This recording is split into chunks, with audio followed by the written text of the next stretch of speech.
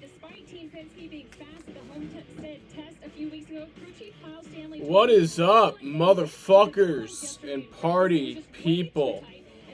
How is everybody doing today? I hope everybody's having a great day. They start 13th. And for Ross Chastain, he may be starting 20th today, but he has been stout on intermediate tracks this season. He has led 383 laps on mile-and-a-half tracks in 2020, and he told me earlier today he has every reason to believe they can lead laps here today, too. That poor qualifying effort was just a combination of Ross making mistakes. What is NASCAR? I don't know, man. I think it's that thing where they drive in a circle.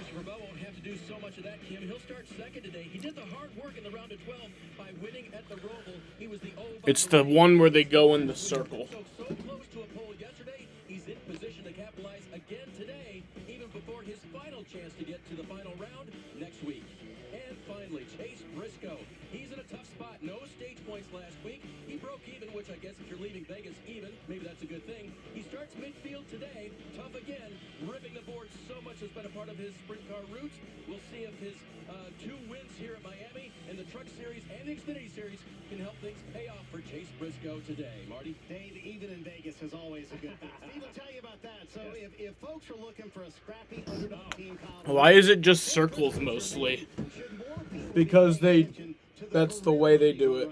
Yes, he's having the best year of his career, but 4 straight top 10 finishes. Okay, just under the radar. Nobody expected him to move out of the round of 16 to the round of 8. Out of the round, you just don't expect that, or to the round of 12. He's that guy. This is blue collar. He's that guy where you say, you're sitting in your house and you look out and you say, see that guy on that Mahindra tractor out there mowing my yard? That guy's going to win a cup championship this year. He's just that blue collar guy. You know what I mean? And you want to pull for him. You want to pull for him. You want to pull for him, but I can make you a pro and a con list. Pro, 4 straight top 10s, best of his career. 1 here at Xfinity, 1 here in Truck. Con, you're in the round of 8. You know what 4 straight top 10s is? I know. That's exactly it. That's true. Eliminated. It's not going to happen. I do believe Chase Briscoe can do it, but he has the moment. He's at the doorstep. It's time to kind of stand up and say, you belong here, and show me something. I need to see some trophies. That covers us on all the playoff drivers. So, Steve, give me a couple non-playoff drivers who might make a splash today. The talk of the garage. Tyler Reddick, Kyle Larson. It was a 20-minute practice, and all you need was 20 minutes to understand. There's 2 guys in here that understand the top lane, running the wall better than everyone else. It's Tyler Reddick. We watched him twice in his career come down here and obliterate the field, winning an Xfinity championship, and then switching organizations and doing it again. This is his backyard. This is his playground. Kyle Larson, the same way. Every time you see him, he's unbelievable, but some mistakes this year. We got to have a clean race out of the 5. Yeah, you do have to have a clean race out of the 5, and we've not seen a lot of those this year. I will say this. Since Kyle Larson came to Cup Racing, everybody said, just get him in the playoffs and let's get to Miami. Just get him in the playoffs and let's get to Miami. We're at Miami. This is not the race, and he's not in the playoffs, but he's the guy on everybody's lips. He's the guy everyone's talking about. And keep in mind, at a risk versus reward track, these guys have nothing to lose. They can hang it all out. If they hit the wall, who cares, Steve, right? You know, that's the thing for Kyle Larson and Tyler Reddick today. When we come back, time for our race-winning predictions from Miami. Will another playoff driver punch their ticket to Phoenix? Find out what the guys think next. I want more squares. I haven't seen NASCAR ads in 2 weeks. Your Twitter is great. Thank you. What's good, daddies? Not much, Beast Boy. How you doing?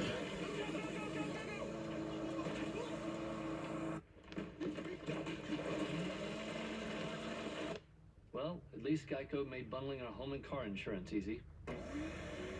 We saved so much money. For bundling made easy, go to geico.com. 2 new IHOP lunch and dinner menu items for twice the goodness, twice the flavor, and twice the choice. Sirloin Salisbury steak and all-natural salmon. Perfect for lunch or dinner. Only at IHOP. Download the app and earn free food with every purchase.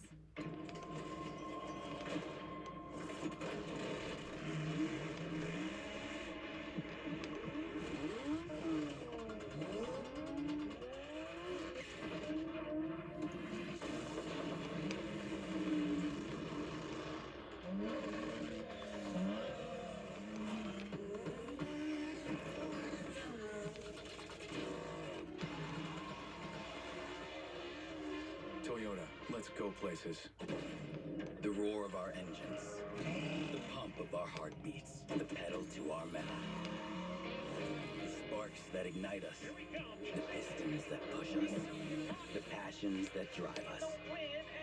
From the feelings that move us, to the places that pull us, on the roads that unite us.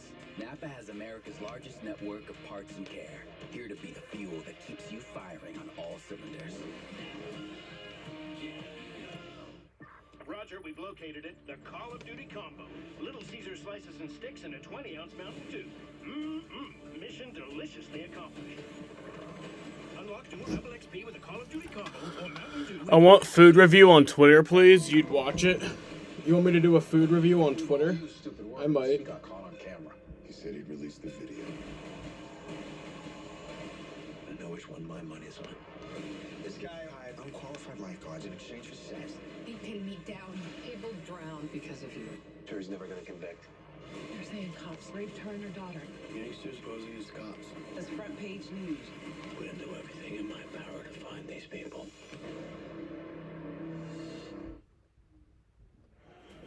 Well, the atmosphere here at Homestead Miami Speedway, fantastic today's, guys. And we got a preview of the flyover, which will be coming up again. That was a preview? Yeah, in just a minute. I thought it was. I can't wait for that. I think that was a practice flyover, Kyle.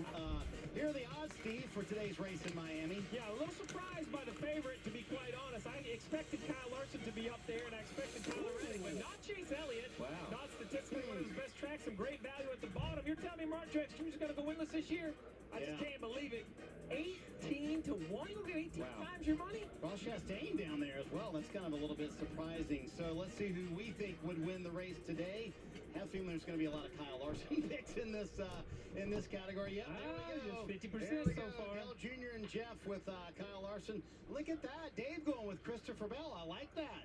Man, could he pull off a must-win situation, back-to-back rounds.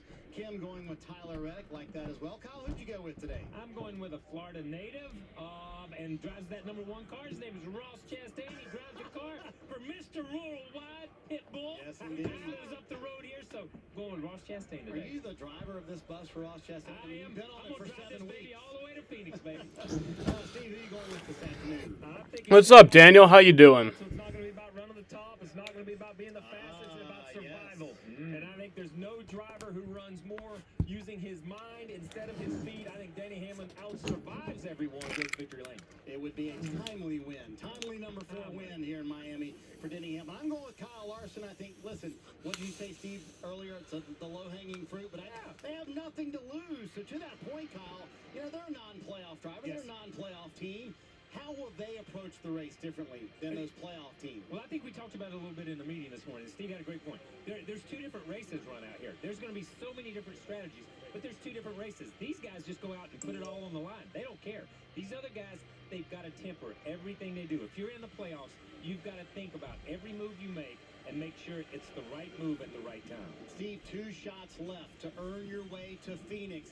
Do the pit crews feel that pressure? Oh, they know it. They know it because we're in the playoffs, and they know it because we're in a big event town. Miami makes everything huge. The place is electric. There's superstars and movie stars walking around. The drivers are used to it. These pit crew members, they are feeling the pressure. No doubt about it. They have to deliver on pit road as well, and there will be a money stop. At some point today, the pit crews have to come through with that and put their driver out front. Time for pre-race ceremonies from Miami. Ladies and gentlemen, at this time we ask that you please rise as you are able and remove your hats as Olympic Heights High School Junior ROTC Color Guard presents our nation's colors. Here to offer today's invocation, please welcome Chairman of the Board of Directors from Jupiter Christian School, Mr. Donald Barnes. Let us pray.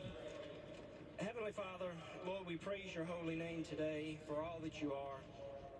Father God, we thank you for all that you've done for us. We thank you for this day. We thank you for this event. Lord God, we thank you for this great nation you've blessed us with and the men and women that fight to protect it every day. Father God, I just pray your healing upon us, that you would protect us from our enemies. Lord, we pray that you would just remain faithful to us, Lord, as we claim your promise that he who watches over us never slumbers. Father God, I pray your protection upon the men today, Lord, all that are involved in this great event. Father, that you be with the racers and the crew members, that you would keep them safe, Lord, that you'd help them to perform well. And we ask these things in the powerful name of Jesus Christ. Amen. Here to perform our national anthem, please welcome Academy Award-winning actress and singer from Disney's Encanto, Adasa. Oh, say, can you see by the dawn's early light what so proudly we hailed at the twilight's last gleaming, whose broad stripes and bright stars through the perilous fights o'er the ramparts we watched were so gallantly streaming, and the rockets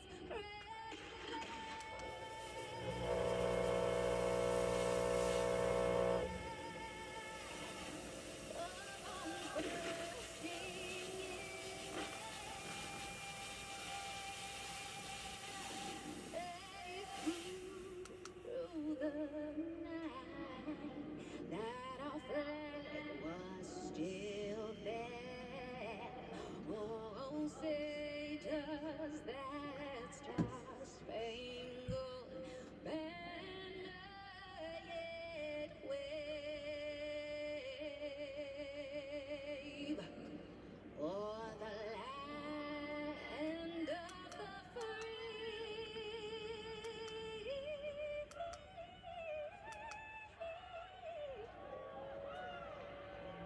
and the home of the brave.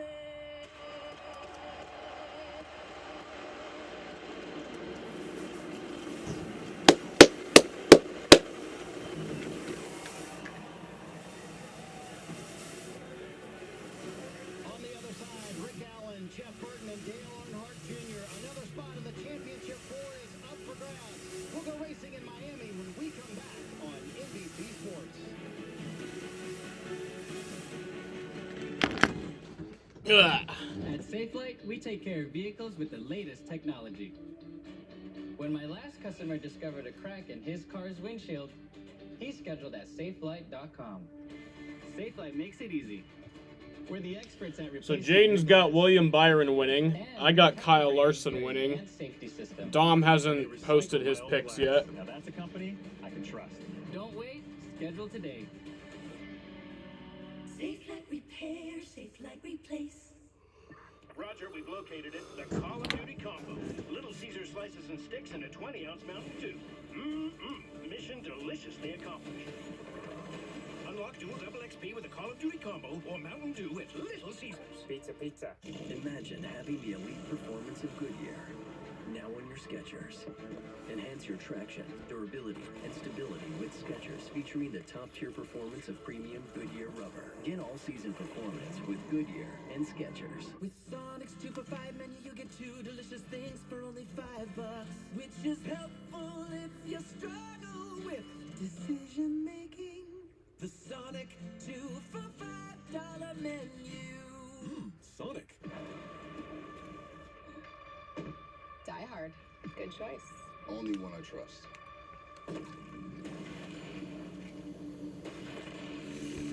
Imagine if everything had the reliability.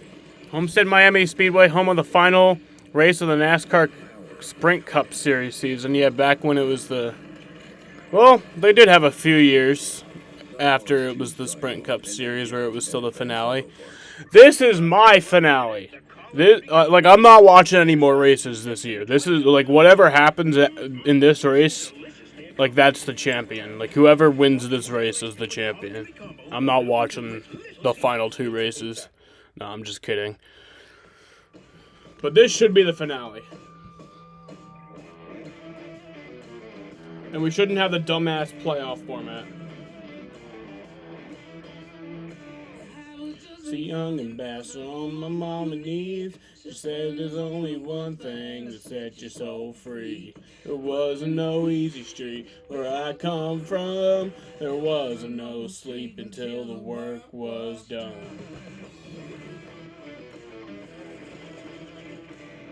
Rock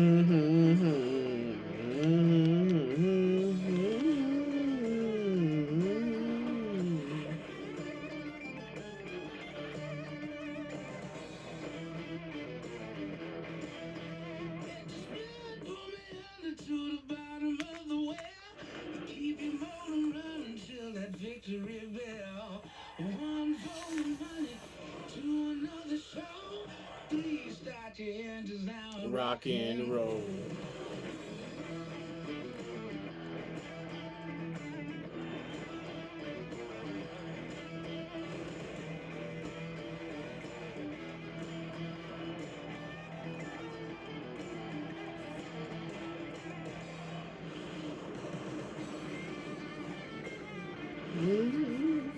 It's NASCAR Cup Series playoffs from Homestead, Miami Speedway. Telecast presented by T-Mobile.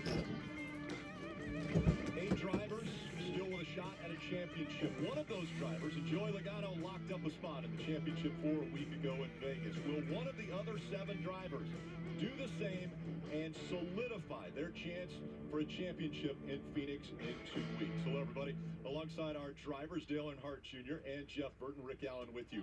Okay, this racetrack is risk versus reward. The kids call it ripping the boards. Jeff, are they going to be able to do that today safely? They're going to have to do it today, Rick. There's only 2 races left in the regular season. It's time to make something happen for some of these drivers.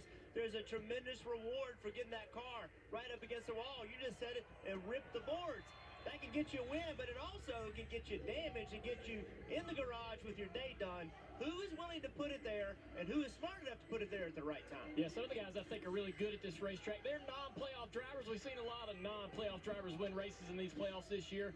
Tyler Reddick and Kyle Larson, they are the fastest. What will they do when presented with the opportunity to win this race? Racing around playoff drivers and their teammates. Chase Briscoe, another guy who thinks he's just as good as them two. He's in the playoffs. He could win today.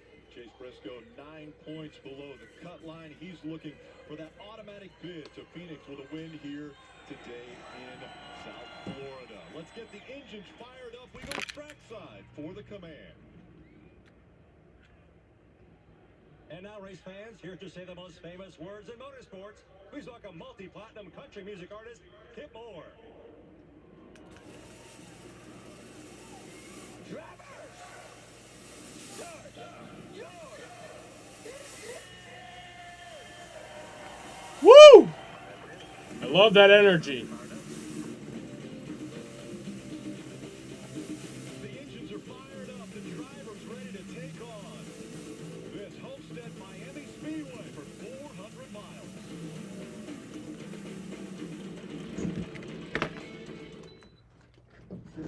The grandfather clock is counting down to more than just a winner. It's the final chance for a driver to make it to the championship 4. So the Phillies and Padres are playing right now. I might stay live for the Yankees Astros game, but who knows? I might not. I think I will if the race ends like close to the game starting. But like I'm not gonna wait like half an hour, you know. A new era is just beginning. So if the race ends at like 7, which I doubt it would, but if it does, then We're gonna get our kids back. when is sunset in Homestead? Could we possibly see a night race? 6:47? I mean, it's possible, but not probable.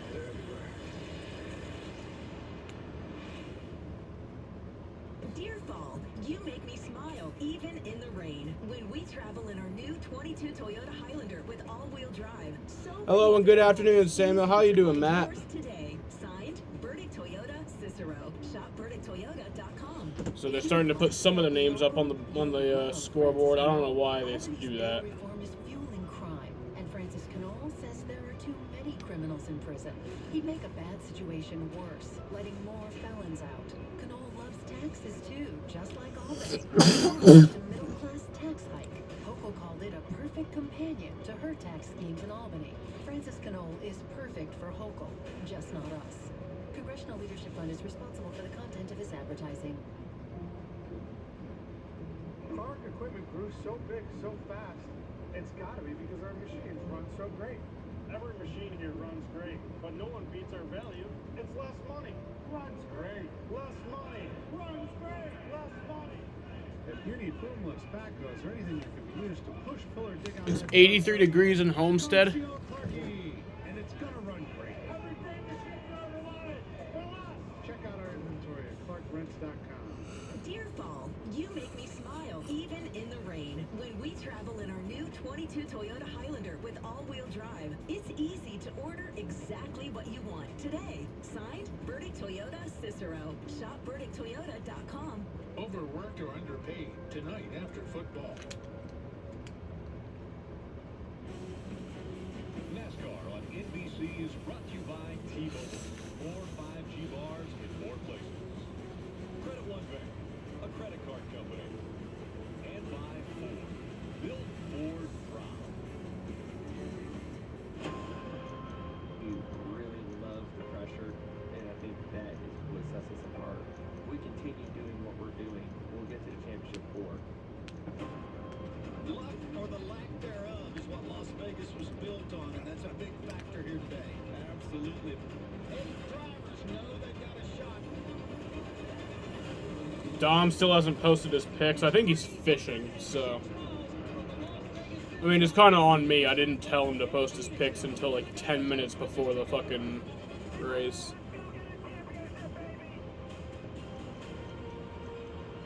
You can feel the tension. This is not just another race. For me, at the core reasoning of racing is the Cup Championship. Winning a championship is a career-defining moment. That's an extremely elite list. I think it'll validate the work that's been put in. Winning a race at the Cup Series level is hard enough, but winning a championship is even harder. It's something that I've worked for my whole career. I've come very, very close to it. And you have to just maximize those opportunities because you never know if you're going to get them again. You have to be willing to go to work and to go to fight and have that hunger to win. That's what is the difference maker, being able to call yourself a champion versus just a race winner.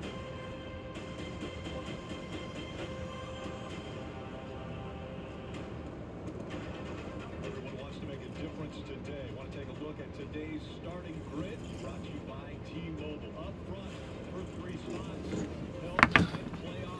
Is it only my TV that's not playing the booth's audio? I only hear the background music. What? That's weird. That is weird. I'm hearing the announcers. That is weird though. Only got a few names left to put on the screen.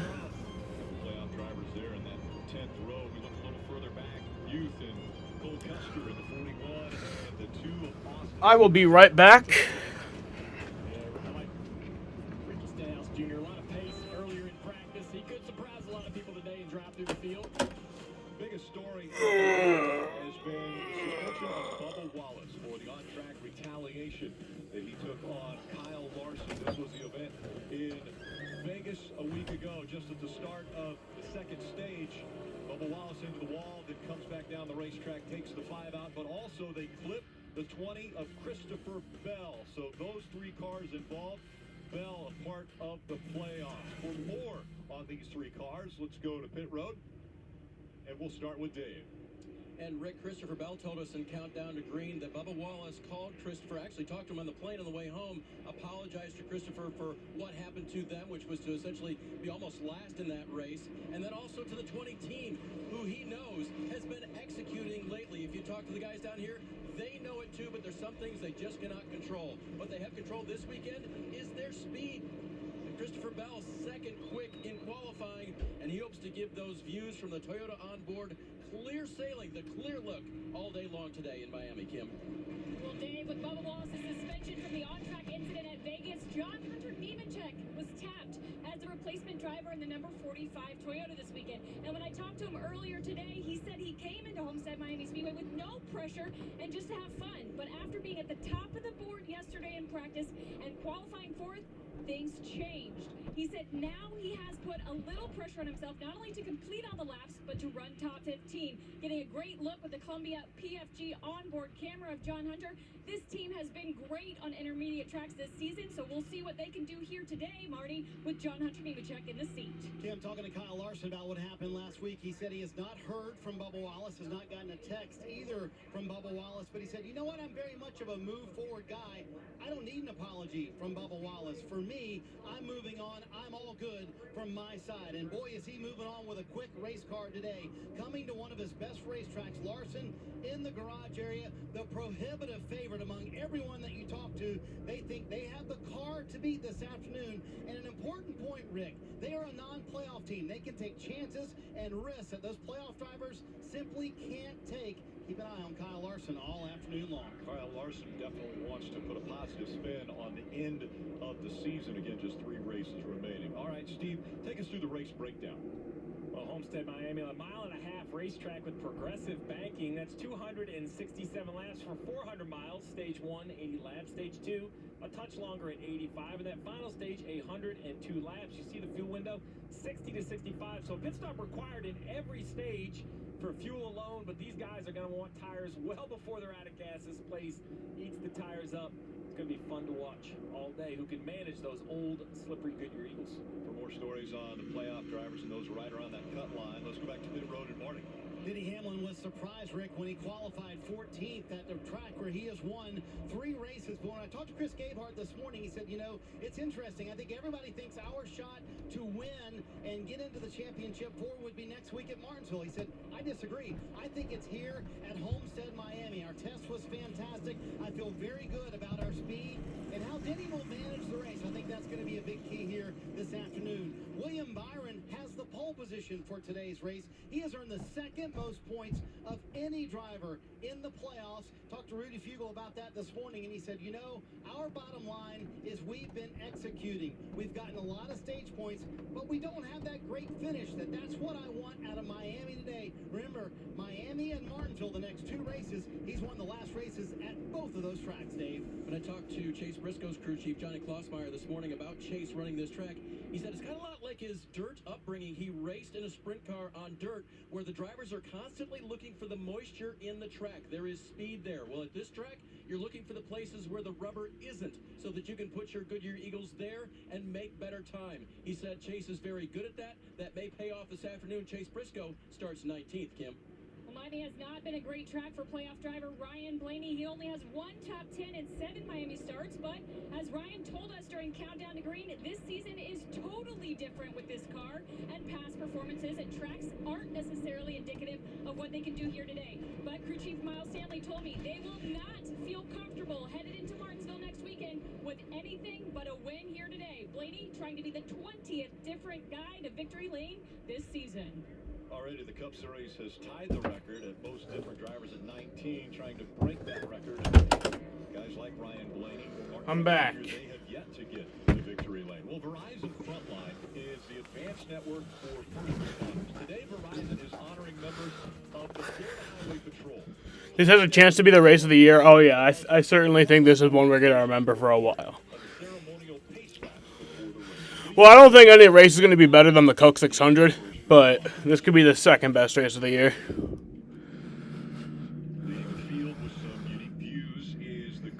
Did your audio get fixed yet, Tabular?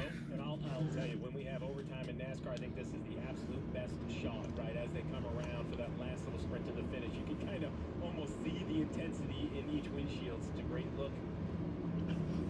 What can we expect on the restart? Or actually, the start of the race and all the restarts here today. If it's paved, use it, right, drivers? I mean, from the white line to the wall, we're going to see them everywhere. I was really surprised in the Xfinity race how they used the bottom of the racetrack longer into the run. There's a lot of grip on the bottom of the racetrack and in the middle. I think with shifting as well, that brings the group down the racetrack a little bit. Early in a run with new tires, a lot of grip, the shortest way around the racetrack. Also, you want to be looking for clean air. You want to go where the guys in front of you are not. As this race goes on, you're going to see them migrate up toward the top. So much talk has been going to the top. How many laps does it take before you get up there? I would say in the old car, 5 to 10 laps, but this car here, you might be able to use a lot more of the racetrack here with the shifting, the grip, the bigger tire. Another opportunity All right. to punch the ticket to the championship 4, and it starts right now. William Byron Green flag. See the green flag.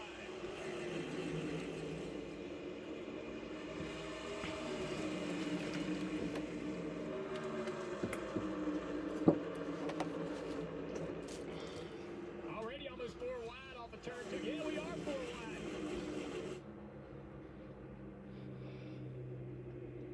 It's like Blaney way down there on the inside, making a lot of ground, trying to do what he can. Lane in the yellow, number 12.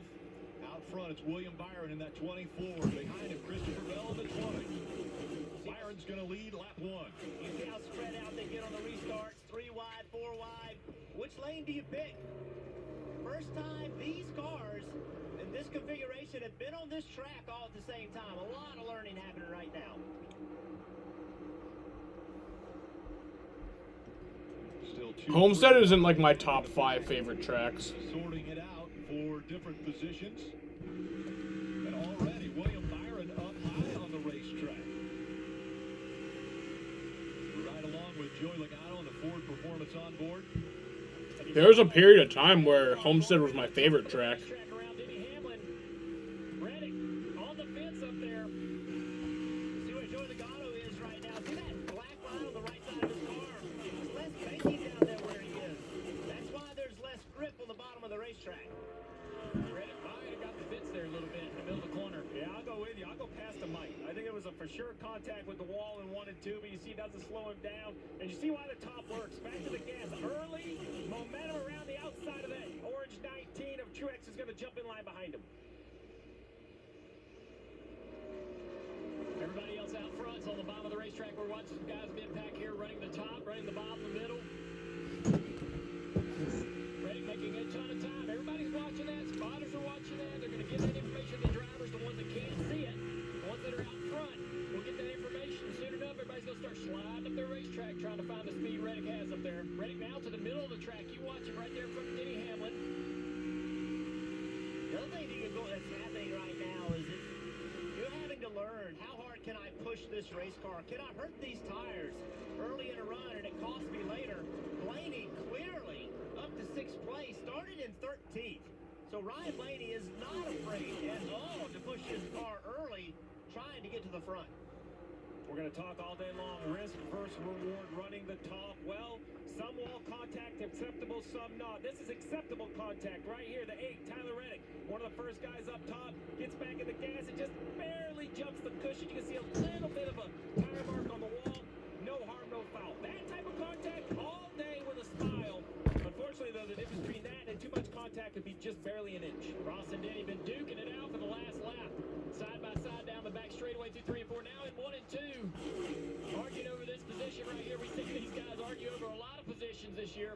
Well, throughout the entire year, Denny Hamlin's been making a list. He says Ross Chastain is on that list of guys that they have to look out for him because he is going to race them the same way they have raced him throughout the season, and he thinks Ross Chastain has not raced him fairly throughout the year.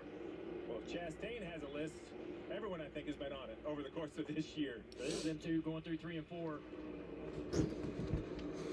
Pretty good distance between them right there. Really comfortable. I love that Ross Chastain paint scheme. Between either driver right there. Just losing a little ground running side by side.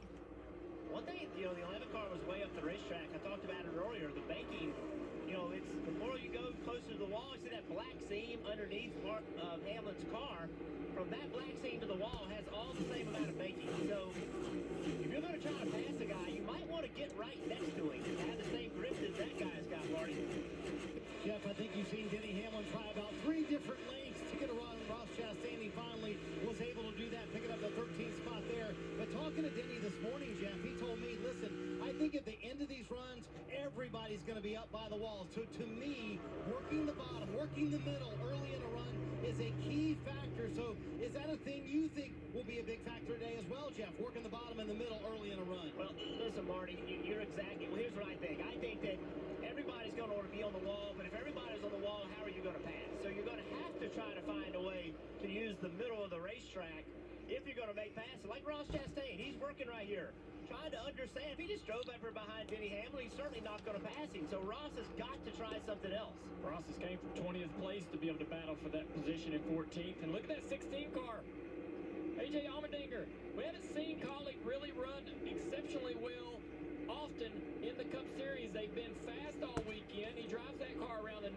Chase Elliott for 5th place.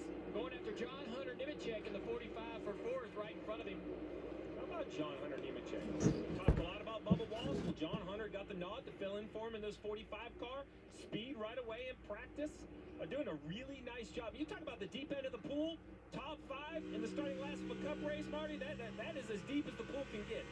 Also a little bit of pressure with that, right, Steve? And I talked to John Hunter about that earlier this week, and he said, listen, I know where this race team is. They've been on a fantastic run. All I want to do is just keep that going. A solid day. I don't want anything flashy. I would love to get a top 5, but a solid top 10. Keep the momentum going for the 45 team is his goal, Kim. And we talked about the speed we've seen from Pauling on the club side recently. AJ told me this morning how happy he's been with the team and the gains they've been making. But here at Homestead, Miami, it's all about running the wall. That's still not something he's quite comfortable with. He got a little more comfortable on the Xfinity Series side. Talked yesterday about watching Noah Gragson flying, but he said it's a totally different ball game with the next-gen car. He is very nervous to bend the toe link, getting too close to the wall. So that comfort level not there. And he said the biggest thing, trying to enter against the fence correctly and build that speed. Saw that great battle with Ross Chastain and Denny Hamlin. Ross Chastain finally cleared him and moves up in front of Denny.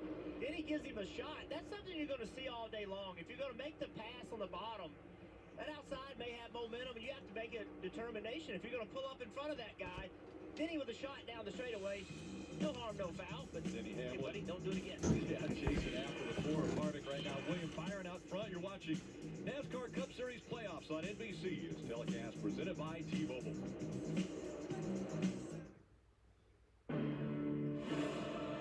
Wherever we come from, we all have one thing in common. We all want the incredible new iPhone 14 Pro. Now at T-Mobile. T-Mobile gives you Apple TV Plus included. So watch your favorite Apple originals on iPhone's most advanced display ever. Get iPhone 14 Pro on us with Apple TV Plus included. Now at T-Mobile. Reggie Bush had something important taken from him, so Wendy's is returning it. The pretzel pub! Let's go! Yes! We haven't told him it's back for a limited time. Choose wisely. Choose Wendy's Pretzel Pub Cheeseburger. There are those of us who earn our calluses.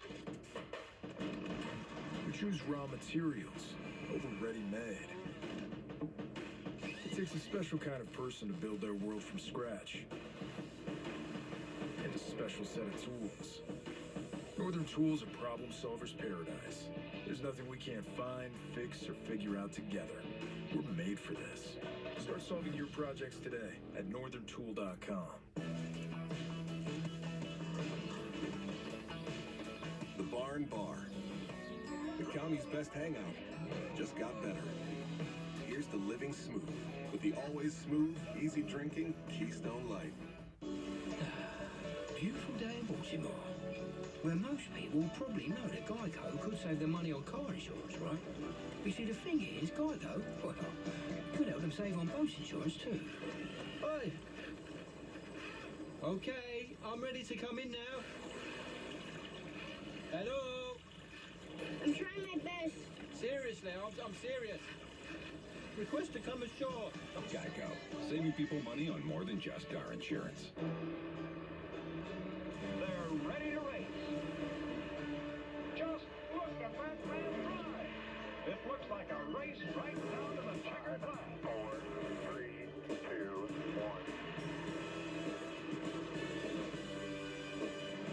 1. For the moments that thrill and the memories that last.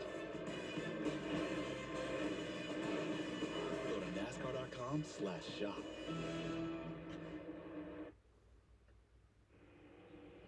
For the first time, NASCAR fans can view every lap of NASCAR Cup Series races from inside the cockpit of any car they choose. Visit NASCAR.com/drive, or you can download the NASCAR app. Looking down on this mile and a half here in South Florida, aerial coverage brought to you by Geico, and Byron and Larson still holding the top 2 spots, but Larson running up against the wall. Byron a little lower than that. Drivers, break down the 2 lines here for us. Yeah, it's interesting to see these guys. They try to work around this racetrack. A 5 a little faster than 24. This is really the first time we'll be able to analyze how this car races on this racetrack that the drivers love so much. Now in this turn, both drivers running the same line. Jeff, how is that affecting the 5 car? Look, he doesn't like it. He has to get out from behind that 24, get some clean air underneath that car for some downforce. It takes the air away from him, but watch William Byron. He is not going to enter on the wall the way Larson does. See William move well. Now this time, Larson's looking for that clean air. Thinking Williams was going to run all the way against the wall. If he would have known Williams was going to run a car width off of it, he would have gone to the fence because he would have been where he wanted to be and have clean air. So they're guessing what each other are going to do. Yeah, we haven't seen Larson run really the same line twice in turns 1 and 2. Both these guys right against the wall again in turns 3 and 4. Larson's going to stay against the wall this time. Remember last time he turned down trying to try that out, see if that would be a little bit better, but he decides to stick to the fence there. He's not going to be able to drive up and pass the 24 car, though, if he is running the same exact line. Now back to the wall in 1 and 2. You see the 24 a little bit off the fence. This will give that 20 or the 5 car a little bit of speed off of turn 2 and down this back straightaway to close the gap.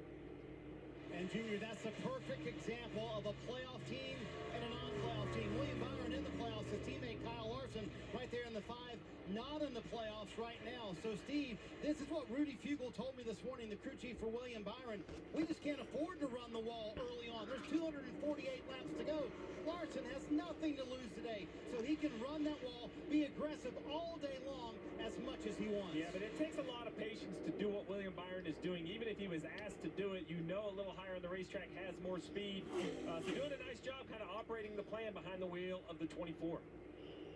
Let's listen into the radio of Ryan Blaney. On the exit. Let's turn in the middle. Lift off the wall and let's get it in 3 and 4 tight. It's frustrating for a driver to have a tight race car at this racetrack. You need it to be free and turning all the time. If this slides the nose in the middle of the corner, you can't go anywhere.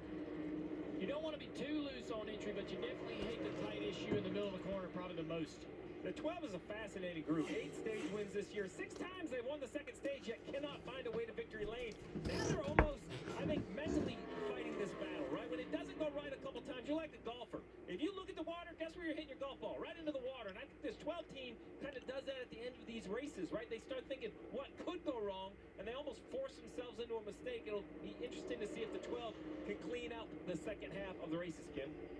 Well, for crew chief Miles Stanley, I asked him specifically about when Ryan gets upset about the car on the radio or anything in general, and he noted that Ryan's rate of recovery when he's gotten upset on the radio has improved drastically over the years. Sometimes he just needs to vent. Right now, talking about that car being loose, Miles talking to spotter Josh Williams, saying if we can just give him more long-run grip, he will be fine. Just let him air out his grievances. Watching these leaders run the lap times that they're running. 34.70s. Look at the rest of the field except for Reddick. Everyone into 35s. 3/10 of a second or more. I think once Reddick gets up here and brings the fight to the 5 and the 24, we're going to be in business. But look at the 5 and the 24 are on the wall tighter than anyone else.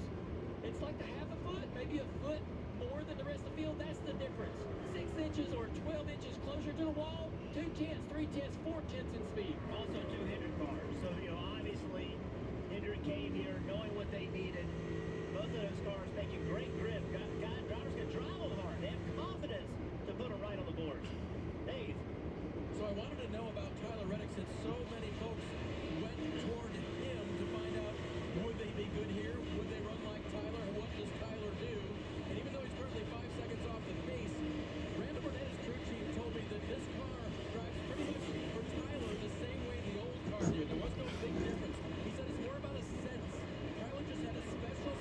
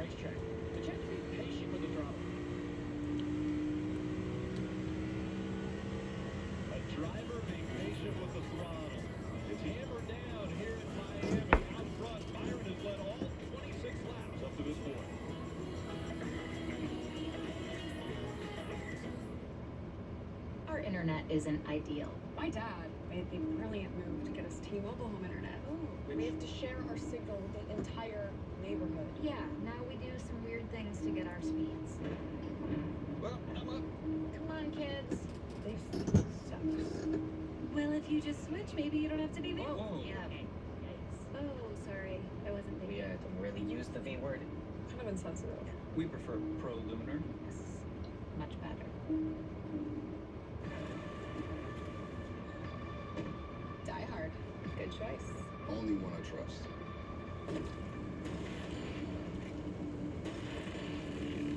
Imagine if everything had the reliability, durability, power of Die Hard.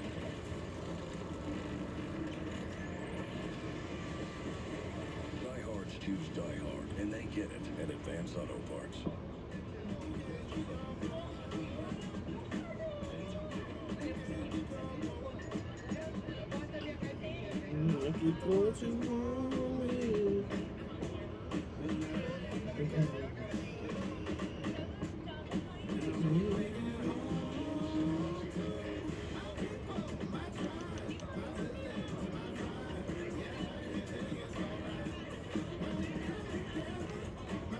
For tires, I only trust Goodyear.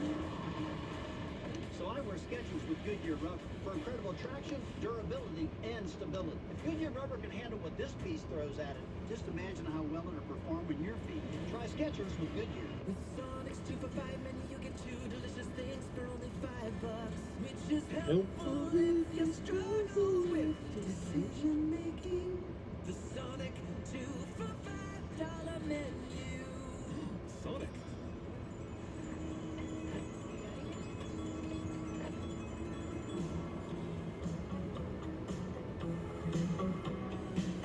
Can you hear me calling out your name? You know that I'm falling and I don't know what to say.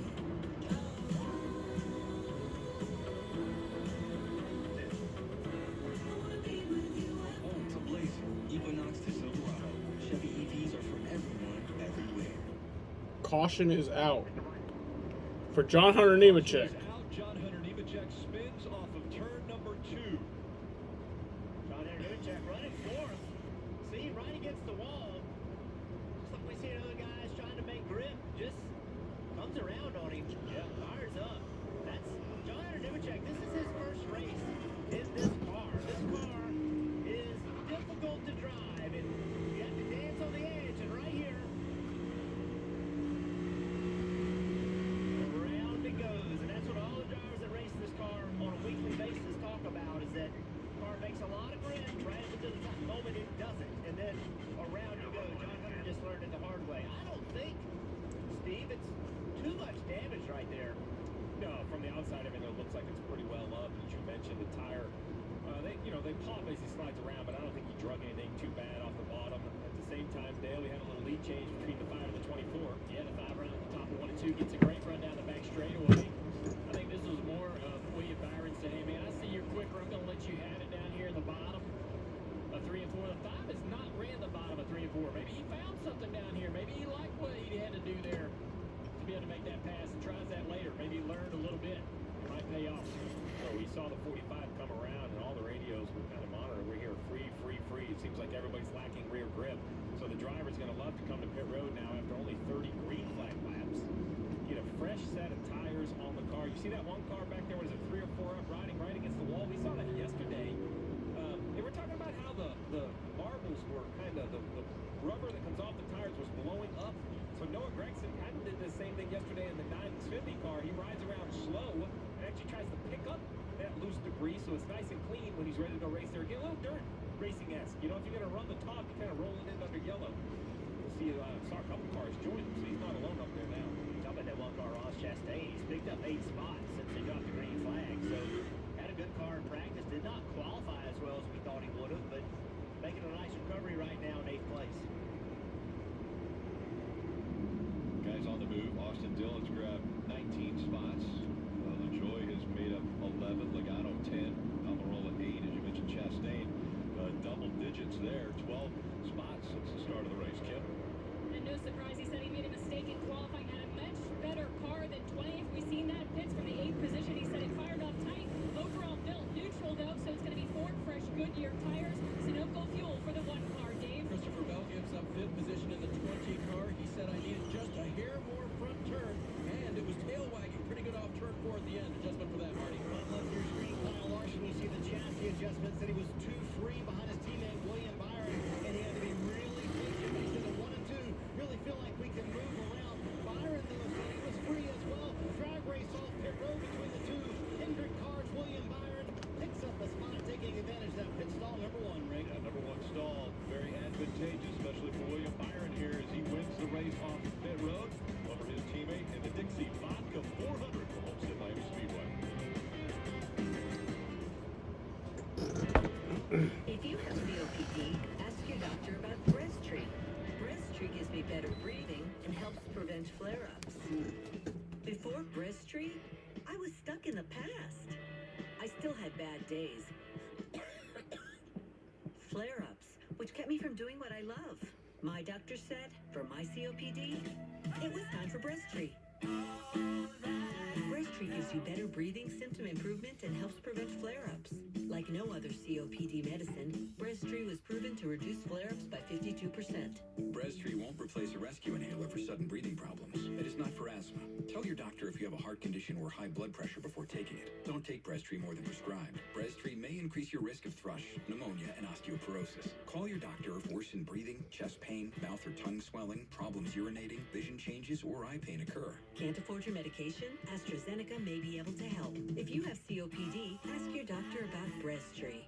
At SafeLight, we take care of vehicles with the latest technology. We can replace your windshield and recalibrate your safety system. And they recycled my old glass. Don't wait. Schedule today. SafeLight repair, SafeLight replace. Roger, we've located it. The Call of Duty combo.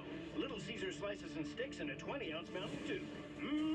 Mission deliciously accomplished. Unlock dual double XP with the Call of Duty combo or Mountain Dew at Little Caesars. Pizza, pizza. There are those of us who earn our calluses. Who choose raw materials over ready-made. It takes a special kind of person to build their world from scratch. And a special set of tools. Northern Tool's a problem solver's paradise. There's nothing we can't find, fix, or figure out together. We're made for this. Start solving your projects today at northerntool.com. Martinsville. Isn't it charming? But don't be fooled. This half mile of mayhem is looking to rob 4 drivers of their championship dreams. It's a must-win situation. Time is now, boys. Tick tock. The NASCAR playoffs continue at Martinsville on NBC.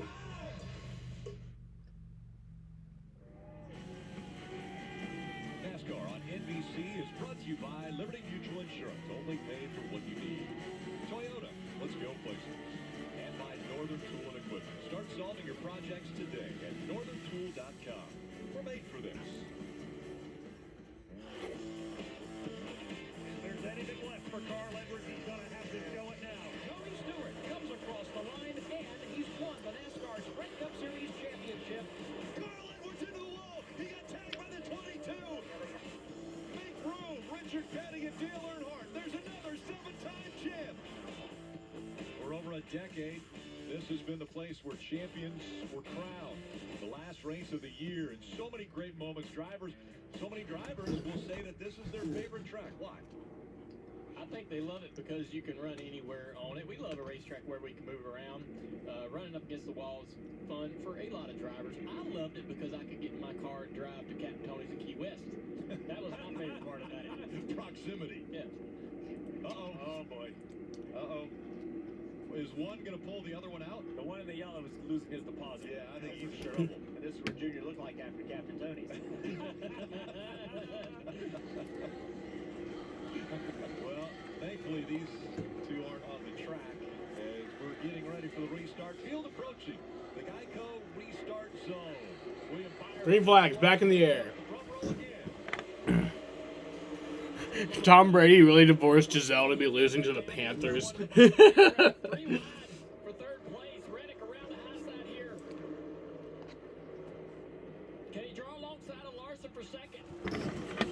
A lot of people are shitting on Tom Brady for choosing football over his family.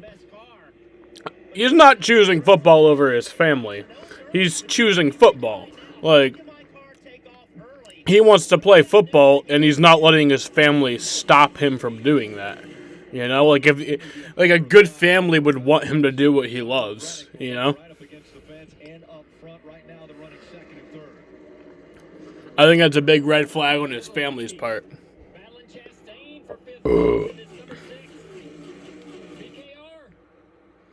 And plus, think about it this way, like, what would you rather do?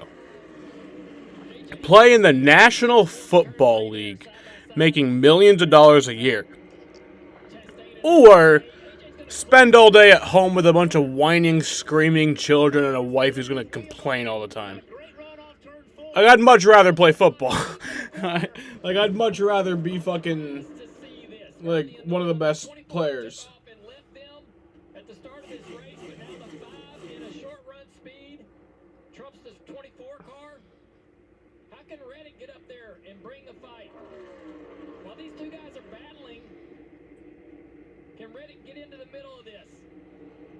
Larson used the same move both times to get past William Byron down to the bottom of the racetrack to make the pass. Reddick's fallen back. He's now 5 car lengths behind the 24 of William Byron. I wonder what happened to William that made him have to give up that spot, or what he thinks about his race car that he doesn't like. Certainly now he has some sort of complaint, I'm sure, giving up the lead.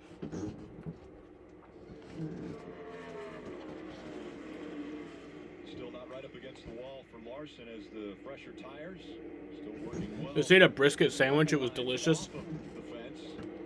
I'm eating a Blizzard. Chase Elliott all the way up to 4th. Allmendinger is 5th. And it's delicious. As you mentioned, RFK Racing back there in the 6th spot. Blaney, Chastain, Bell, and Martin Truex Jr. all in the top 10. AJ trying to get around this 9. He's been hounding the back bumper of Chase Elliott for a couple corners here.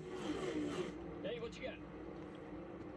Talking with crew chief Alan Gustafson this morning about that 9 car, we know that they were not great last week. Alan said it was definitely not one of their better performances. They worked very hard on this car at home. I asked him, is it a new direction? He said, I wouldn't go that far, but what we used at Vegas did not work, so we had to do something very different, and they definitely did it here. Chase has been happy with the car.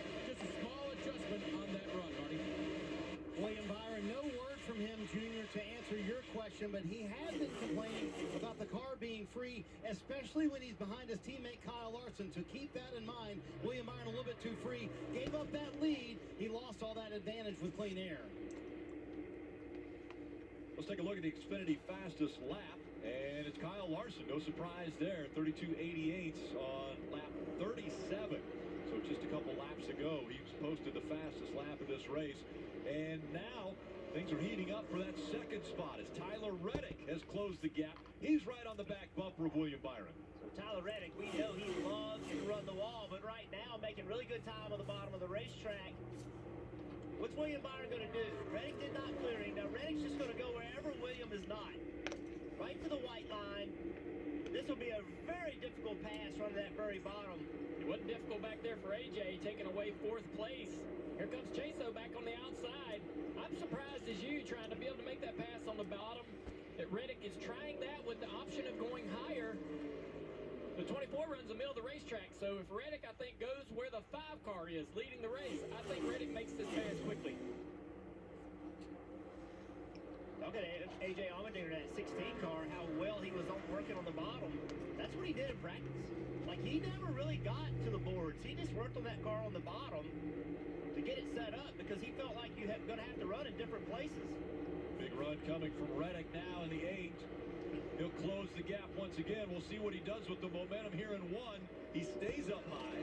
And he goes to the top, Rick. I think he wished he would have did this a lap ago because watch what happens here. He's going to go the outside of this 24 off of turn 2. The 24 is going to block him. He's going to go to the inside with the momentum he created. Crossover move. Will it work for Reddick? Can he clear the 24 in 3 and 4? He's going to stay on the bottom of the racetrack as the 24 gets the momentum built up. Reddick, he'll slide right in front of William Byron. Byron's actually going to try to pass him back. He had a choice there to stay in line or take the bottom of the racetrack down here 1 and 2. But look what Reddick did. He went to the middle of the racetrack. He didn't go all the way to the wall. You'd have thought Reddick, as much as he loves the outside, loves the wall, he would have just gone to the wall, but instead he said, no, I'm going to run down here on the bottom. Now he's going all the way up to the wall. Yeah, he gets to choose his line now as he chases down Kyle Larson up in front of him. Larson gained about a second over these two as they were fighting for that second spot. We'll see how long it takes for Reddick to reel him in, Marty. Rick, so what's up with playoff driver Denny Hamlin all the way back in 18th? When they came down pit road, they lost 7 spots because on the right front, they couldn't get the gun to switch over from reverse to taking the lug nut off to putting the wheel nut back on, Steve. So we talked in the pre-race about the pressure on these pit crews, Steve. No doubt, this has been one of the best teams. Man, so happy Kyle's taking the 8 car next year. Been so fast all season long. Yeah, it has. That 8 car is great. Tyler Reddick has been doing great in it, and I think Kyle Busch is an even better driver. So. If you're going to have a hiccup, while you would prefer not to, early is better than later. The 11 has enough laps to recover. 11 running up against the wall, as Marty mentioned, running now in that 19th spot. Briscoe behind him. They're the 2 furthest back. Dom never posted his picks. Oh, wait, yeah, he did. He has Ross Chastain winning.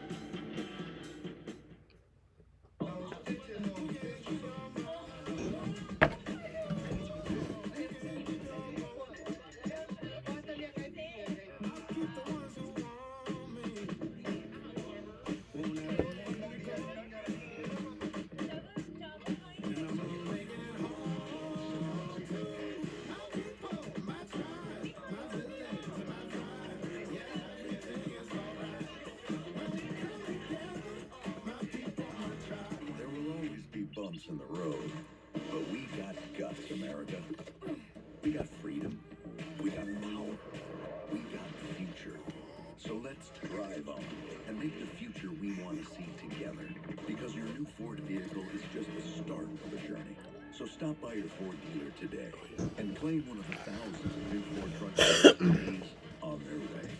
We've been building this country for 119 years, but we're just getting started. Our internet isn't ideal. My dad made the brilliant move to get us T-Mobile home internet. Oh. We have to share our signal with the entire neighborhood. Yeah, now we do some weird things to get our speeds.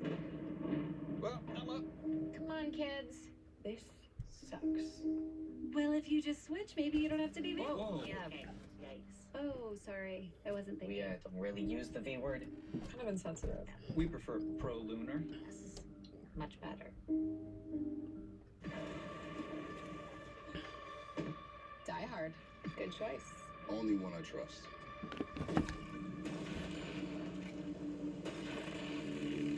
Imagine if everything had the reliability, durability, power of Die Hard.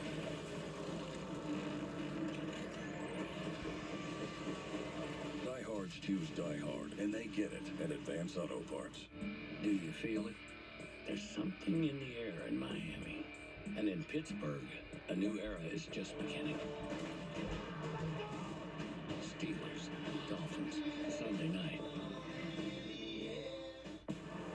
His name is legendary. Now, see how it all began. You decided on a name yet? Rocky Jr. Little Chief, Rocky 2. Rocky might be in. Any of those except Rocky 4. Young Rock, November 4th on NBC. Race fans, Credit One Bank and American Express are giving you the opportunity of a lifetime. You can enter for your chance to win tickets to the Daytona 500 for 25 years. And potentially, you would see Denny Hamlin win maybe his 4th Daytona 500. Already a 3-time Daytona 500 winner. And Denny Hamlin, after falling to the back, has been very aggressive, has made his way all the way up to 15th now. And just heard him on the radio moments ago. He's talking about being aggressive. Good, 7.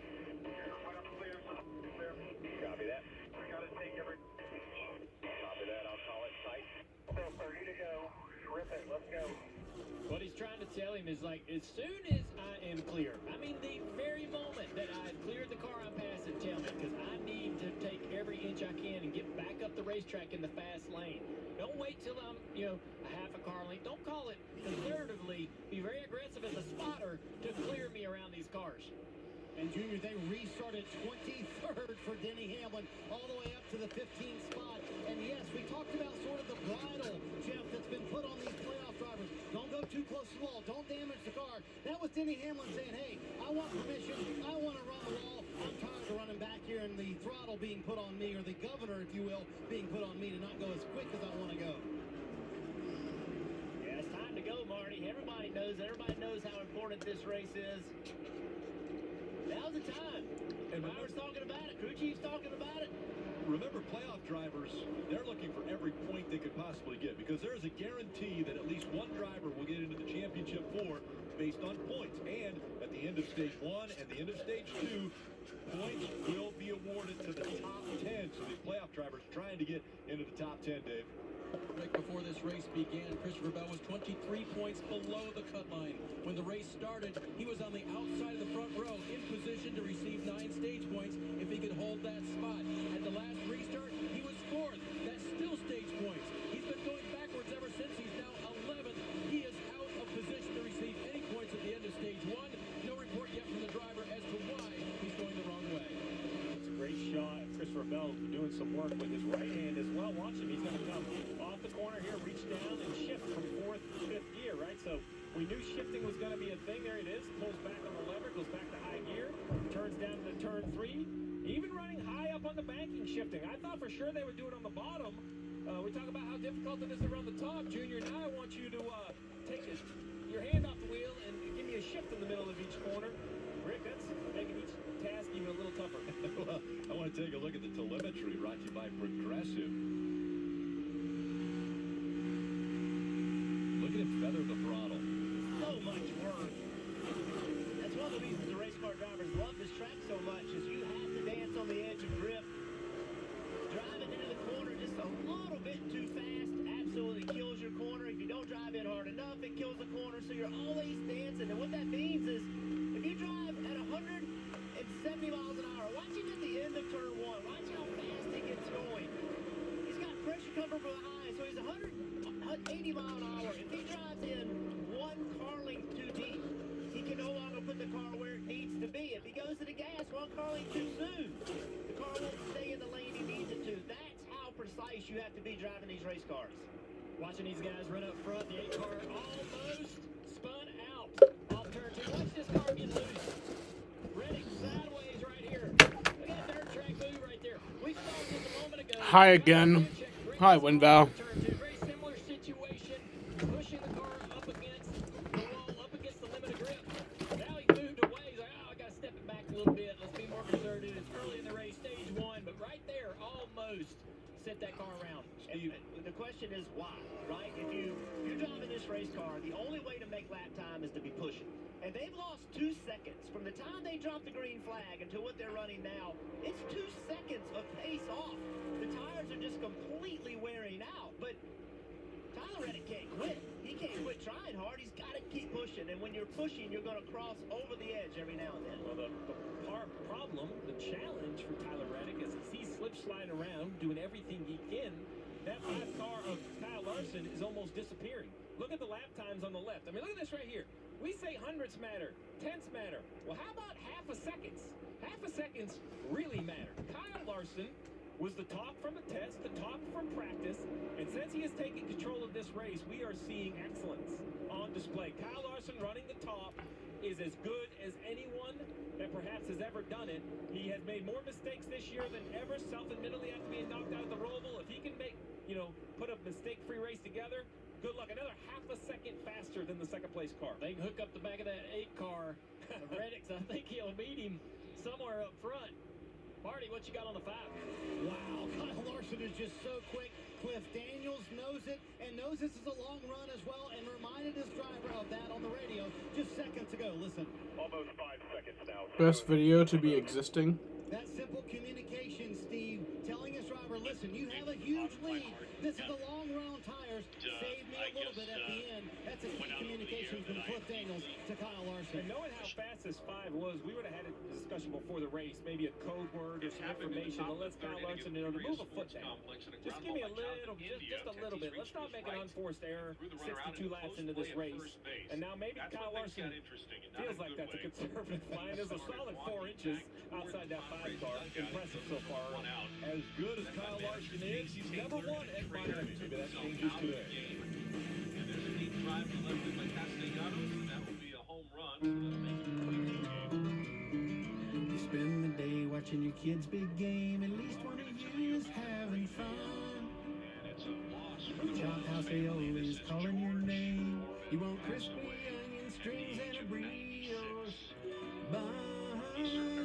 Everything's better with melted cheese. Kevin's dad doesn't understand boundaries. The Sonic Chop House cheeseburger.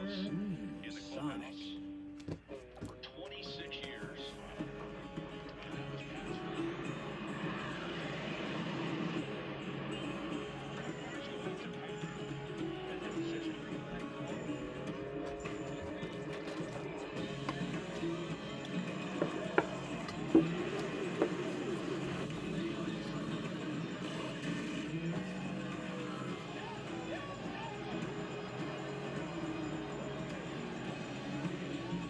At Progressive, if you want to protect the homes and autos of those who bundle, you must become a true master. Water damage, fire damage, wind damage. I'm not getting this metaphor. Protect the home! Ready? No. Are we just cleaning your car? When you can take the ball from my hand, you'll be ready. You were always ready. Then why'd I do that whole training? That was mostly for me. Confidence booster. There are those of us who earn our calluses. We choose raw materials over ready-made. It takes a special kind of person to build their world from scratch. And a special set of tools. Northern Tool's a problem solver's paradise. There's nothing we can't find, fix, or figure out together. We're made for this. Start solving your projects today at northerntool.com.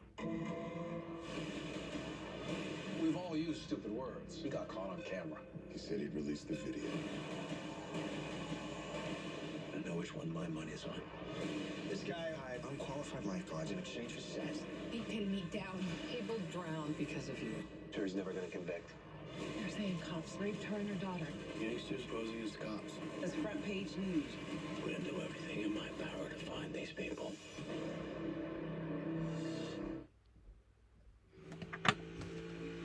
After 45 years, Halloween, the most acclaimed and revered horror franchise in film history, reaches its epic, terrifying conclusion. Laurie Strode faces off for the last time against the embodiment of evil, Michael Myers, in a final confrontation unlike any captured on screen before. In theaters and streaming only on Peacock now. It's NASCAR Cup Series playoffs on NBC. This telecast presented by T-Mobile. Out front, Kyle Larson now has an 8-second lead over second place Tyler Reddick. William Byron's running in that third spot. Allmendinger and Truex making up the top 5. Elliott, Austin Dillon with a good run up in 7th. Brad Keselowski is 8th. Blaney is 9th. And Joey Logano rounding out the top 10 as we have just under 13 laps to go in stage 1. We're watching Chastain right here for this 20 car. Christopher Bell dropping 20-3 Panthers over Tampa. What you got on the 20? So he finally radioed his crew. You just saw Ross Chastain pass him on the bottom, but that's not his only problem. I have no idea, Adam. I go to the top, I get passed on the bottom. Go to the bottom, I get passed on the top. That's 4. Top, I get passed on the bottom. Bottom, I get passed on the top. There he is on the top, getting passed on the bottom by teammate Denny Hamlin. Right now, they need a solution. The driver doesn't have a lot of answers to give back to the crew chief. So, Steve, what as a driver, what I need to tell you is why, right? Yes, I can see that they're passing you on the bottom. I can see they're passing you on the top. But what is my car doing that's allowing them to bring the attack to me? I have no defense. Why? What will my car not do? If I don't tell you that, there's no way you can fix it. Well, but the new world of NASCAR, though, as a crew chief, I can go into that SMB DMT, which is basically the driver controls, and I can see what you're doing with the steering, what you're doing with the pedals, what the speed of the car looks like, and where Denny Hamlin is faster than you, right, Jeff? If you can't tell me what you don't like about your car, I can at least tell you where you're losing the most time. Maybe then you can adjust, push, be more aggressive, and see whether it's the front of the car, the back of the car. Something is not giving you confidence to hustle this car. And Junior, to be fair to Christopher Bell, he can't afford a mistake. And where he is in points, listen, this stage is coming to an end. Most likely, he's not going to get stage points, but you can't take a bad situation and make it worse. Christopher Bell pushes too hard right now, gets himself into the wall, gets spun out, damages his car, then he's in a must-win next week. So there are times you just have to manage a bad part of the race. Right now, Chase Briscoe running back in. Sam, do you like school laptops? No, I actually destroyed a school laptop, as you probably remember. Sure if the latest version of the Hinda tractors comes with an onboard camera, but Chase has one today, and right now they'd like that view to be further going forward. He can't get into the corner, can't charge the engine. And they still haven't done shit about it. Literally, like, they don't care. I broke that laptop over a year ago, and they haven't said anything about it. Kyle Larson to back it down a little bit now with a 9-second lead. Listen to the radio. Be very smooth right here. You're taking, you've got an 8.1-second lead. Make sure the tires stay on it to the end. Be nice and smooth right here. That's all we need. Still so much racing left. 199 left in the whole race. So Steve, to Cliff's point, I mean, this is a 40-plus lap run on these Goodyear tires. Would you be a little concerned? I think a little bit further than they thought they might run in stage one. Well, I think you're a little concerned you have to go run a little bit further, but I've yet to see anything out of any of the cars all weekend long that tire wear is an issue. Listen, the 5 car could just slow down. I mean, he has 9 seconds on the field. He has so much raw speed, he doesn't have to push it. But the 5's in the rhythm. He's now lapping the 77, who's running in the 32nd position with 7 laps to go. I will tell you, though, Rick, what's got my attention is what's about a quarter of a lap in front of the 5 car, and it's a mess. It is a whole group of cars right here. Look at them. 6 or 7 cars going into turn 3. You can just see and hear. Leaders coming. Leaders are straight away back. The give and take is going to get shut off here with 7 to go in this group. The thing I heard in Cliff Daniels' voice was almost, you don't need to go this fast. You have an 8-second lead. There's 199 laps still to go in this race. It was almost like, I'm not going to say it to slow down, but in my voice, I'm going to tell you, let's save our equipment a little bit. Well, not saving the equipment, the 7 of Corey LaJoie. We talked about the pressure of the leader coming. Last corner we saw him. He got into the wall on corner exit. Now he has to continue to push for 6 more laps to try to stay on the lead lap. Let's take a look at it. Just a little high there, guys. Little loose. Yeah. Got a little loose there. All those guys have been flirting with disaster there for the last several laps, trying to pass each other, trying to create more distance between them and the lead car coming to put them a lap down.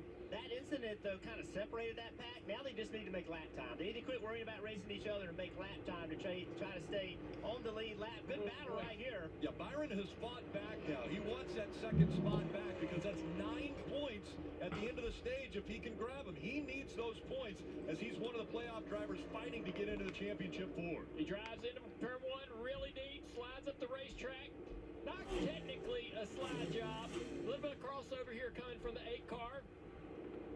Down the back straightaway. I think he's going to lift him. Lets him back in. Tyler Reddick, knowing that his car isn't what it needed to be right now. 5 laps at the end of the stage. Don't put myself in a bad situation. See right here, Truex on the outside of him. Yeah, something issue with the 8 right now. Tyler Reddick. Way down there. Looked like he was checking to see if he had a flat tire. He has no more right rear tire, no more side bite. Gonna try to nurse this thing home. Hopefully without any issues in the tire, no cording. And remember, he was the one who was sideways, so he had to wear a little bit of those rear tires out going sideways down the backstretch. Yeah, he's tiptoeing this thing home here, guys, as we watch the battle for second. Look at this 19 car of Truex to the inside of the 24, not the preferred line. Byron fighting back on the top. Gonna be a drag race down the front straightaway. And although Truex is not in the playoffs, he's taking points away from William Byron if Truex can get by. Truex gonna dive into one, slide up the racetrack, lap car in the way. That's gonna be a pick for the 24. William Byron's gonna take advantage of it. He's got to hold on for 3 more laps here in Miami. My school, when we had Windows laptops, I played pinball, and the teacher suspended me from computer use. This was during downtime. Yeah, and yeah, I don't understand that either. It's like they have to be total like fucking Nazis about the school computers and what websites you can go on. It's like, obviously I get it. Don't let them go on like porn websites, but like, if they want to check Facebook real quick, who gives a fuck? Or like, there'd be a lot of times where we just use the laptops during study hall and we would just play on them. And it's like, then they would ban the website. It's like, shut up. Victory lane in 2022 could set the record if he gets up front wins here at Miami. Already 19 different winners. He could be 20. He has a faster car, but you can see how difficult this panel is to make. All right, so final lap of stage 1. How much risk he really wants to take at the end of stage 1. I love to see Truex up here, right? A veteran. We weren't sure he was coming back, and now it's mid-season. He will return for another season. I'm thankful for that. And it's great to see a veteran like Truex not just kind of throwing it in on the year, right? Only a couple races left, but he's out here still looking for that win. The 5 of Kyle Larson coming through 3 and 4 for the final time here in stage 1. All right, so Kyle Larson wins stage 1. Kyle Larson hits stage 1. You wait a while to see second, Rick. Pretty amazing as there's a good battle for 5th. Oh, man. Hits the wall. Chase Elliott sneaking by. You don't think 1 point matters? There it is right there. Chase Elliott for 8th. Took 8th away from Ryan Blaney. Turn 4, Larson, the big winner. He gets stage 1. William Byron, the highest winning playoff driver. He is in second. Welcome home to NBC's Friday Comedy Hour. First, it's the premiere of Lopez versus Lopez. My nana used to say there's the right way, and then there's the Lopez way, and she would take off her chancla and throw it at you and hit you. Then, Young Rock returns for an all-new season. Introduce me to Hulk Hogan. Eat your vitamins. Great man, great mustache. Sounds like my mustache. Dwayne Johnson and George Lopez. I never lie to you. That's a lie. That is a lie. I used a website that I downloaded widgets, aka on Screen Fun. One of them was an MP3 player, which had a YouTube to that application downloaded, and I used it every second for music. And then I bet they banned it. He'd make a bad situation worse, letting more felons out. Knoll loves taxes too, just like Albany. Knoll backed a middle-class tax hike. Hochul called it a perfect companion to her tax schemes in Albany. Francis Knoll is perfect for Hochul, just not us. Congressional Leadership Fund is responsible for the content of this advertising. This is the 2023 Nissan Pathfinder and Rogue.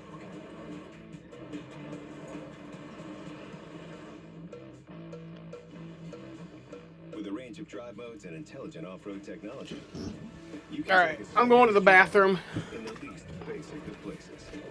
The 2023 Nissan family of SUVs. Anything but basic. Get a low $299 per month Nissan Murano, or get no payments for 90 days on select vehicles. Clark Equipment grew so big so fast, it's gotta be because our machines run so great. Every machine here runs great, but no one beats our value. It's less money. Runs great. Less money. Runs great. Less money. If you need boomless backhoes or anything that can be used to push, pull, or dig on that job site of yours, come see old Clarky, and it's gonna run great. Every great machine you ever wanted, for less. Check out our inventory at clarkrents.com. Berg's Home Center in Fulton and Oswego for all your building supply needs. Elevate your taste buds with the new Sonic Chop House Cheeseburger, decadently layered with crispy onion strings. A creamy Chop House aioli over an all-beef patty with 2 slices of American cheese served on a toasted brioche bun for a limited time at Sonic. Well, this week on Wednesday, make sure to join Jeff Burton on NBC Sports on Sirius XM. That's NASCAR Radio Channel 90. That'll be Wednesday at 9 a.m. Eastern. You'll enjoy the morning drive and Stoney and the bag man, always entertaining. Jeff, what do you think? You got a few things to talk about this week? Oh, I have a feeling after this race we're going to have a lot to talk about. And then Martinsville coming up next week. That's always exciting. So, yeah, it's always fun to join that show. Fans calling in. Good time.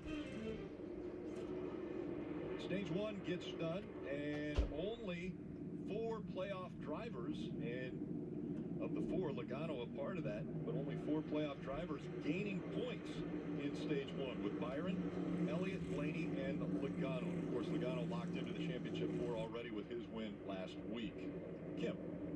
And Ryan Blaney, top left of your screen, going to make a stop here, looking for an air pressure adjustment to free him up, running the wall. He said, I'm just too tight up there. I can't do anything. But then battling rear grip on drive-off, so just free moving down. Again, air pressure, 4 tires, and Sunoco fuel, Dave. Chase Elliott was not happy with himself, giving up a couple of stage points there at the end. Needs just a little bit of adjustment for no tighter landing, and the fire-up was better that time, Marty. 4 fresh Goodyear tires for Kyle Larson, who said, keep it as it is. I would say so. The car, very impressive. Said into the run, very good for him. 9 critical stage points for his teammate, William Byron. A lot tighter that run. And have an interesting comment, Rick. He said he had steering shake during much of that run as well.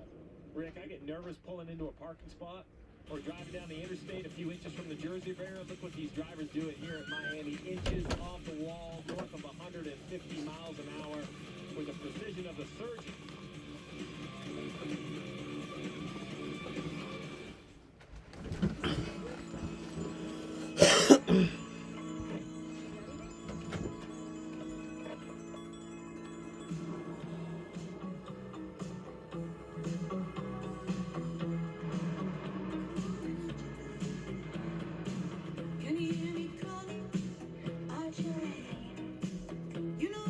One, Two, Three Movies was banned several times in school on computers, but for phone it wasn't, so people watched Spider-Man and any good movie for free.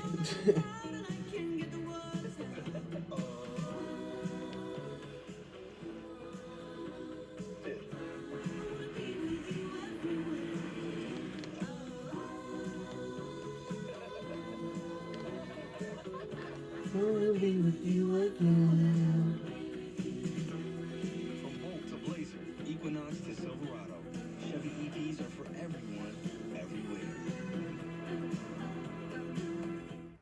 Roger, we've located it. The Call of Duty combo. Little Caesar slices and sticks and a 20-ounce Mountain Dew. Mission deliciously accomplished. Unlock dual double XP with a Call of Duty combo or Mountain Dew at Little Caesars. Pizza, pizza. The Barn Bar. The county's best hangout. Just got better. Here's to living smooth with the always smooth, easy drinking Keystone Light.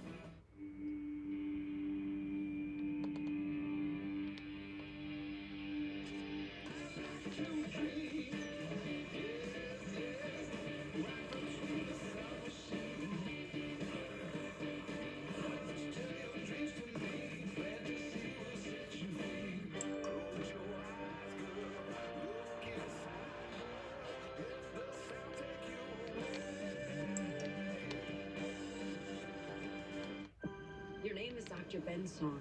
You were the lead physicist on the time travel project called Quantum Leap. You time travel into other people. What do I do? What do? You're the getaway man! Get us away, man! What kind of time travel project is this? There's someone in the past you need to help. Just out of curiosity, if the person I leap into dies, He dies too. good to know.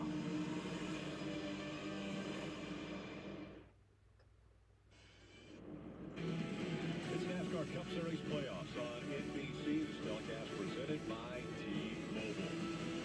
The all-new 2024 Ford Mustang was just unveiled last month. The new Mustang is the 7th generation and will have options for everyone. Whether you want convertible or coupe, Coyote V8 or 2.3-liter EcoBoost 4-cylinder, manual or automatic, Mustang will have your option. An exhilarating fighter jet-inspired digital cockpit is gaming coming to real life. Ford fans cannot wait for the 7th-gen Mustang to come to NASCAR in Daytona of 2024. Want to check in on the Peacock Pit Box with Kyle Petty. Kyle, you talked earlier today about risk versus reward. Are we seeing any of that in the first stage? You know, for me, watching the playoff contenders, it's been kind of calm. I've not really seen a lot from them. I've seen Denny Hamlin and Ross Chastain and Christopher Bell. They're on the struggle bus right now. And there's no risk, there's no reward when you're on the struggle bus. The only risk for a reward that I saw was Chase Elliott that last lap, squeezing out 1 point. Yeah, went right by Ryan Blaney within inches of the wall and within inches of Blaney. For a few updates before we start stage 2, let's go to Kim.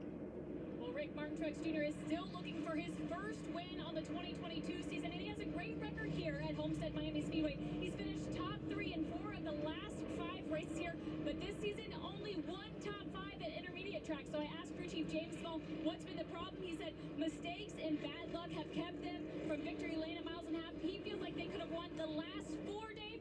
100% they feel like they can win this race here today. Kyle Petty just referenced the So in high school for me, like in 2018, I remember one of the teachers had retired mid-semester. We had a former New York Giants practice squad player as our teacher, and I reminded him he didn't make it to the NFL and go pro. You are such a dick for that.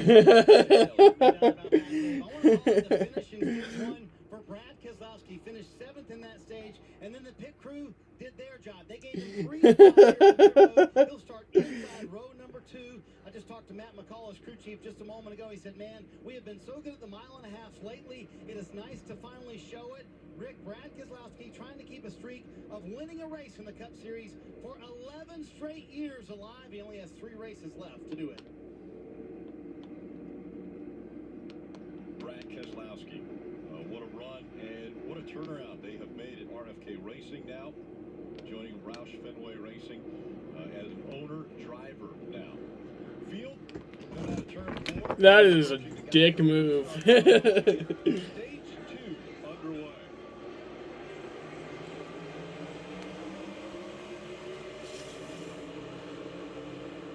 Martin Truex Jr. a good shove on the 5 of Kyle Larson. Played it to the inside of Dylan. Dylan backs out of the gas. Now he's fighting back to the middle. Up front, Larson on the high side. Truex in tow. Truex will get Larson a little bit of a push right here down there in the back straightaway. Bottom's been pretty good down here in 3 and 4. Really on all the starts and the restarts, this bottom has worked really well for a lot of guys. Truex struggled big time through 3 and 4 right there. You look at the top of the screen, 3 wide, just barely out of it as the battle for the lead continues. The 8 of Tyler Reddick, slow pit stop. Issue with the jack, restarted outside the top 10. A little bit of momentum working for the 5 of Kyle Larson. He's got and clear. He clears that 24. Yeah, this 24 a little tight on the last little run. You have to imagine they worked on that car. We'll see if it helps his 24. Truex to the bottom of the racetrack. We watch back here in the field, though. The 1 and the 16 real tight around the top of the racetrack. 3 wide. Denny Hamlin and the 1 together again. Big move by Christopher Bell in the 20, all the way to the bottom of the racetrack. He tries to take the spot away from the 11 of Denny Hamlin.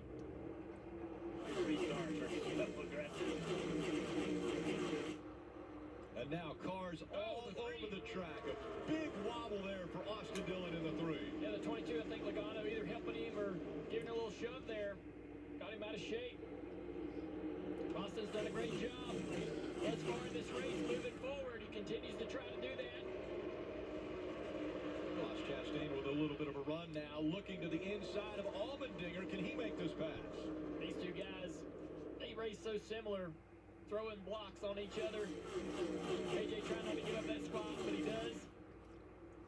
I think we're starting to see the Ross Chastain of the early season when he was aggressive, making moves that a lot of people question, but that's just the way he raced, and that's the way he won 2 races. Yeah, but I think AJ will bring that fight to him. They, like I say, they're too similar.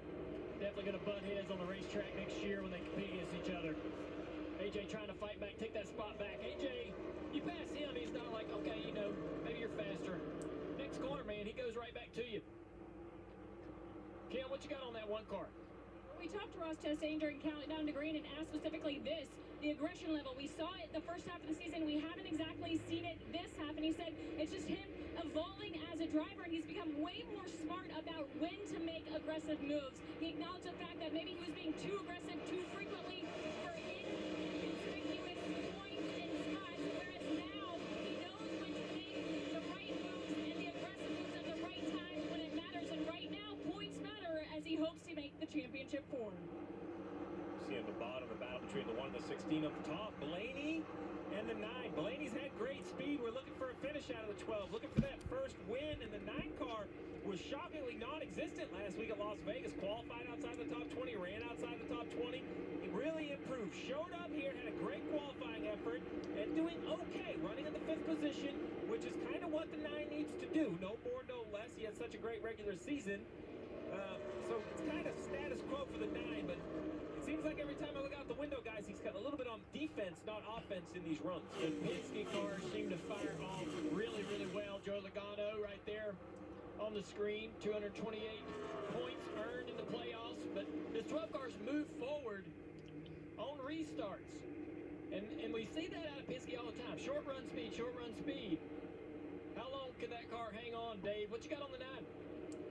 Well, in talking to Chase's crew chief this morning, Ellen Gustafson told me that they're still looking for a feel that this driver wants. It's a feel with this tire in this race car. I said, have you ever had this happen before? He goes, oh yeah. He said an example would be Jeff Gordon in 2014 was incredible with a high downforce car. In 2015, the rules changed and all the downforce was taken away. It took a long time for even someone as good as Jeff Gordon to get used to that. He said we're still working through that with Chase Elliott. This week is an improvement over last week. Marty? Boy, Dave, Denny Hamlin cannot go on restarts, and he's frustrated about it. Listen on the radio. Damn it, I can't go. Too tight. So, Jeff, this is a back-to-back restarts. We've seen this from Hamlin. The restart before this one, restarted 19th, fell back to 24th. This one for Denny Hamlin, he restarted 9th, now he's fallen back to 15th. So how do you manage that behind the wheel if you're Denny Hamlin? Well, you can hear his frustration in Denny Hamlin's voice because he knows that it's so difficult to pass. And he said he's tight, right? The car will not turn early in the run. Maybe that's okay late in the run. Maybe that extra rear grip helps him later. But you give up so much at the front end. What I find fascinating is he's right here with 2 other teammates, the 18 of Kyle Busch, the 20 of Christopher Bell. Winval. What was that teacher's name? I want to know who that is. I want to look him up. The speed that the other teammates don't have. They're obviously all 3 struggling on restarts with tight race cars. Can you turn it up a little? Yeah. They survive on the back end of the run, but they've already lost too much. Is that good? The other surprising thing about the 11 and not having the pace that the 19 has is when they were here for the test, the 11 was hands down the best car here at the test. And all of the drivers noticed it. They thought it was incredible that he could be so much faster than everyone else. As a matter of fact, Chase Briscoe said, we thought we were the best car, but then Denny Hamlin was out there 0.2 of a second faster per lap than we were. And the 19 here taking a second position or trying to take it from the 20. But we heard the same thing about Penske. Penske really fast in the test all weekend long. They've been good. Hey, they're running well. They got both 2 cars in the top 10, but not the speed that we expected those guys to have, certainly in qualifying. They may find it throughout this race, though. Mark Truex Jr. trying to take that second spot away from William Byron. I think we're going to have to attend some of these tests because everybody said they were the fastest. I'm going to have to see some data. I'm going to have to see some lap times here. Well, hey, Steve, how many times have you left the test with just all poked out, excited, and you come back and you can't do anything right? Every time we tested here, we left feeling great because we had so much more speed running the fence. Everybody else worked the bottom in the middle of the racetrack in the test. We never did, so we were always faster. So this place can give you false readings and false expectations. Well, you also stayed Key West, too. That's right. There was something we certainly did. One guy that's happy right now is Kyle Larson. Already 67 laps led today.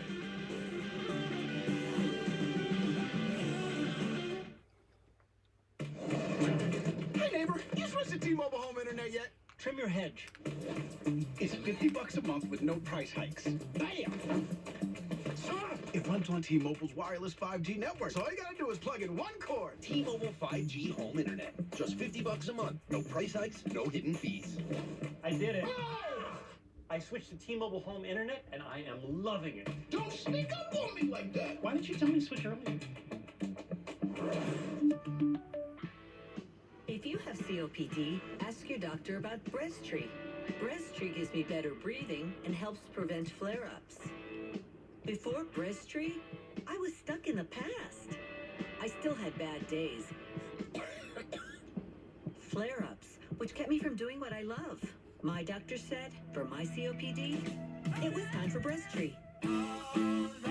Breasttree Tree gives you better breathing, symptom improvement, and helps prevent flare-ups. Like no other COPD medicine, Brez Tree was proven to reduce flare-ups by 52%.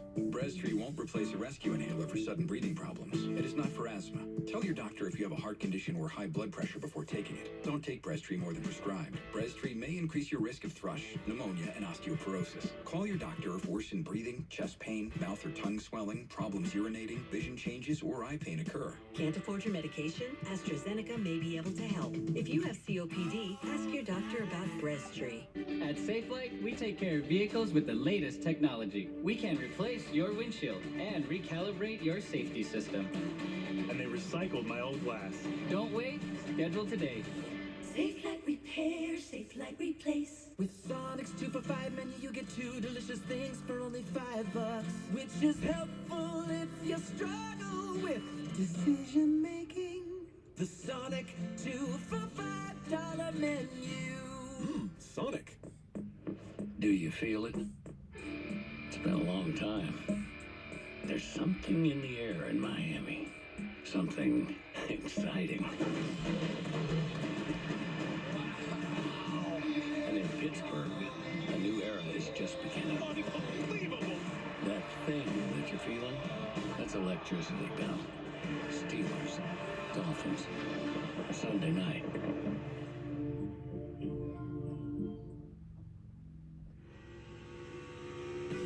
NASCAR fans, don't let anything pass you by. The official app of NASCAR Tracks lets you stay up to date on the latest race and event information from all of your favorite tracks. All you have to do is search NASCAR Tracks in the App Store, and you can download for free.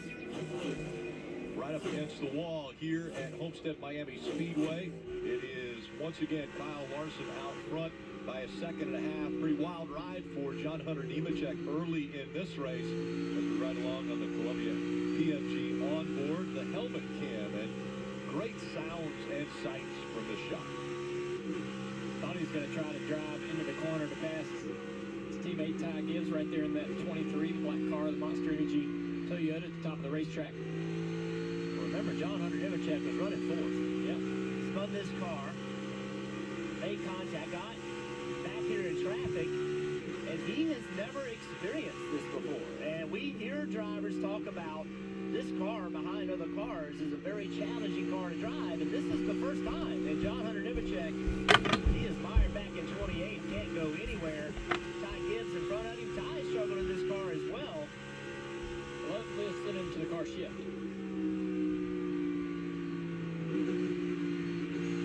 Downshifting in each corner. He's having to get out of gas right there. Big wiggle. Kim, what you got? Well, Roger Penske has one driver in the championship already with Joey Logano's win last week. He's trying to get a second driver in with Ryan Blaney. Jumped on the airwaves to offer his driver a little encouragement. Ryan, you're doing a great job out there. Just hang in. Thank you, Boss. Keep getting a little better here. And a lot of those guys are getting points, so feel good about that run. Just keep working on it. And you heard the emphasis on points. I talked with the team this morning, and they said last week was such a great reminder of how important stage points and stage wins can be. Despite a late race mistake last weekend and finishing 28, they still salvaged the day with a good points day. So Ryan Blaney currently running in the fourth position, Marty. Kim, what a solid day it's been for Daniel Suarez, fighting right now with A.J. Allmendinger. That puts him back in the top 10. He's been in the top 10 pretty much all day long, along with his teammate Ross Chastain as well for Trackhouse Racing. I asked Daniel, how would you assess the year so far? And he said, for us, it's been a huge jump from a contending team to a winning team. And I know there's way more potential at Trackhouse. That's what has me excited for next year, Dave. When teams tested here, the 14 team came with Chase Briscoe, came with this exact car, and ran all 2 days. Unfortunately, in qualifying, he got to the 19th position only. Crew chief told me that has been an issue with us all season long, and since the start of the race hasn't been able to charge the corner. Well, when they adjusted for that, the fire off the beginning laps in this car was just way too tight, and it wasn't until the 16th lap when the driver radioed in and said it's finally starting to turn. Rick? Well, let's keep it here as we head into the Toyota Fast Lane, where our own Rutledge Wood joins some Team Toyota drivers for a fun day of drifting.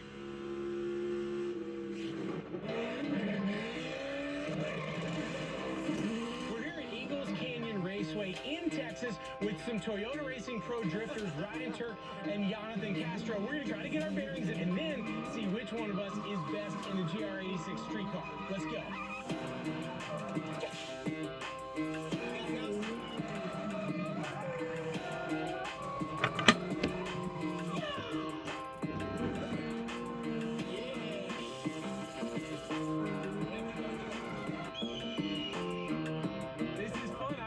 Enough to rent a car on his own. We're gonna go drifting today. It's so exciting.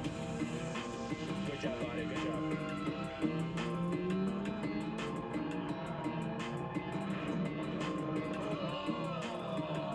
He won. Ty with a 7.5 total score. Christopher a close second, and then the rest of us also enjoyed the day. Time of our lives. Thank you, fellas, for making it happen. Woo. We saw a little drifting earlier out of John Hunter Nemechek coming off of turn 2. Problem was he didn't score very well. Got that one sideways, brought out a caution. But right now, it has been just that caution and one for the end of stage 1. The only 2 times that the yellow has come out. Rick, we mentioned it coming to the restart, how the 8 of Tyler Reddick came in inside the top 5, a slow pit stop, lost some track position for the 8. He restarted outside the top 10. I didn't think it was that big a deal because I thought he'd just drive right back to the front. It's been anything but smooth sailing, though. Now he's in the 13th position, Dave, and trying to fend off the 11 of Denny Hamlin. Yeah, he's not going to be able to do it. He just radioed his crew about 2 laps ago. Tight, center, and off. Steve, you've dealt with that here with drivers at this racetrack before. What's the answer? You know, Dave, I'll be honest. Tight center and off, if I could have fixed it, I'd still be on the pit box because this place could be so difficult. But to your point, the struggle with tight center and off is as you free it up, you lose that entry comfort. And to run the top, you have to be able to drive in there with some comfort. If you're loose at all chasing the back of the car, so that tight center and off, very hard to fix, even harder to fix in traffic. And this is what got the 8 in trouble. The right side looks okay, pretty normal. I mean, pit stops are so fast anymore with these single lugs. But watch the jack, man. He goes to the left. He struggles to get the jack set, struggles with the handle. I mean, it looks like a simple mistake, but that mistake right there was 6 or 7 spots on the restart. And once you get back there, to Dave's point, how do you fix, tight center and off? Clean air is one of the biggest fixes, and you see the difference right there. Basically a 10-second pit stop for Kyle Larson, 13 for Tyler Reddick. So 3 seconds on pit road, 6 or 7 spots, and now dirty air is making that tight condition even worse. Reddick running back in the 15th spot right now. I really don't know. It was so tight taking off. Now it's just got no rear grip and plowing. Oh, see, now you have the tight with no rear grip. That's like the dynamic duo set of issues. He's dropping like a rock. Last several laps have been pretty bad for this 18 car. Kyle Busch closed it in on him. Well, yeah, because you got to remember, they made adjustments thinking they were going to restart the front 2 rows, right, Dale? And now he's back here. Fighting traffic back there is Reddick. And it is a little loose. Larson, though, out front with a 3-second lead over Truex.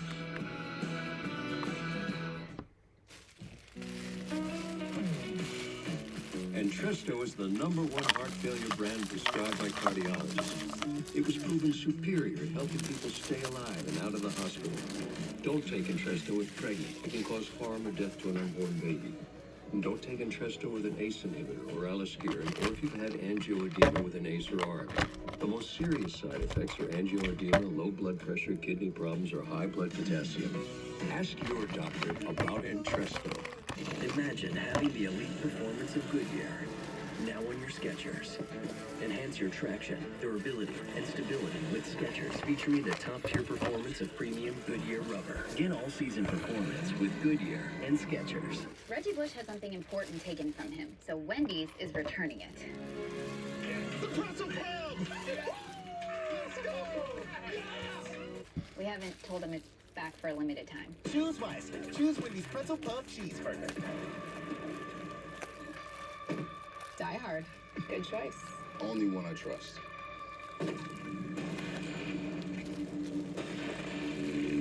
Imagine if everything had the reliability, durability, power of Die Hard.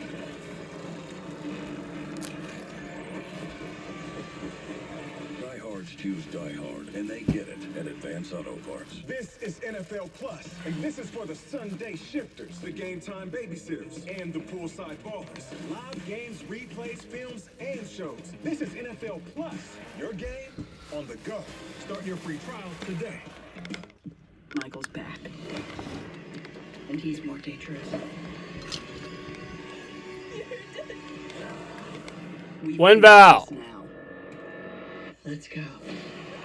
Halloween ends. Reload. Welcome back. NASCAR Cup Series playoff. Telecast presented by T-Mobile. Kyle Larson's looking good, Rick. 4-second lead. 39 laps complete in an 85-lap stage. I believe we're within a handful of laps from green flag pit stops, probably 5 or 6 at the most. They might even come a little earlier. And guys, we talk a lot about tire wear and tire grip on the racetrack. I think that makes green flag pit stops difficult. Pretty easy to overrun those worn-out tires. Marty.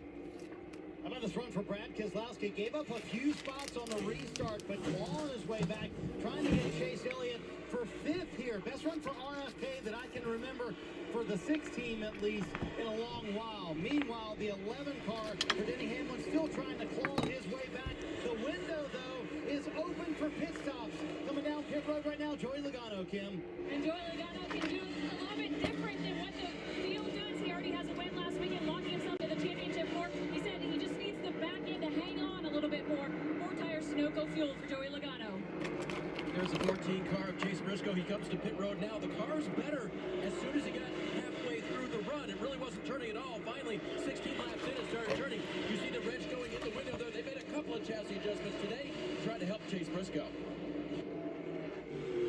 Pit road entry looks like a caution. There's so many cars coming in at the same time. Look how busy pit road is. They're up and down pit road. Marty. Look at that busy pit road. Denny Hamlin coming down pit road, as we mentioned, trying to claw back after that rough restart earlier. He told Chris Gabehart on the radio, we have to fix that. I cannot give up spots like that on a restart. 4 fresh Goodyear tires for Hamlin and a decent chassis adjustment, trying to free it up earlier in the run. Kyle Larson babying his race car and just so quick, set a little bit tighter. Oh, and a problem there on pit road. Ooh. Oh, the 11 and the 5 almost make contact as well on a very tight pit road. It's going to be a little bit of a slower stop, I think, for Larson. So he might not come out with the lead.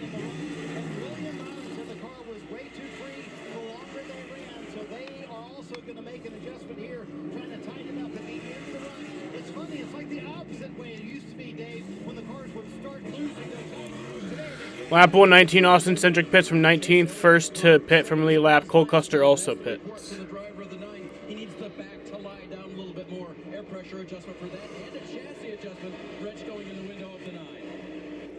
Green flag stops. This is where mistakes can be made, and the 9 of Chase Elliott taking the access road and getting back out onto the track. That's a good point, Rick. You know, you enter pit road from the track like everywhere we normally run, but you exit on the access road, and that access road, there's no speed limit. Once you leave pit road, as you see right here, Bell running right up on the back of his teammate, the 18 of Kyle Busch. No pit road speed limit on that access road. As hard as you can try to leave, you just can't get out into the grass. And that access road is slick. It does not have much grip on it. It's really easy. Get yourself in trouble. Let's go back and look at Denny Hamlin on pit road. Drops the jack, leaves, goes to 77, Landon Castle, and then almost in the back of 5. And those instances right there is why drivers sometimes drive through too many pits. Cars coming in and out of boxes around them, sometimes trying to avoid. You can make the mistake of driving in through too many stalls, entering. Almost saw Chase Elliott do that during his pit stall as well. That's how some of those issues happen. You wonder, like, how does the driver make that mistake? Well, that's right there is how it happens. Trying to avoid things on pit road during green flag stops. See the bottom left penalty, 48, Noah Gragson too fast on pit road. The 8 overshot his pit box, so not a penalty, but cost him time. He had to back his car up. Christopher Bell currently leads the race, waiting to come to pit road. This car right here is trying to run a little bit long for 2 reasons, Rick. He's definitely losing time to new tires, but if he gets a yellow, that's a huge advantage for the 20. The way he's going to try to figure this out is come down pit road. You can either only take 2 tires and shorten the stop. That would be aggressive at a high-wear racetrack. Or you're going to put new tires on and have a ton of speed versus the field later in this run. There you go. this time. Let's ride on board with Christopher Bell and see what pit road entry looks like. We talk about how it's very, very slick. This is exiting turn 2 drivers. I expect to see maybe a hand out the window.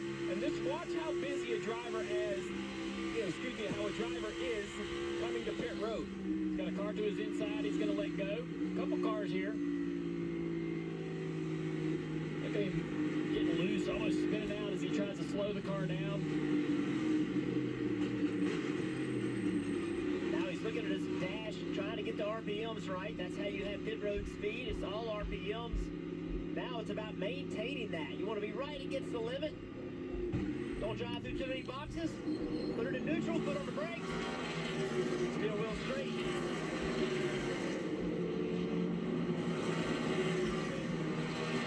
Christopher Bell was asked to give them a few more laps. He did so on track, but they were about 2 seconds slower than the drivers with the fresh tires.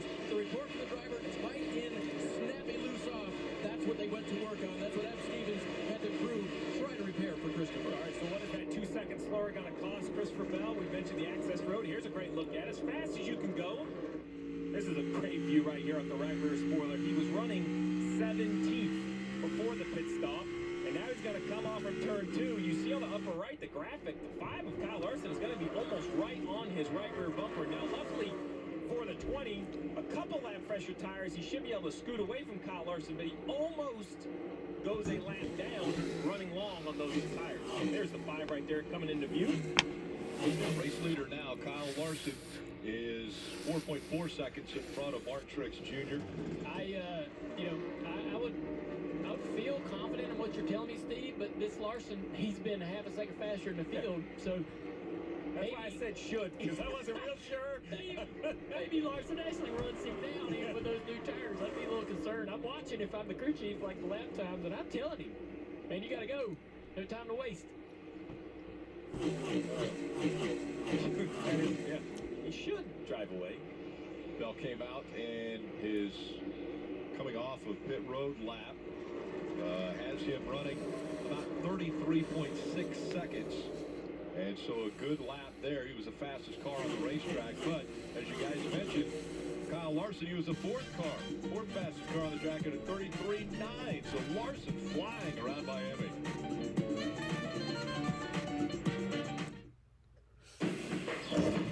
There are those of us who earn our calluses. We choose raw materials over ready-made. It takes a special kind of person to build their world from scratch. And a special set of tools.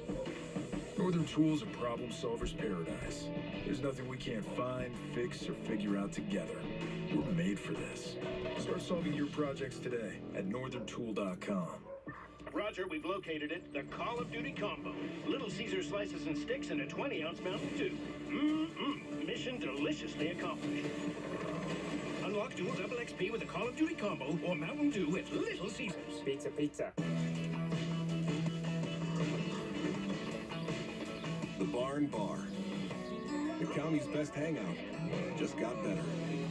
Here's the Living Smooth with the always smooth, easy drinking Keystone Light.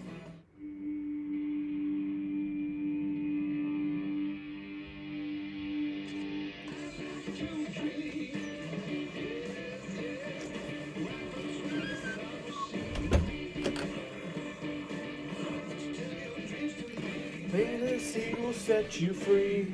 Close your eyes, girl.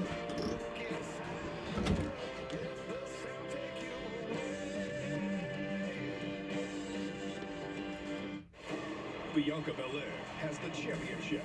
I'm the B-E-S-T. Bailey has the control. Damn, I'm good. Who gets the win on Raw? Live Monday at 8, only on USA. My nana used to say there's the right way, and then there's the Lopez way, and she would take off her chancla off and throw it at you and hit you. So you never forgot, and you know what? I never forgot. Lopez versus Lopez, November 4th on NBC. Today's aerial coverage brought to you by Geico. Look down on the 5 of Kyle Larson. He's out front by almost 6 seconds now over Mark Trix Jr. You're watching the Dixie Vodka 400 from Homestead Miami Speedway. 31 on pit road. It looked like he had a flat right front when he came to pit road. Now it looks like they have some sort of issue, which tells me maybe it was a loose wheel. Something is going on with this tire wheel combination.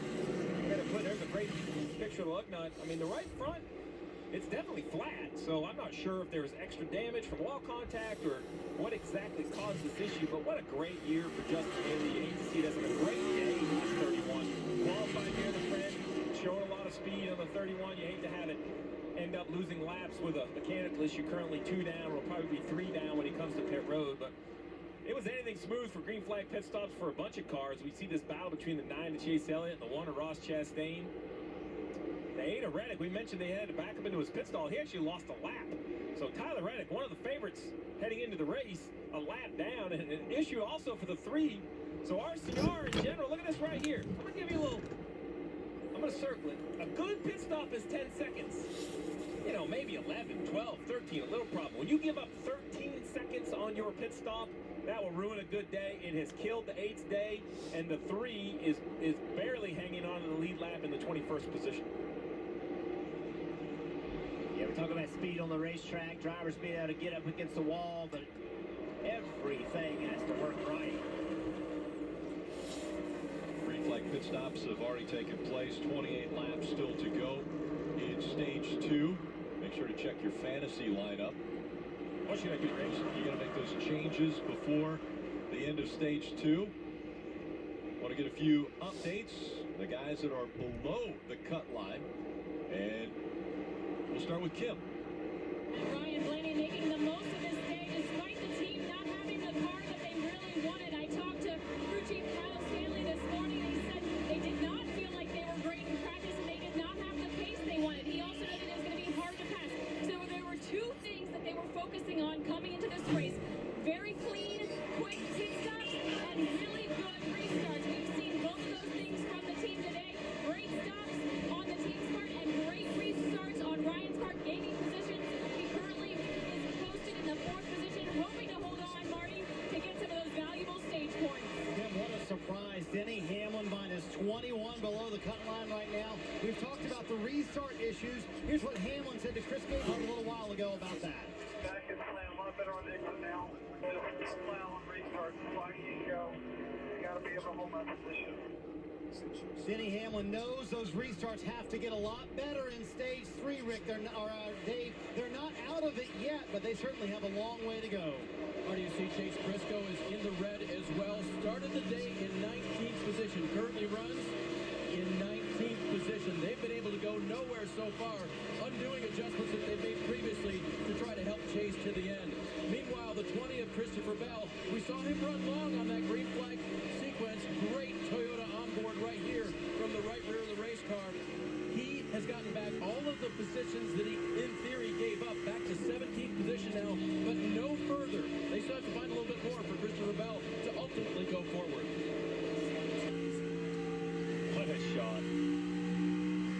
Christopher Bell again coming into this race with a deficit after he was taken out in the incident between Bubba Wallace and Kyle Larson last week in Vegas. Watch this battle right here. This one car, Chastain, a little bit quicker than Chase Elliott. Chase been able to fend it off, make it really, really difficult for Chastain to be able to get around him. Me and Steve were talking about it during the break. Chase needs to be careful not to lose too much track position here. I don't think he has the pace in his car, at least he hasn't shown it yet, to be able to recover from any lost track position. Chase, you can see he's running down a lane because the car in front of him, he's trying to get clean air, right? And that gives Chastain an advantage by being able to run the top. Chastain, a big run right here. Behind them, the teammate of this one car, Suarez, you see him on the leaderboard there in 8th place. Doing a great job working through this field. Harvick in 9th. A couple cars we haven't talked about yet. There's the 99 right there on the right side of the screen. Trying to close in on this battle. Chastain again to the bottom of the racetrack, can't make the pass. Chase just sitting there like, hey man, I'm going to run in a defensive position. You do what you want to do. I'll give you plenty of room to try to get around me. But F1 is on right now. Run to maintain this spot. Good little race. That's why drivers like this track. A lot of options for Chastain here to try to make this pass happen. But I'm sure it's also frustrating because he's trying the low line, he's trying the high line. He cannot get by that 9. It is frustrating, but it's also exactly what what you love about being a race car driver. The challenge of trying to get around this Nascar, or this 9 car, is exactly what you want to get behind the wheel for. This type of battle is what these drivers love. Up against the wall again for Ross Chastain. Look how much distance he lost to the 9, just trying to kind of reset here. It's interesting how that happens with this car. We didn't really see that with the old car. Looks like when they kind of follow each other around the track, they lose a ton of grip. Sometimes really have to get out of the throttle when they lose all the air underneath the car with the transfuser in the back. That's kind of something we see. He'll be fighting the back of that 9 car, almost make the pass. Then a minute later, he's this far behind. We'll look 2 laps later, he'll be right back on his bumper again. Kim, what you got on Truex? Yeah, let's get a Toyota driver update on Truex. Currently running in the 2nd position, and while some drivers have been complaining about balance and chasing grip, Truex has loved what he's got in the car. He said it's gotten better as they've run. He thinks it's because the track is building rubber. It's very good on the long run. He feels like he's had enough rear grip to run the wall, and that's something I talked about with crew chief James Small. How comfortable is Martin running up on that high line? And James said he's way more comfortable running the wall in this car than previous generation car. Truex told James he feels like he's back in 2006, and it's way easier because you have more front drive off. Currently in the 2nd position, looking for his first win on the season. Perhaps Martin Truex Jr. will be on 20th different driver in victory lane. It's hard to believe. I know we've had 19 different winners, but Truex, you would imagine, should have been on that list.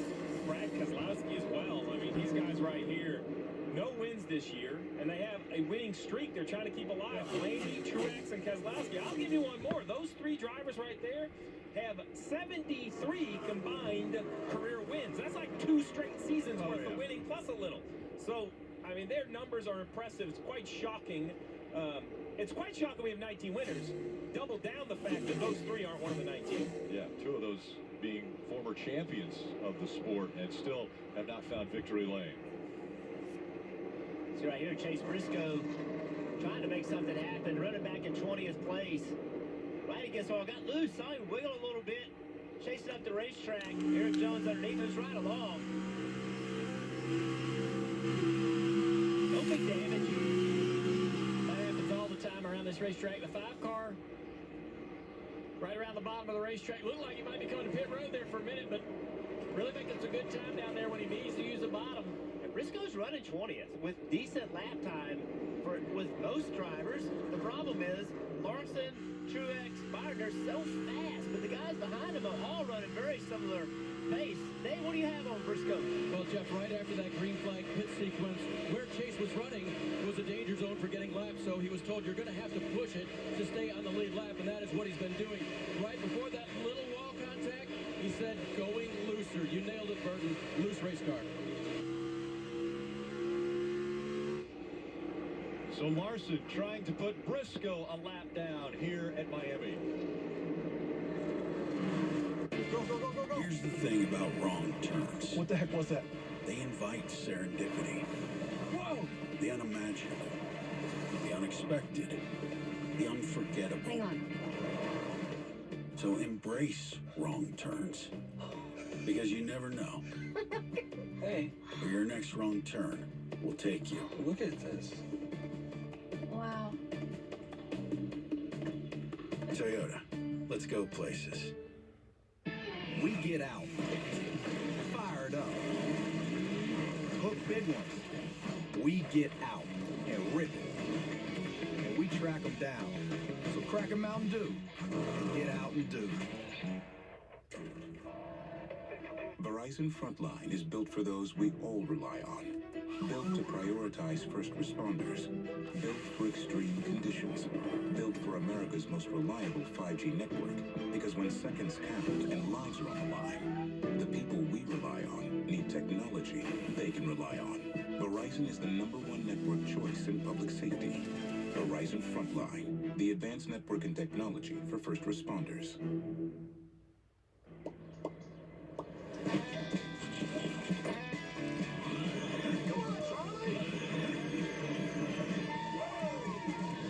Get crafts, sporting goods, restaurants, and the future of NASCAR all from your neighborhood. DoorDash.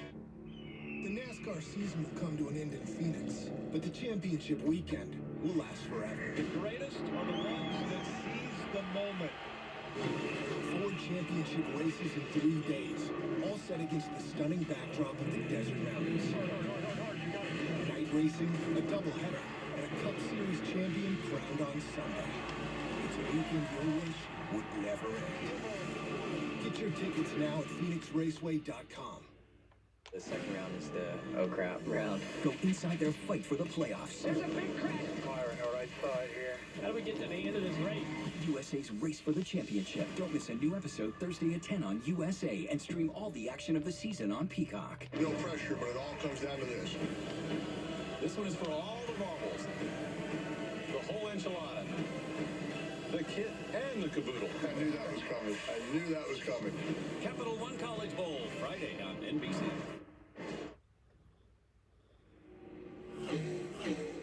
Download the official app of NASCAR, and you can follow the action with free live scoring. There's in-car cameras and a radio broadcast. Search NASCAR in your app store. You can download and start a free trial today. Right up against the wall. We knew they were going to be ripping the boards here in Miami, and that's what everyone has done. Larson has done it the best. He currently has a 5.4-second lead over Martin Truex Jr., who is running in the second spot. Then it's William Byron, Ryan Blaney, the 2 highest running playoff drivers. Brad Keselowski having a good day, running in the 5th position. Chase Elliott, Ross Chastain, they've been fighting all day for the 6th spot, it seems like. Suarez, Logano are part of the top 10. And Kevin Harvick right there fighting as well. Marty, what's happening with the 24? William Byron doing all he can to create some speed, Rick, and to that point, got on the wall a little while ago. And Steve, I love the conversation that ensued right after that. A spotter, Brandon Line, said, we'll move down the track a little bit so we can take pictures. And immediately, Rudy Fugle, his crew chief, came on the radio and said, nope, don't do that. Go back to the wall, run the wall, be aggressive. So I love the crew chief coaching his young driver to say, don't get out of the game, keep doing what you're doing. Well, Rudy has found success here. That's where kind of Rudy and Byron jumped on the scene together, right? They get paired together last year. They come down here in the spring and February, and boom, to victory lane they go. There was this belief they had worked together before at the Truck Series, and it was obvious they had this rapport, and it carried right through. So no one, in my opinion, knows better that what William Byron needs more than Rudy Fugle. So that's a crew chief helping his driver, pushing whatever buttons he thinks his driver needs. Some need the reins pulled back a little. Some need a little encouragement. As this race goes on, the wall in turn 3 and 4 gets darker and darker from various hits and scrapes.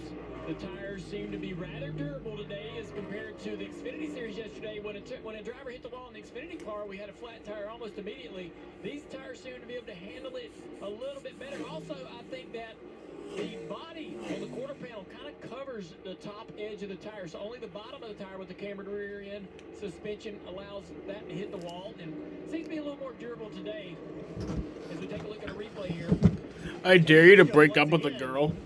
Up there on the wall, watch how loose he gets this time. That is a great save. Wait, Val, what was that teacher's name that you had? That was... Really where we're seeing most of these guys lose the back of the car tremendously. His now ex-girlfriend got in her car and tried to run him over multiple times. He had to dodge the car so many times. Briscoe trying to fight as hard as he can because possibly he could get up there and beat Harrison Burton for the free pass. I have no idea how he was not. Harrison just got by Chris Buescher. Now the 5 of Larson is trying to get by Buescher. There you go. Buescher trying not to go one lap down. Probably going to happen. 7 to go in this stage. He's going to race him pretty hard. These are 2 non-playoff drivers. I think that's a playoff driver in that 5 of Larson. He might let him go, but maybe race him a little bit harder than he normally would. Larson's going to try to drive in here and clear him up the racetrack. Stays down low, so the momentum back in the hands of Buescher. We'll see if he can get back to him. He doesn't. Amazing what that 5 car can do in the middle of the corner. Drive into the bottom, stop, turn, and exit turn 2 low, and still keep pace. Not give up a ton of momentum in the middle of the corner. All right, so that's really the question for me, right? We knew the 5 was good at running the top. We talked about it before the race, but Burton, what I see is not just Kyle Larson running the top.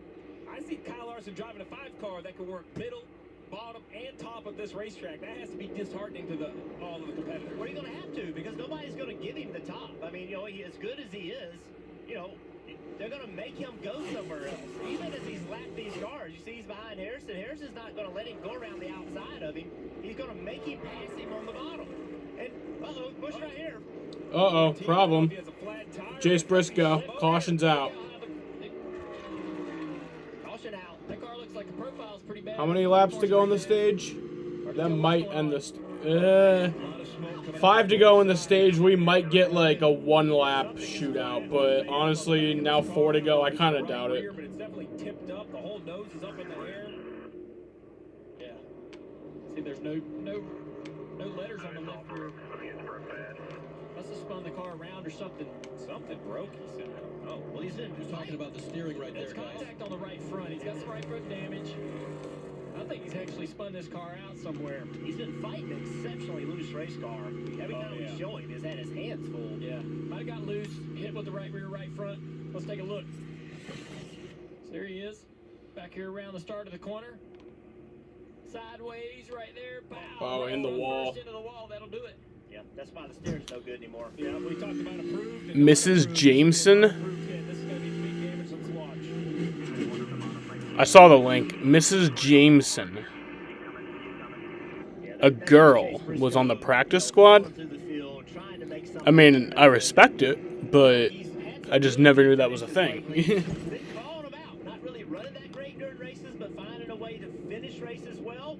But today they've got a huge hurdle to overcome right here. This week when we talked to all the drivers about Larson and Reddick being really good here, he waved his hand. Hey, look at me, man. I like this place. I run really good here. Felt like he can come here and contend. If he goes to the garage, he's out of the race. And that's what it sounded like, that they are going to take it into the garage. So the first playoff driver that has terminal issues here at Miami. Heard the radio rule change by NASCAR. Control arm can't change it on pit road. They know you got to change the toe link, but they don't want to change all these suspension parts. So broke an upper control arm or a lower control arm. If we go to the garage, we're going to be done. Yes, that is factual. If you go behind that pit wall, your day is over on a damaged vehicle policy. But you can't change a control arm on. Figure out what you're going to do. Are you going to go to the garage or are you going to go to the pit road? Damage is in there, and even if your day is over. I know this is an emotional battle. You're trying to not want the day to be over, but if the control arm is broken, you cannot change it on pit road.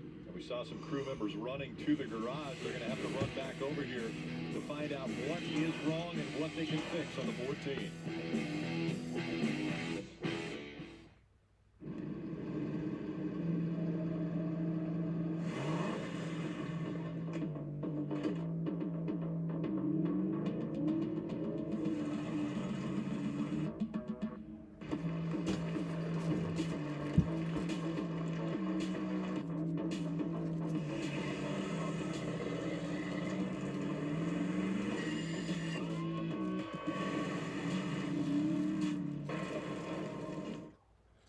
Reggie Bush had something important taken from him, so Wendy's is returning it. The pretzel pub! Let's go! Yes!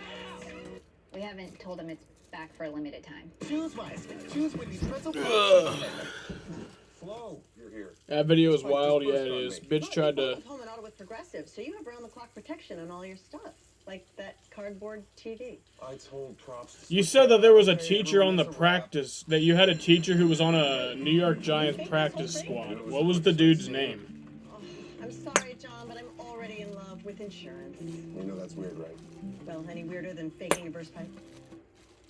Got a little carried away.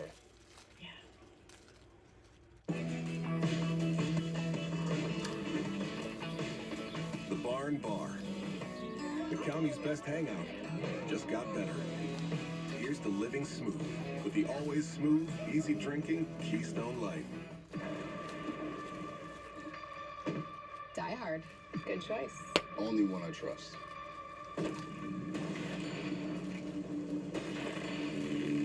Imagine if everything had the reliability, durability, power of Die Hard.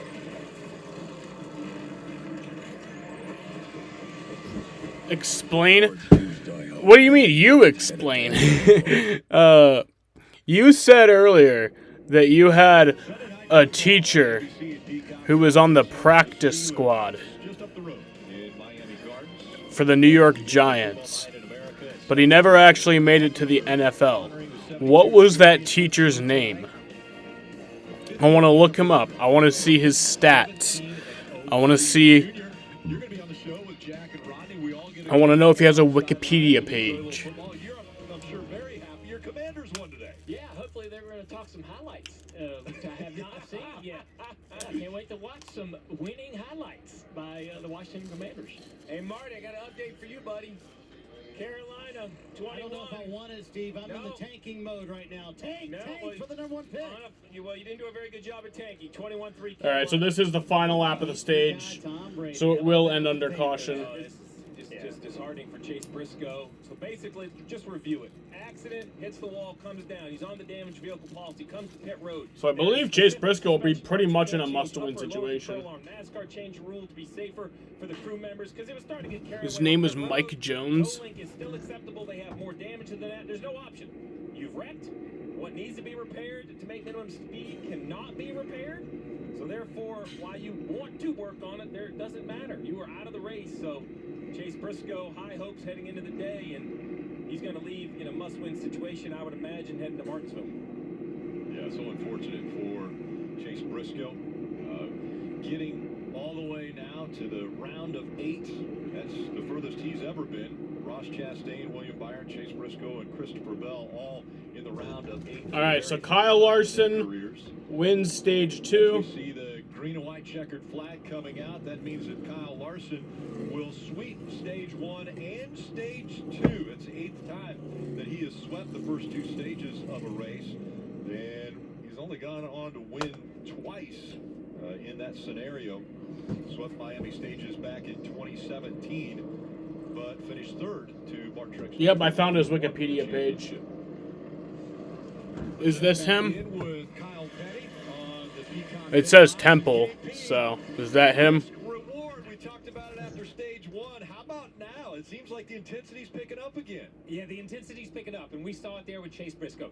Put in a position where he had to make something happen. He only had a few laps, but you overdrive. Something gets out from under you, and now the reward is he's in the garage area. He gets to go home early. That's it. That's a tough place to be. We still see Christopher Bell on the struggle bus. Denny Hamlin is trying to get off that thing. Ross Chastain is off. I think this is going to be a great segment, a great last stage for Chastain. We had talked, Rick.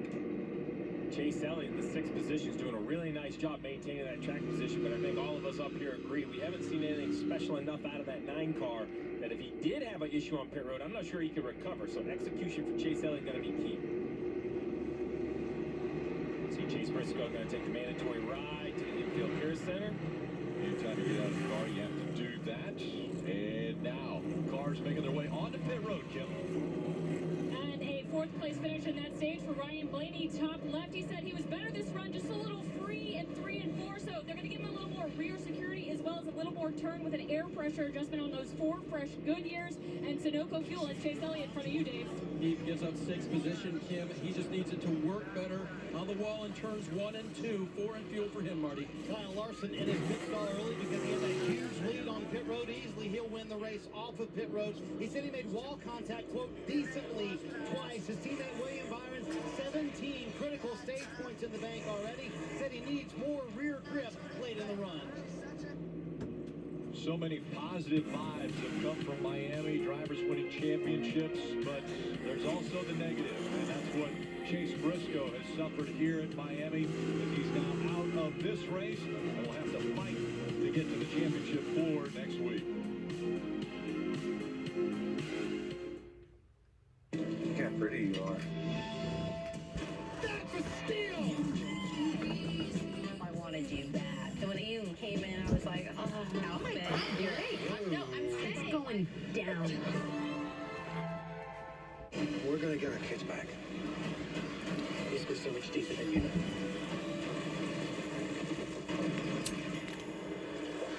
Oh my God. They're everywhere. Okay, so why use Toyota service centers? Well, you wouldn't use just any carpenter, would you?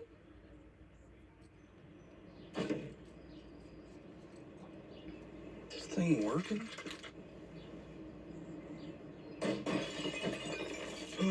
ever getting out of here? No. Right. Toyota Service Centers. Keep your Toyota a Toyota.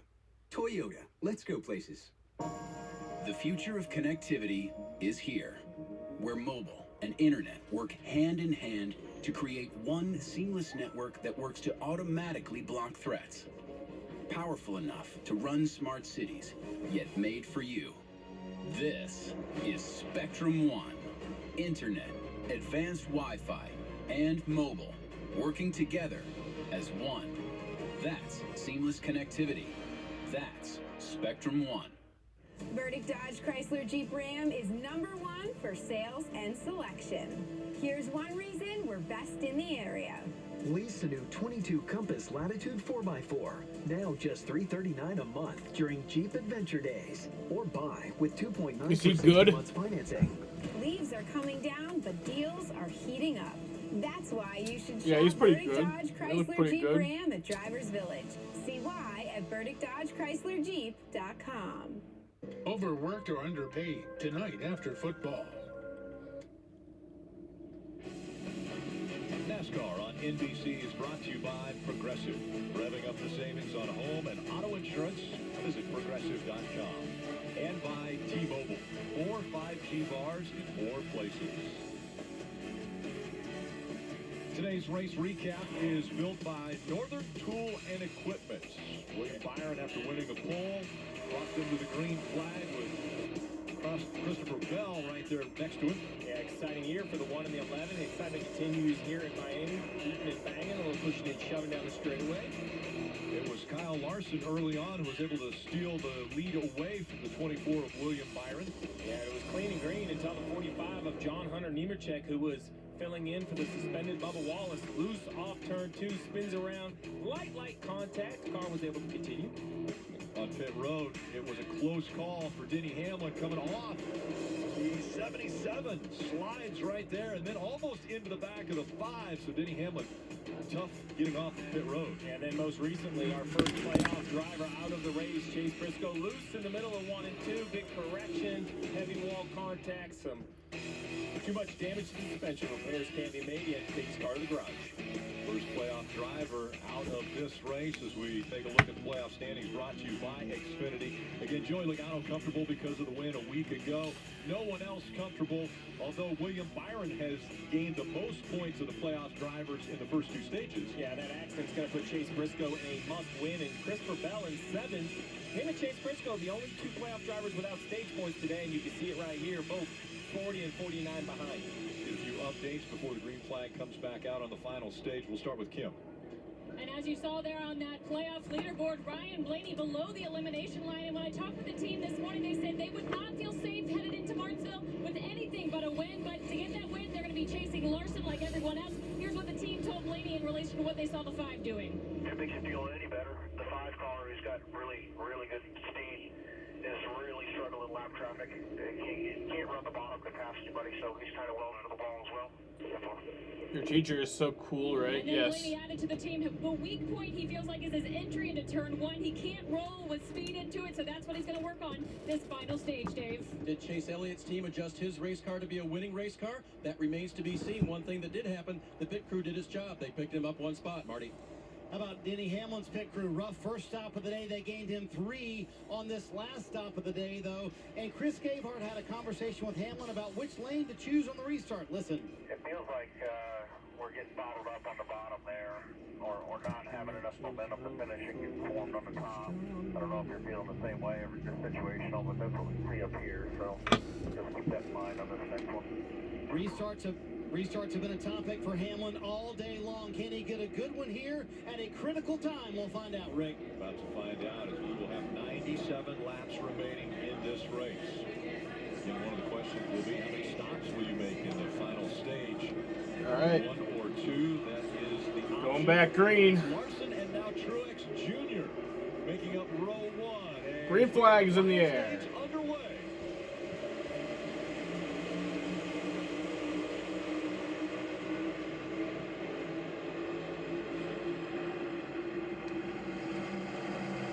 A lot of momentum for the 5 of Kyle Larson, and he William Byron, who was working a little higher line. William Byron had a ton of speed through 1 and 2. Let's see if he can do the same thing in 3 and 4.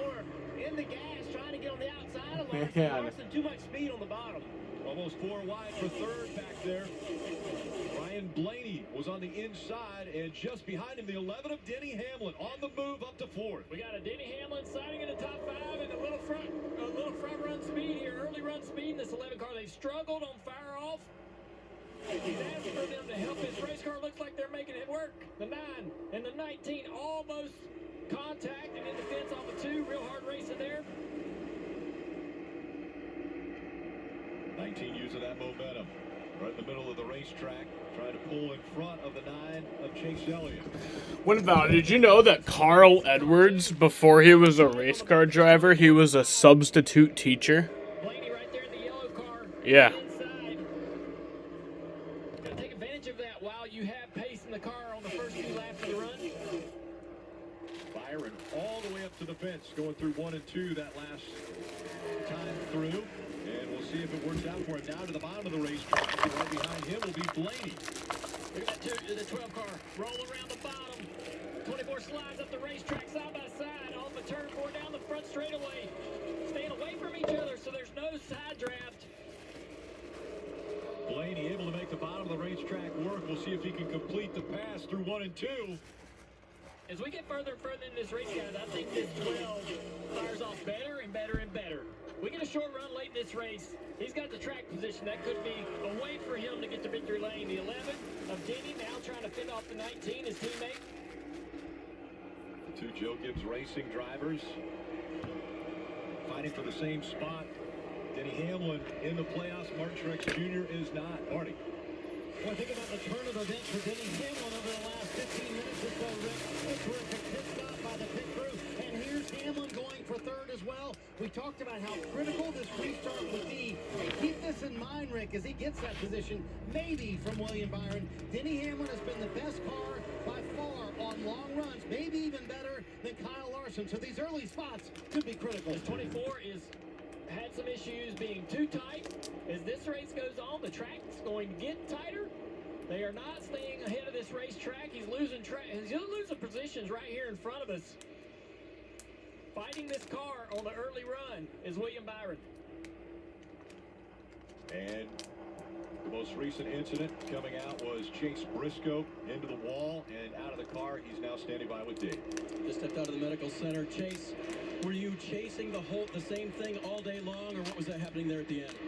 Yeah, it was weird. You know, we were really tight kind of the whole race, and it was really going long run, just too tight on the short run. So that green flag run, trying to get on the other side of it, was just extremely loose. I was hanging on kind of every lap there, it was last 5 to 10, and knew we weren't going to get the lucky dog. Was honestly just kind of cruising, trying to get to the caution there in a couple laps, and went into one, and I mean, it was like I hit ice. So yeah, frustrating. I think that's the first time I ever just crashed by myself, so embarrassing on that side. And of all the time for it to happen, that's not when we needed it to happen. So yeah, just know what we got to do next week now. It was obviously a struggle to kind of pass the first race, and we'll open up our strategy a little bit now for next week. So yeah, just got to go to Martinsville and try to win. But yeah, everybody says we're all frustrated for their guys, but I'm not really frustrated just because there's something that they had nothing to do with there. That was 100% on me, so got to get better. Martinsville is his next shot, guys. 100% on him that he got the car in the wall because he was pushing hard, but his car did not have the grip it needed to have. And yes, he did wreck the car, but the team has to give him a better car, right? And be able to take the fight to these guys, and just did not have it today. Daniel Suarez right there in the 99 in 7th place. Trying to look around the Hendrick duo of Chase Elliott and William Byron, 6th and 5th position. They're right on the back bumper, the 19 of Truex. Great action right here down into turn 1 and 2. Marty, what you got on the 24 here struggling? About to lose another spot, Junior, and you're spot on. The car just way too tight for William Byron early in the run here. In fact, came on the radio a second ago as his teammate Chase Elliott looks underneath him, said just plowing tight early in this run. Yeah, and that'll get worse because this track's just going to get tighter. It ain't going to get looser. You have to keep working on that race car, find a way to give him fire off speed. We've seen some teams do it. This 11 car, Denny Hamlin took off on this restart. They've improved his car really tight on the early runs for him early in the race. Chase Elliott up to the 5th spot now as the 24 continues to fall back. Yeah, the hope is he can maintain. Try not to lose too many positions here. Get a chance to work on this car again. Suarez running in front of his teammate right now, Ross Chastain. But the 99 also trying to take a position away from Byron, and he gets that spot. Yeah, the Trackhouse drivers leapfrog his teammate, Ross Chastain. Now working his way into the top 10. Trying to find his way into the top 5 around Chase Elliott for that position. We saw just how tough Daniel Suarez was at the Roval. He lost power steering and fought that race car, almost 4,000-pound race car, for so many laps before they were able to help him out a little bit by adding some steering fluid. But it was a tough battle, but it ended up eliminating him from the playoffs in the round of 12. Impressed to be able to see what that car can do on the bottom of the racetrack, making good pace down there. Really the only one doing that down there on the racetrack this late into the run. Larson out front. We've seen that almost all day. 145 laps led, and Oh, Denny Hamlin's got a problem. Racetrack. Looks like he's back up to speed. No. In the middle of 1 and 2. No, Denny Hamlin's off the pace. Watch him in this 11 car down into turn 1. Sideways. Yeah. Wow. Whoa. And the right rear gets Whoa! It almost spins it around again. Huge moment. Now, yeah, you know, so they've got that car freed up. We talked about them adjusting the car to get it to where it'll turn. Everything's fine. Regroup, get going again. But what kind of damage did he do to that right rear tire for the long run? Well, they keep in mind that as the sun's starting to set, that turns 1 and 2 is starting to get shaded. And now that could change the way the car drives over there, you may need to go back on some of those adjustments.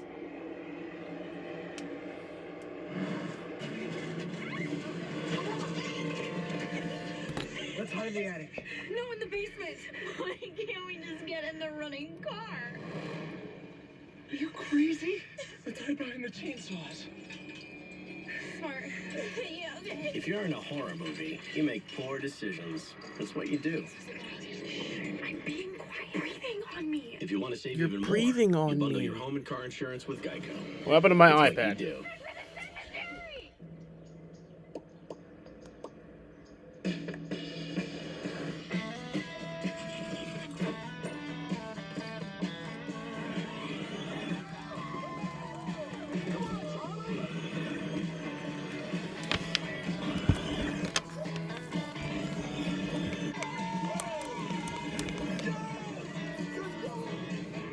Get crafts, sporting goods, restaurants, and the future of NASCAR all from your neighborhood. DoorDash.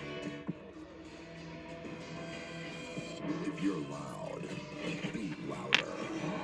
If you stand out, stand strong. And if you got the devil on your shoulder, take him for a ride.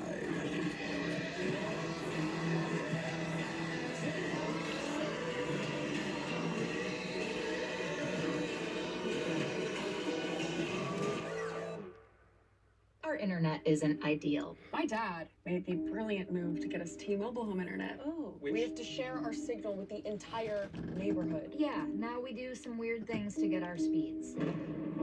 Well, Emma. Come on, kids. This sucks. Well, if you just switch, maybe you don't have to be there. Whoa. Yeah. Okay. Yikes. Oh, sorry. I wasn't thinking. We don't really use the V word. Kind of insensitive. We prefer pro-lunar. Yes. Much better.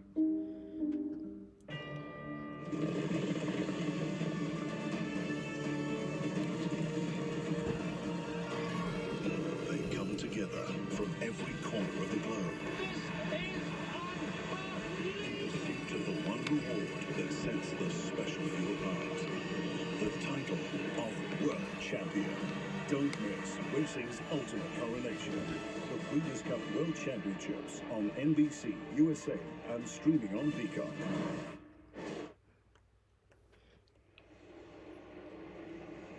Under 80 laps to go. The NASCAR Cup Series playoffs on NBC. This telecast presented by T-Mobile. I want to take a look at the Ruoff Mortgage keys to victory lane. Yeah, 1 or 2 stops this last stage, the longest stage, when I only need to stop once for fuel. There's a little bit of data that says you stop twice for tires, you can have a faster run overall. When will we see the caution this lap, but it takes one caution at the wrong time to mess your whole day up. Larson's been out there a half a second faster in the field banging the boards. Can anybody get up there and find the pace that he has and bring the fight to this 5 car? I want to go through the field, and we'll start with Marty. Kyle Larson, so impressive today. He's led all but 36 laps here at Miami. And Cliff Daniels had an interesting conversation with him under the last caution. He said, listen to me. The track is going to go through a transition during this next run. Keep that in mind this entire run. Tell me what the car needs, because we need to adjust to the racetrack, or we may not win this thing, Kim. What's this link? Fastest dog.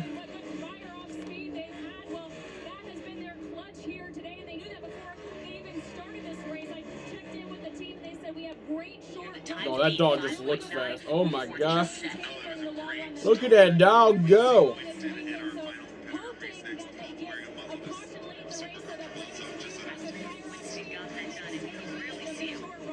Look at that boy.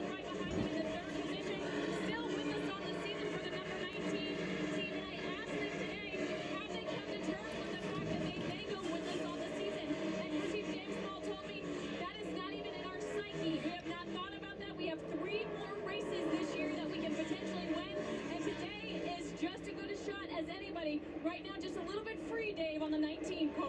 Things are looking up right now for Chase Elliott. He's been running so close to the wall. Look at that. Alan Gus has said his crew chief told me we didn't do that much in practice because we weren't very good. I said, has he run well there in the past? He said, oh yeah, as recently as 2020 when we got blocked and then passed for the win. So Chase is very comfortable out there, but he's got to take care of the car during the day and then look at the data that he collects before he really starts charging up there. And Marty, it looks like he's doing it now. Dave's save of the day goes to Denny Hamlin. I would say they freed that car up for Hamlin. Now the question is, how good will it be on the long run, which has really been their strength all evening long or all day long. Denny Hamlin hasn't said a word after that near wreck a moment ago, Kim. F5 is going to have a problem for anyone to pass him. Oh yeah. Kyle Larson's pretty much got this race won.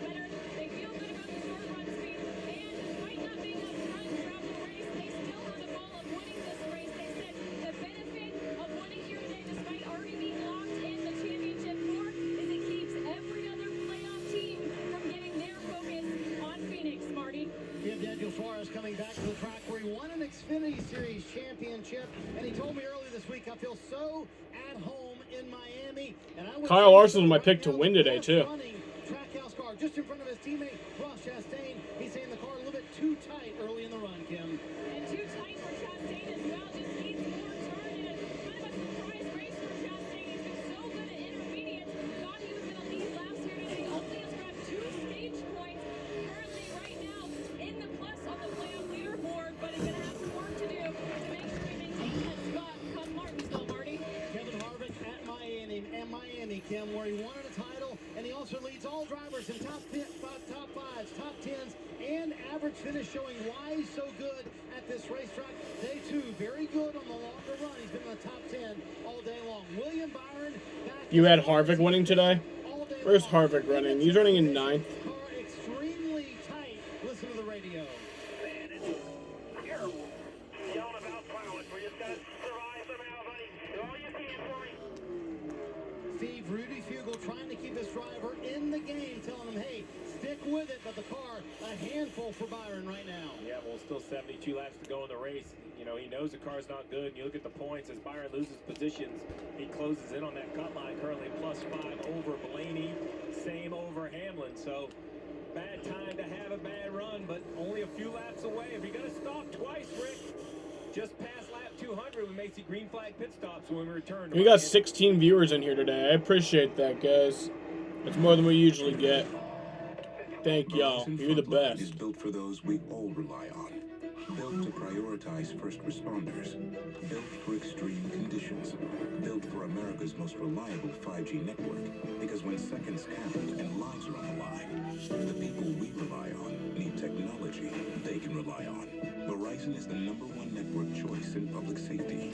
Verizon Frontline, the advanced network and technology for first responders.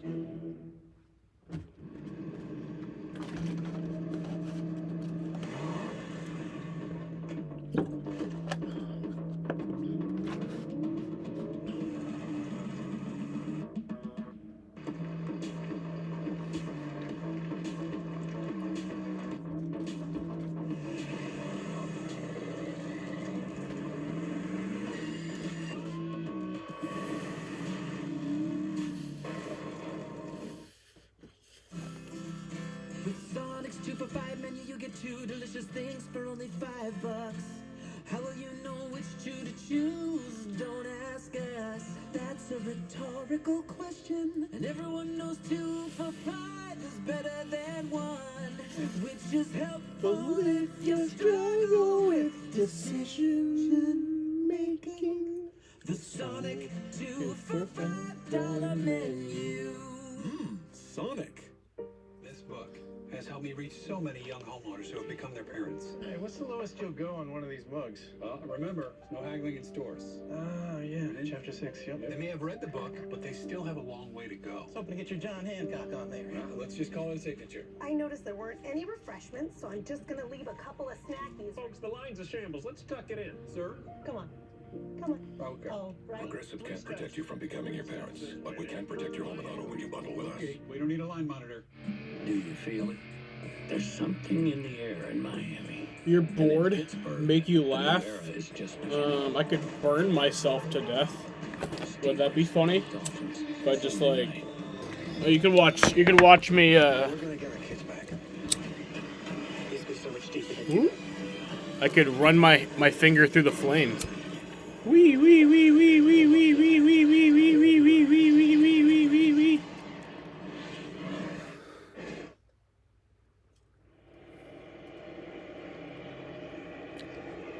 Larson now an 8.2-second lead, and we look at the drivers that are separated by 12 points on either side.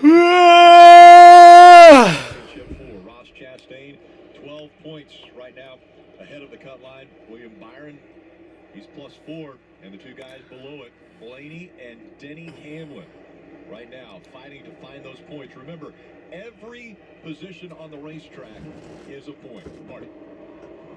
Hey, Rick, so we talked about this 2-stop versus 1-stop strategy. Denny Hamlin debating that right now. William Byron's team as well. But, hey, Steve, your Christopher Bell's team, your Adam Stevens, right now you're 35 below the cut line. Would you not throw a Hail Mary here and say, hey, we're going to do it in 2 stops. Maybe we'll drag other people with us. Well, I would say they need to do a Hail Mary, but I don't know if 2 stops... Sam, when did I wake up? When did you wake up today? I woke up at like 11. Same sort of tire wear, and we saw yeah. guys just chase the math. The math says hit in about 32, 33 laps on your tires, hit again in 33 laps. While it seems like having an extra pit stop is crazy, Rick, old tires are so slow. The extra laps on the new tires make up more time. Basically, it's a math equation. It's 5 to 8 seconds faster to pit twice. The negative, you're a lap down for a pretty good chunk, and it's easy for a lot of points, which all the playoff guys need, to slip away very quickly. So we're going to see who does what, Dave.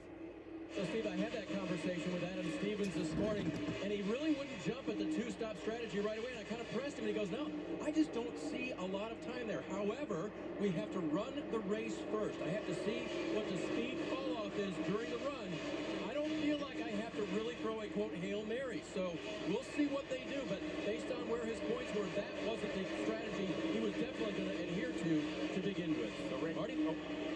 Yeah, William Byron is right in front of him. I can tell you he wants to do 2 Yesterday you slept till 3 p.m. God damn. more here, Steve. So he's going to have him run about 4 more laps. But William Byron struggling. Now he's back in 13th. He desperately wants to get the pit road. So the magic number is if you feel you can run 60 laps on fuel, that's when you want to pit on a 2-stop strategy, because if you get caught by a yellow, you could then take the wave around, right? So I know this sounds silly, but these crew chiefs aren't thinking one move ahead on this chessboard. They're 2, 3, 4. They're like, all right, if I move this piece, what is everybody else going to do? And say the caution does come out. Say I'm just unlucky. Have I put myself in a corner to end my day? Or do I still have an escape plan? You know, the best, smartest minds in the world, they don't get into any sort of mix of anything without knowing their way out. That's what these crew chiefs are trying to do right here. So I would imagine 1 or 2 more laps, and we're going to see what the decisions are by the leaders. And if you're Larson, do you set your own strategy, or do you go off of your competitors that are closest to you? With a 9-second lead, I'm really concerned about the top 5. Right now, he might have his own plays, but don't let Truex, Blaney, Elliott, or Hamlin get track position on me, because they have pretty good cars. You fell asleep 6 hours ago. Guys back farther in the field. So when did you wake up? It's the one right behind him. Oh, I think he's going to come right here. So we're getting ready to see some action real quick if pit road opens. But to your point, with a 9-second lead, you can run that extra lap. You can take a deep breath, see who you know, racing or who you're not racing. The 24 looks low on the track. I would say this is pit entry angle for the 24. There you go, left-hand turn for William Byron. All right, William Byron's pitting. Willie knows picks. William Byron's move to come in. It's clear what his strategy is now.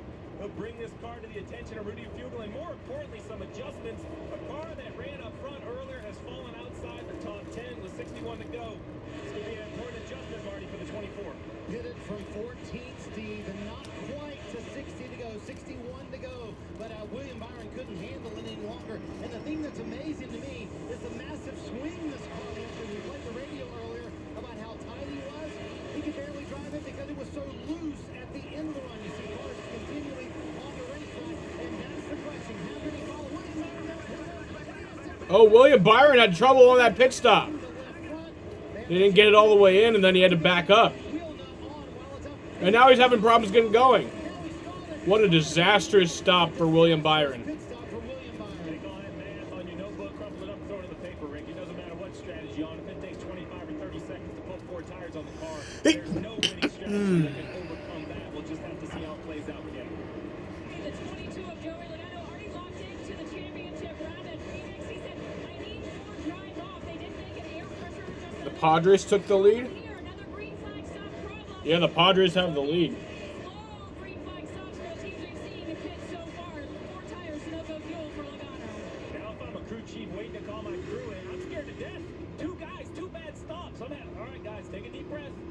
Special here, let the strategy work out. We don't have to press. Sometimes pitting on the green, you think you need to try harder. This is the one that's going to gain the attention. Now Blaney and Chase Elliott have come to pit road. It'll be decision time for the 5, but first pit stops, Kim. And they told the team, make a clean stop. They paid attention to what happened. This was their goal all day long. Have clean stops every single stop. Blaney just needs more grip in the rear over the long run. Air pressure adjustment days for Ryan Blaney. And we got a clean stop here for Chase Elliott. Good on the right side, around to the left side. Now Chase hit his mark perfectly. Sunoco fuel going in. That looked pretty good. Yeah, Dave, I agree. Very good. Great execution by the 9. So now we see Ross Chastain smoking the right front, trying to get to pit road. And Ross has been clean up front turn. He just doesn't have any on either end of the racetrack. They did take an air pressure adjustment. 4 tires Sunoco fuel for Ross Chastain. And you see Mark Truex Jr. there at the bottom finishing his stop. And Blaney. Oh, Ryan Blaney's around. Caution is out. Under pit stop, so that can make things interesting. About the access road, it looks like the 12 of Ryan Blaney leaving pit road, spun on the access road, trying to get too much. Kyle Larson still on the racetrack. I think the first thing is let's see what happens with Blaney, but then Rick would have to take a couple laps and let scoring work out and see who is lucky by this caution and who gets hurt by it. Larson was on his way to pit road when this happened. He was slowing down, and so the second the caution came out, he stayed out on the racetrack. You know, Rick, I'd rather be lucky than good, but in the perfect world, you're both. And that might just be both for Kyle Larson today. We'll see how scoring works. But how about the 12? This is the 12 signature. Great cars that can't get to the finish of the races. Once again, last week, it was a spin on the racetrack. This week, guys, I didn't see it firsthand, but it looked like it was still on the access road for the 12 car. Well, we talked about it earlier, Steve, how important it is to have good pace leaving, but there's very little grip down there. It's dirty, doesn't get blown off, a lot of dust gets piled up on top of that. Go back and see if that's what happened, but if it did, I mean, I've almost done it. I've almost come off of there, you know, in the gas really hard and get the right side tires on the wrong side, get it in the grass, and then you're along for the ride. Yeah, once you drop a tire off in the grass, there's pretty much nothing you can do. Take a look and see how it happened. There he is, far right of the screen. He gets loose. Wow. That was wild. Came around fast. That is weird. So it didn't look like he dropped the tire, but I think NASCAR had a big concern about him maybe sliding into the apron or up the racetrack even, and needed to throw this yellow. I got no problem with that. Even though he does get going again, just the danger of that car going across the racetrack is enough for me to get the yellow out. Free pass. Free pass is going to go to the 22 of Logano, we're being told by NASCAR. A lot of cars that are one lap down that had just come to pit road, so Steve, we're going to see them do the Sam, don't just sleep and wake up and forget where you are. Question, though, is the 19 of Martin Truex Jr. and the 1 of Ross Chastain. Sometimes I fall asleep. Monitor. And I forget where I was. And are on the lead lap because they were on pit road or had yet to really... After the Pocono race, when I got home from the Pocono race back in July, I fell asleep in Dom's car, and then the next thing I remember was waking up in my bed the next morning. Like, so that was wild. Or if your pit stalls on the second half of pit road, it's to pit out. So we kind of have to untangle this web of where those cars are pitted. If Truex and Chastain are on the lead lap, then they will stay out and they will assume the front row. So it could be a huge break for Mark Truex Jr. in a year where he doesn't seem to be getting any lucky breaks. And I believe that's the case because pit road's now open as we see Kyle Larson turn to the bottom. So Truex and Chastain will take the front row, but first it's about pit stops and hopefully a clean stop for these cars coming to pit road. And the first one that will see action, Dave. Christopher Bell's team was committed to a one-stop strategy in the stage. They can get to the end with fuel from here, so we'll see what happens. They have obviously tires left. Christopher said, I need to roll the center better, Marty. Kyle Larson was so close, Dave, to coming to pit road there. Got back out on the racetrack. He actually asked Cliff Daniels, did we hurt ourselves in that process? Cliff said, nope, you're still the leader car. Very good for him. For Denny Hamlin, he said the car was tight, but once he lost that rear grip and slid up the racetrack, he said, I lost all the rear at that moment. And he said, the biggest thing we have to do is be good on the short run. So the question will be now, Martin Truex Jr., Ross Chastain, can they stay in front of Larson? Maybe this is an opportunity. Did Dom carry you to bed? No, I walked in. I walked in my house and I had a apparently had a full-on conversation with my dad. And I don't remember it. And apparently we ate a donut together. I don't remember that.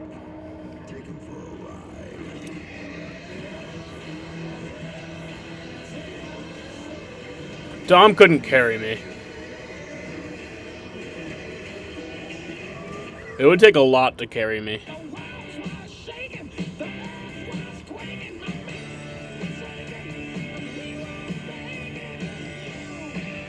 Should be all night long. Yeah, you should be all night long. Get 5 boneless wings for just $1 with any burger, only at Applebee's. Now that's eating good in the neighborhood. At SafeLight, we take care of vehicles with the latest technology. When my last customer discovered a crack in his car's windshield, he scheduled at SafeLight.com. SafeLight makes it easy. We're the experts at replacing your glass and recalibrating your advanced safety system. And they recycled my old glass. Now that's a company I can trust. Don't wait. Schedule today. SafeLight Repair, SafeLight Replace. What can you do without remembering? I don't know. Apparently, walk into bed. There'll be some times where I'll fall asleep in this chair, and then I'll wake up in my bed, and I won't remember, like, going to my bed.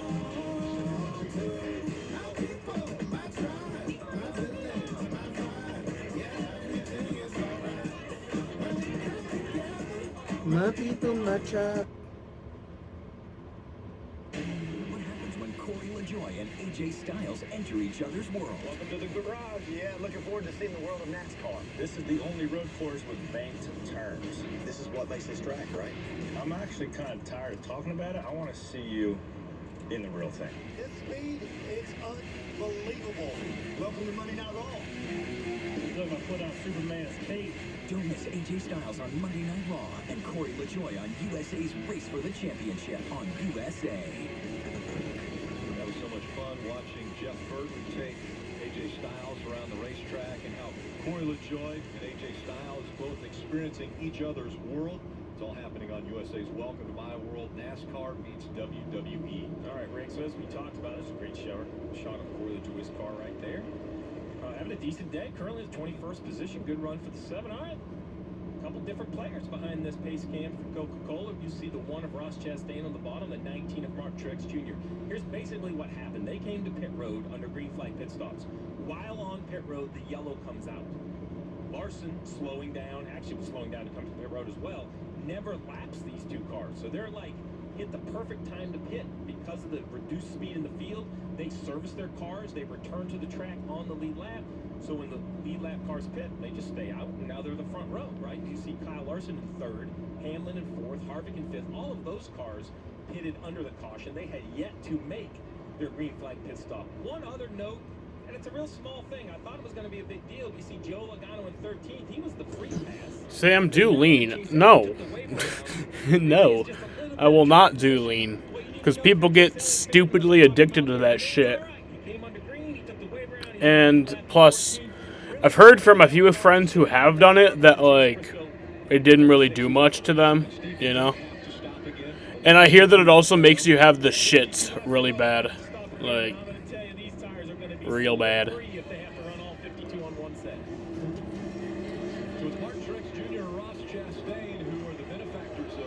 Green flag, back in the air. I think Juice WRLD said something like after a night of doing lean that he like shit the bed, which is pretty funny. But yeah, don't do lean, don't do any drugs. But Denny Hamlin to the lead. Where is Larson? Back in fifth.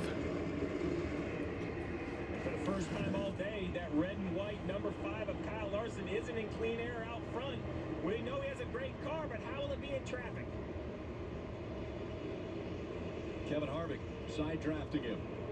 Harvick's trying to take the spot away from Larson. That car you saw making that aggressive move in the back straightaway. AJ Allmendinger all the way up to 8th place here. Still battling on the inside of Austin Dillon. Harvick right in front of them. Do perk 30. I will definitely not be doing any Percocets. I would do lean before I would do Percocets. Saw the 6 also of Brad Keselowski. He is up inside the top 5. And he way up the track right there. Remember this car not quite handling perfectly for Denny early in these runs, but that clean air is going to really improve the grip in this 11 car. Kyle Larson back there in fifth. This is the first time in a long time he's been behind other cars, so now his car drives completely different than it did before. Goes to the bottom of the racetrack, can't get by Brad Keselowski. Going to try to wrap the bottom here. Brad's going to have the speed to try to clear him down the front straightaway. He does. Larson tried to side draft to slow him down. Sam, what? Now Brad chops him off down here into turn 1. Defends any kind of move to the inside there. Larson back up against the wall. What move will he make this time? Down to the bottom of the racetrack again this time. Keselowski doesn't chase him down there, but has the momentum in the middle of the racetrack. And for the lead, here comes the 19. Fuck Truex. If Truex wins this race, I'm going to shoot myself in the head. Maybe near as good as Kyle Larson. He's kind of had trouble getting that track position, but now he has it. This 19 car in the lead. Now the fight is for Larson to try to get up there and retake first position. Can he do it? Mark Truex Jr. up front. He's led 3 What drugs would you actually do? So the drugs that I have done, weed, I guess alcohol counts as a drug, but I'm not going to count that. Weed, shrooms, and acid. That's what I've done. And acid, honestly, like everybody says that acid is like this super crazy drug, and I'm sure that it is, but for me, like it didn't really do much. It didn't really do that much to me. Like, I remember I was sitting there playing MLB The Show, and like, I was also like listening to a podcast, and the podcast, like, it made the audio of the podcast sound really weird. But like, I was also looking at the screen while playing MLB The Show, and just the outline of like the players like looked really weird. But other than that, acid didn't really do much to me. Shrooms though, that shit's crazy. What drugs would I do? I would consider doing cocaine, but like, not a lot. Like, I would never buy cocaine, but if I was ever at like a party and some dude was like, hey, you want to go to the bathroom? I'll be like, yeah, and then I'll take a quick line. Oh, Larson and Brad have contact. Like, I wouldn't, like, lean is one of the drugs that, like, I don't want to do lean, fuck lean, but I would rather do lean than, like, a lot of other drugs. Like, there's a lot of other drugs that I would, like, I would rather do lean than, like, many other drugs.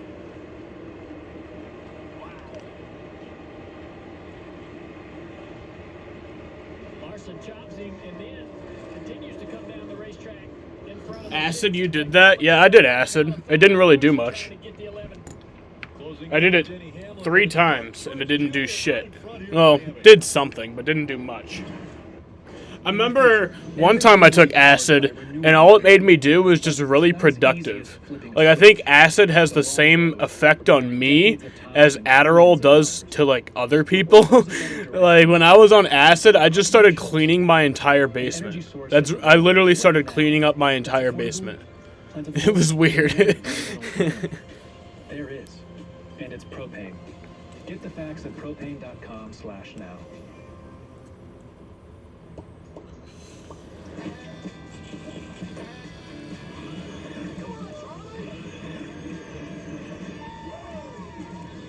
Get crafts, sporting goods, restaurants, and the future of NASCAR all from your neighborhood. DoorDash.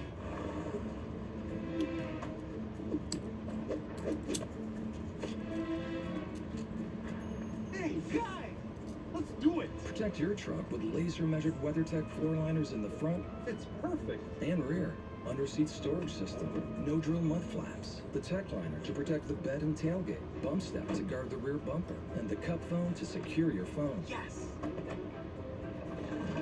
Guys? Order your American-made products at WeatherTech.com. We get out. Fired up. Hook big ones. We get out and rip it. And we track them down.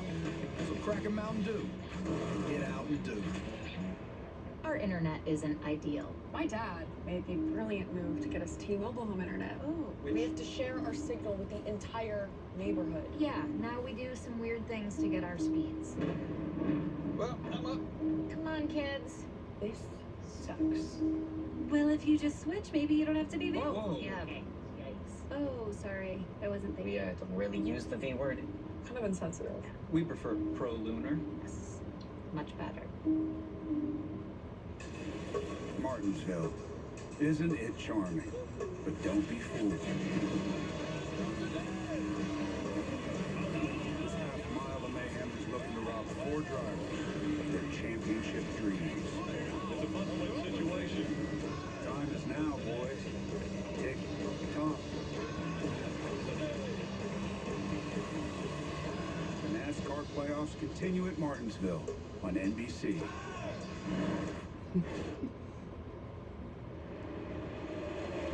38 laps to go. It's NASCAR Cup Series playoffs on NBC. This telecast presented by T-Mobile. And now the 11, giving the fight back to the 5 of Larson. We will have extended coverage on Peacock after the race. NASCAR America post-race show. Make sure to stay with us for that. These guys right here trying to sort this out. Larson wants to get clear so he can try to see about driving up to the top 2.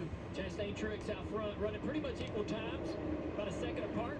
And then this battle right here. Natural rhythm, and the speed is going to come your way. They're going to come back to you. Natural rhythm. Look at the move by the 11. Denny Hamlin dives to the bottom of the racetrack or the middle, trying to make it work. He gets beside the 5, but he can't keep the momentum up. AJ right there behind these 2. Be a little patient in that 16 car.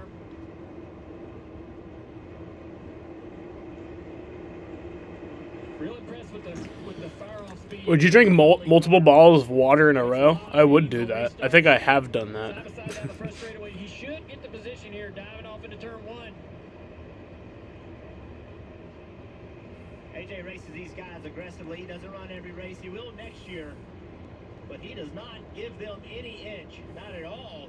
That lap right there, Kyle Larson, 2/10 quicker than Truex, 3/10 quicker than Chastain. So Larson's car is just starting to fire off on this run. Let's see if he can run these guys down. 36 to go.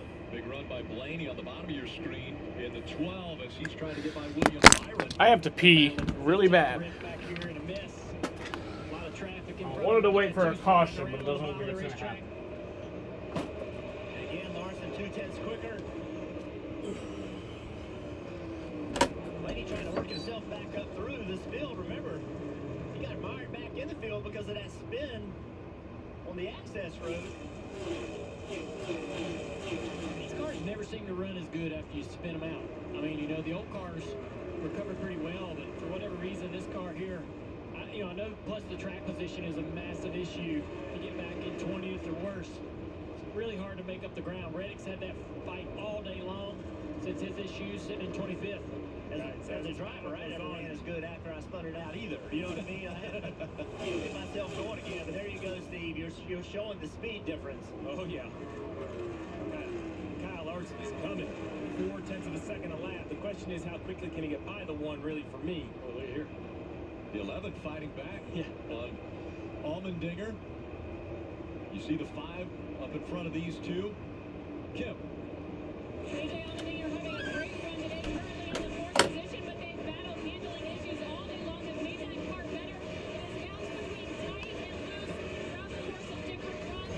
AJ having a surge on the Cup side for Pollock Racing. In the last 5 starts in the Cup Series, he has top 10 finishes, and I asked him, what does that do for you? Because you're going to be running full-time Cup again next year. And he said, I would have done anything the team wanted me to do, and they wanted me to go to Cup. But for me, these finishes we've had recently. If you drink 17 bottles, it can waterboard you. What does that mean? Like, I know there is a such thing, like if you drink too much water, that's a bad thing. They struggled with short run speed in the 11 car, but got back past AJ Allmendinger a moment ago, now in 4th. Chris Gable just told him a moment ago, now get into your rhythm. The 5 is going to, quote, be a bulldozer coming up through the field, tag onto the back of him, and follow him. And there he is, to his promise, trying to get second, Rick. Around the outside, and we see the 1. Ross Chastain went into the middle of the racetrack. That opened the door for Kyle Larson. All right, now Kyle Larson's got to go chase down this fucker. Then he sets his sights on. Could not let Truex win this race. Crew chief, he was trying to calm him down, saying, get in your rhythm. Get in your rhythm because you know you can catch him.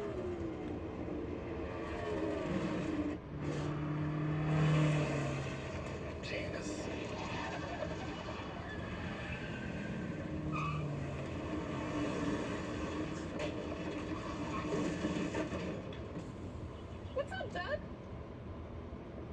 Hi, Cheryl. What got into you?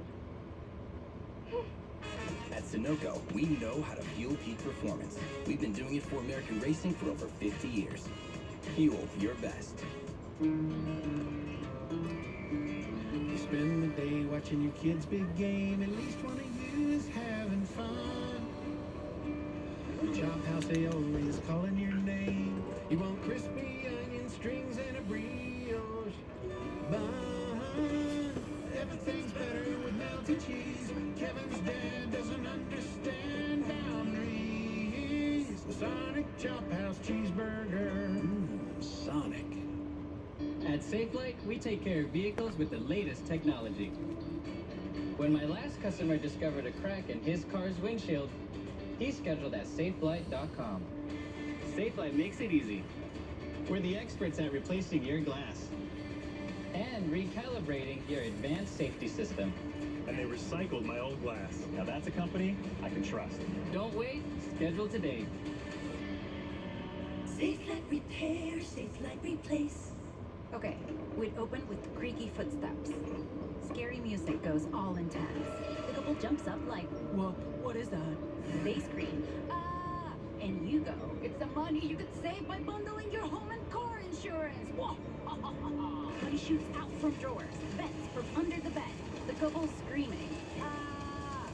What might be happening? happy about the savings. They're scared of how happy savings make them feel. Oh, of course. See how much you could save by bundling with Geico. Drink them if you got them. USA presents the perfect cocktail for a damn good time.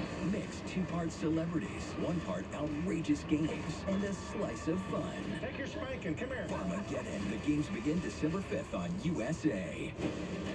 The San Francisco earthquake. We just need to figure out what you're here to do. Give me your head. This building's coming down. Look out! Wake up.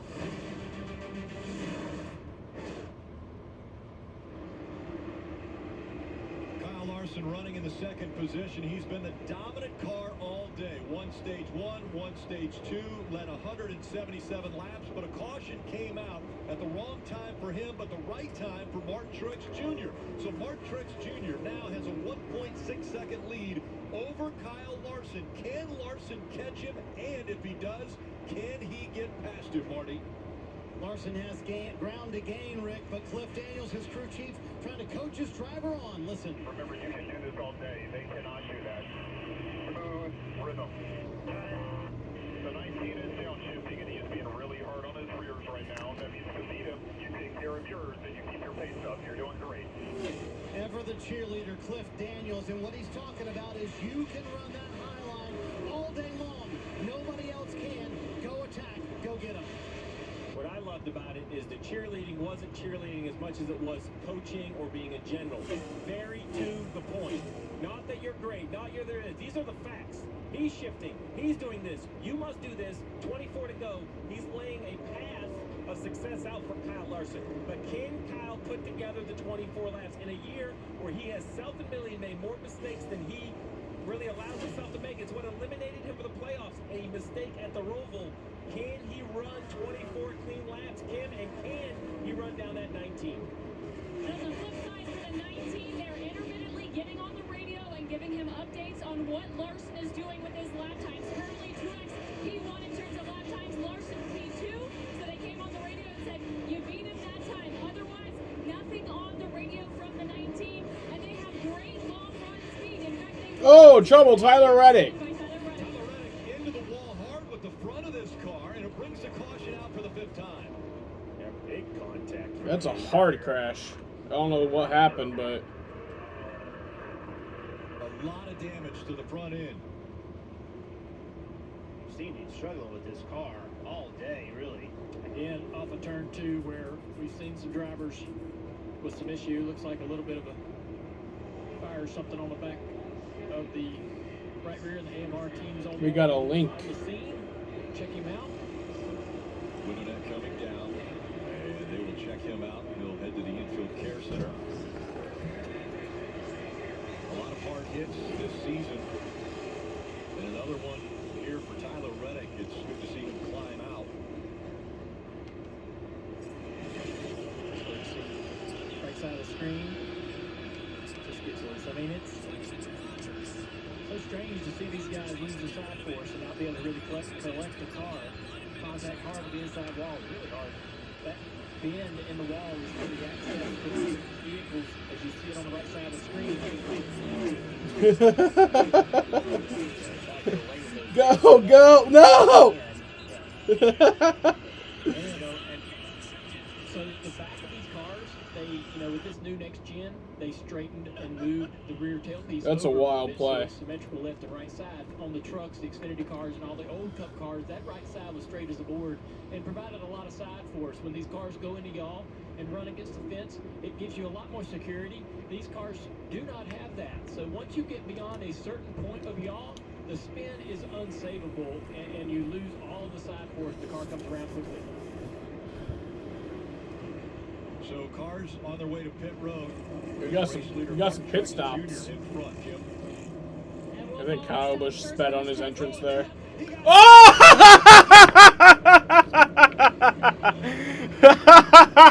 Fuck you, bitch. Truex just spun into his pit box. Oh, you're not gonna win the race now. That's gonna be a long pit stop. 18 seconds at 9.3. Oh my god.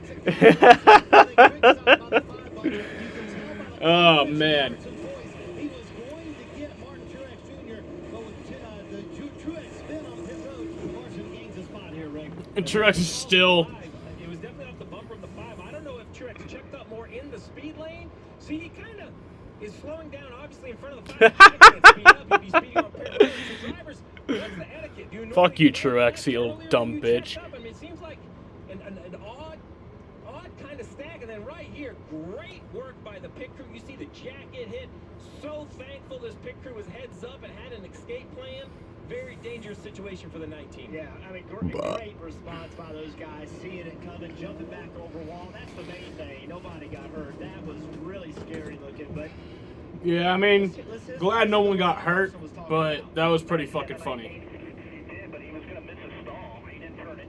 Yeah, I thought he locked the brakes up in front of me, so I hope he's not mad at me. Yeah, so that's what I'm looking at. The 19 car didn't turn and blend toward the stall like he typically would, as if he might have realized that he was actually going by the stall. You can't, you Kyle Busch in 5th. That late, so I wonder if Martin actually drove up on the stall, almost missing it. And notice this, or realize this at the very last minute. Slows down really quickly. The 5, he can't do anything about it. Ends up turning around. And I have to ask myself, as the sun starts to set, you're driving down pit road, looking into the sun, looking for your pit stall. Just wonder if he kind of lost track of where it was. Because I'm with you, Junior. Like, see all the other cars like the 1, you kind of blend left and then turn in. The 19, when he does get spun, I'm not sure he would have made the pit stall anyway. There's no way he would have made it into his own pit stall. Right. I think he's actually maybe missed his pit stall, just about missed it, recognize it at the last second. And if you're Larson, it's your job to be right on the rear bumper of that car in front of you. Watch the rear tires on the 19 car. Because you heard Larson say he thought he locked his tires up. See, Martin kind of, the steering in Martin's car, though, is really subtle. It's not like a freak, reaction to missing your, I think Martin, maybe Martin turned it in there thinking everything's okay. But it was just, Martin wanted to do a 90-degree turn to the stall, and you need to blend a little sooner so you don't get run over, Marty. Yeah, Cliff Daniels continuing to coach his driver, Kyle Larson. He said, no doubt, he hit the brakes in front of me. And Cliff Daniels saying he would have gone 2 to 3 stalls past his own stall. There was no way he was going to make his stall. So trying to calm his driver down a little bit and reassure him, hey, that was just a mistake on their part, not your part. You need to hear what this 19 team's opinion is about the whole event. You're seeing Coach Joe Gibbs there, team owner, and frown on his face, doesn't look happy about what just took place. It was definitely a freak situation, nothing we have seen very often, thank goodness, for how dangerous it is, but definitely seems like a stack up of events. I'm not sure there was any ill intent on the 5. Kim, what are you hearing?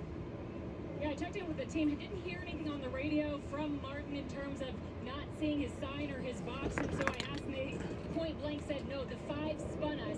So no indication from the 19 team that they feel like they were going to miss their box, despite how far out they were from the pit stalls. They think it was truly the 5 spinning Martin. Wow, well, there you go. That's the 19. They have every right to their opinion. I'm not sure if I see it exactly that way. But such is competition. And remember, the rule is you can drive through 2 pit stalls before you go into your pit stall, but you can't drive through 3. So normally drivers will be already in a pit stall that is in front of theirs. And Martin Truex Jr. was almost beside the pit stall that he was trying to get into right when he got hit. That was he's way far deep into the pit stall before he started to turn in. But I'm just looking at Martin's steering wheel. There was no sort of oh no reaction. His steering wheel was very subtle to turn in, so maybe in his opinion he was going to be fine. He certainly turned in really late. And you would want to fade left to get yourself out of any situation where the 5 might hit you. And if you got those guys on your bumper, you cannot slow down your pace in lane in front of them and expect not to get hit. So Martin Truex Jr. now shuffles back out in 19th as they get ready for the choose. And Larson will restart on the outside of now Denny Hamlin, who will make up row 1. It will be 17 laps of racing to go to find out, can Denny Hamlin secure a spot with a win here? And this has put Martin Truex Jr. all the way back in 19th place. That little incident on pit road. All right, so now we got the front row. Kyle's in 7th. Kyle Larson. Larson. All day long, Denny Hamlin was complaining about his car. My car will not take off. We saw them make it better. Kyle Larson, he's had the fastest car all day. Now he has clean air. So it's Kyle Larson's job just to get a great launch right here. All right, so we've been judging how the 19 was getting the pit stall. Let's watch the 1 of Ross Chastain. Same idea, the 11's just as close. Watch Ross. He's going to blend left and then decel. He pulls out of the fast lane at pit road speed. He doesn't allow the 11 to catch him in the rear bumper. That is what is normal to me. The 19, whether it was a mistake not seeing it or maybe it was on purpose and thought the 5 would have to check up, I don't know. The fact is, that did not look like the 1 at all. That entry for the 19 car looks much different than what is expected, and obviously much different than the 5 expected. The other thing this did is a lot of people stayed out. Now there's 24 cars in the lead lap. So if you're a point guy and you don't finish this race off and you have trouble, that caution right there could have a huge bearing on how many points you earn at the end of this day. 17 laps to go. All right, here we go. Green flag is back in the air. 17 to go.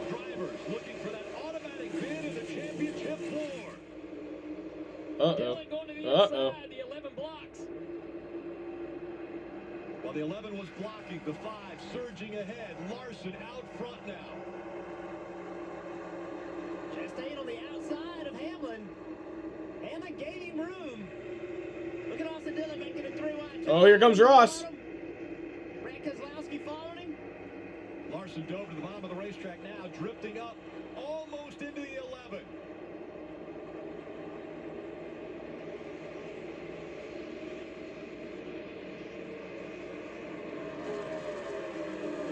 Trying that dive move also, all the way to the white line. He tries to get by.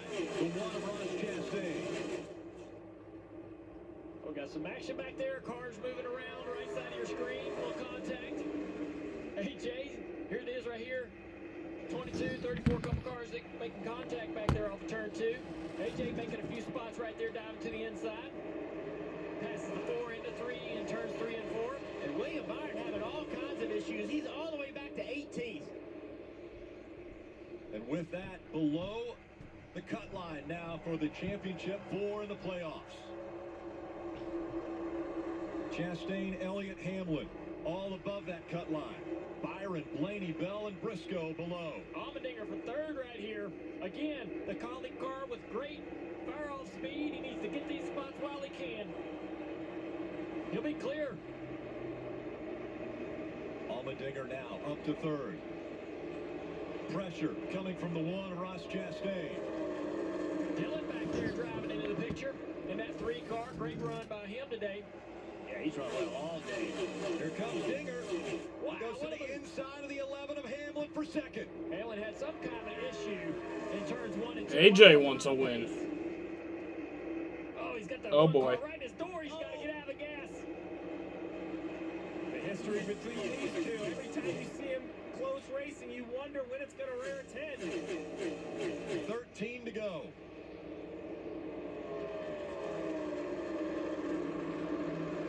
And the future history between these two, the 16 and the 1, I think they're going to be getting into it if they run like this every week. Listen, Allmendinger was faster than Larson that lap. I'm telling you, this car's been amazing in the first 5-10 laps. He's going to dive the inside here. One car, too, with great speed right now. Larson better pick it up. Get ready.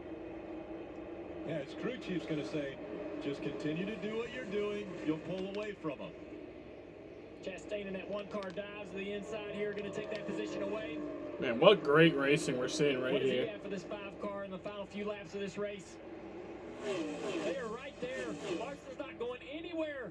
Look how close they are. They actually passed each other, racing each other, and they're driving. Oh, here they Bumper this 5 car. We saw Chastain last week, how close Jesus, he got to man. that race. Drove very smart.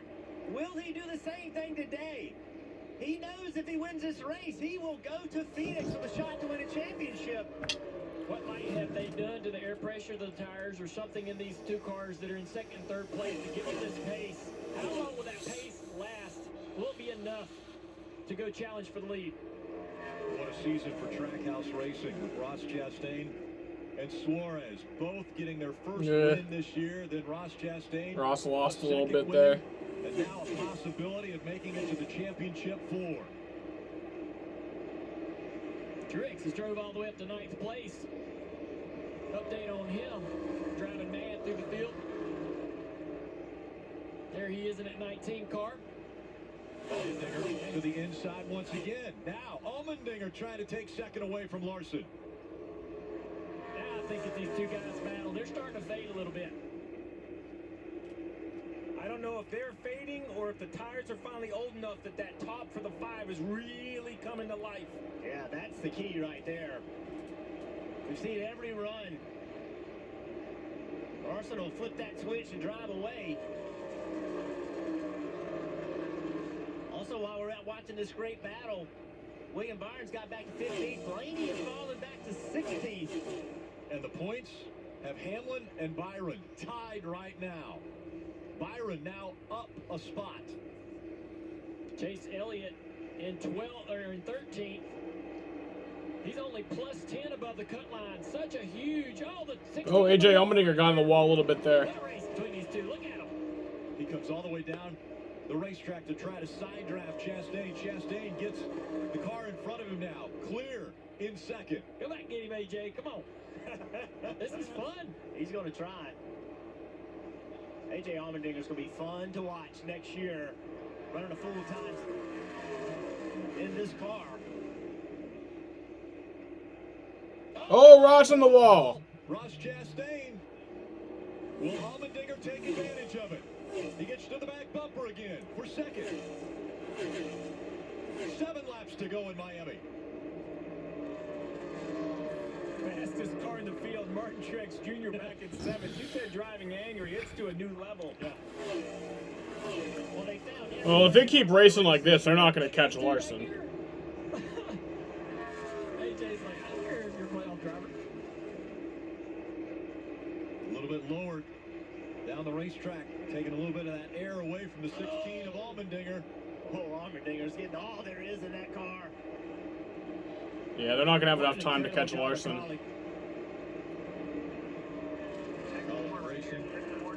Fielding the 16 for AJ Allmendinger. He will run full time next year for that organization. In the Cup Series, he's fighting for an Xfinity Series championship right now with Colleague as well.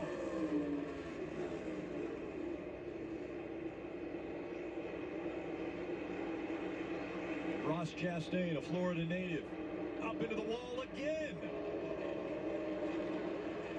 5 laps remaining.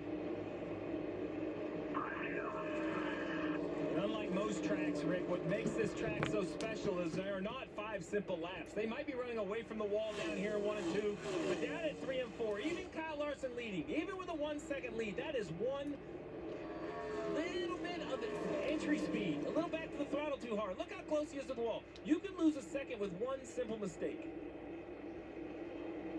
All the way up against the wall. It'll be 4 laps to go. Hamlin to the Across wall. the stripe. Denny Hamlin. Really slow. He's going to lose a couple spots down this front straight. Denny Hamlin. 6 of Brad Keselowski and his teammate Truex. He got the wall off turn 4. Had to come all the way out of the gas. Well, look what it does to the points, guys, right? He went from 0 basically to -4, -3 between him and Byron. Let's take a look. Yeah, watch these cars pass him as he's in the wall. And see, he got in the wall and he couldn't get away from it. And now, all these guys going by 1 point, 2 points. We've seen so many times. Oh, the 19 slowed down a little bit off of 4. He's driving through the field. Gets by his teammate now. Looks like he might be giving up a spot. Under 3 laps to go. The gap now, 1.3 seconds from Larson to Chastain. Oh, Hamlin's got his way up. Truex fights back. Hamlin cannot clear the 19. Hey, Truex had an issue at 3 and 4. I wasn't sure what was going on, but looks like he's not going to give that position up if he doesn't have to. They continue to fight. And second, still held by Ross Chastain.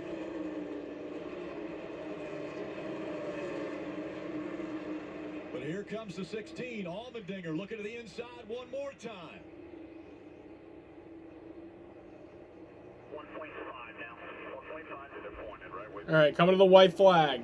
Former teammates on the top of the screen in the Xfinity Series and teammates on the bottom of the screen for Joe Gibbs Racing. As the 5 comes off turn 4. White flag is in the air one more time around Homestead. Kyle Larson has led 198 laps today. He will lead 199 if he can close it out. He goes all the way to the bottom of the racetrack through 1 and 2. As dominant as a car as Kyle Larson has been at this racetrack so many times, his best finish has been second. That is until today. Kyle Larson comes off turn 4. And Larson wins at Homestead. And somebody, I think, spun on that final lap there. A dominant performance. Cliff Daniels getting a hug from Jeff Gordon there. And the big boss, Mr. H. Kyle got 9th. I like that. To the Roval and Kyle Larson. A mistake. I am so happy for you, Kyle. So happy for you. Happy for this team, guys. Brazilian. It's been the prettiest of years for us. One thing for you on the race. Great appreciation. Great job all day. So proud of you guys. So proud of this team. What a season it would have been. Kyle Larson eliminated from the playoffs after the round of 12. But he comes right back. Here, the second race of the round of 8. And wins convincingly here, leading 199 laps. He had to work for it in that final stage, Rick. Some guys brought a little more pace there right at the end. A late yellow as well at the battle on that final restart. This checkered flag moment brought to you by Advanced Auto Parts. There's been quite a few of these moments for the 30-year-old out of Elk Grove, California. 19 career wins now with this one. A champion a year ago. He was my pick to win today. And he did. At Phoenix. And looking like he was the favorite for the championship in 2022, but too many mistakes. Took him out of the playoff contention after the round of 12. But like every great racer, the ultimate goal is to get back to victory lane, and Larson has been able to do that. A+ burnout. Whole length front straightaway.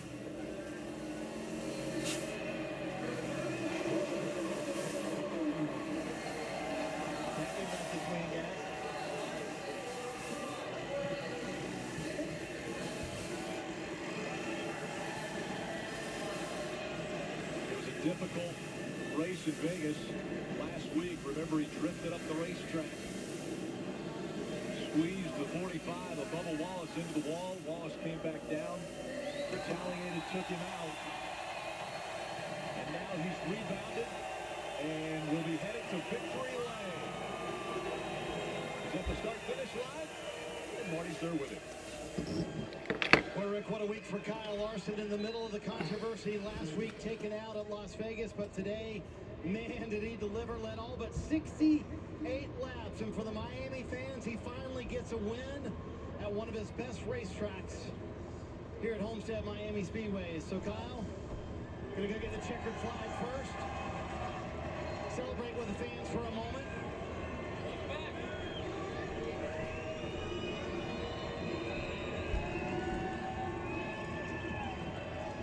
I know this is one you wanted bad. Is this sort of reminiscent of last year when you guys were so dominant, Kyle? Maybe the best run you guys have had all year long. Yeah, definitely the best run we've had all year long. We've been capable of it. I feel like many weekends we just haven't quite put it all together. So Cliff gave a great speech this morning and got us all ready to go and focused, and did my best to keep it out of the wall. I got in the wall a few times, but I can still make speed doing that. So amazing race car.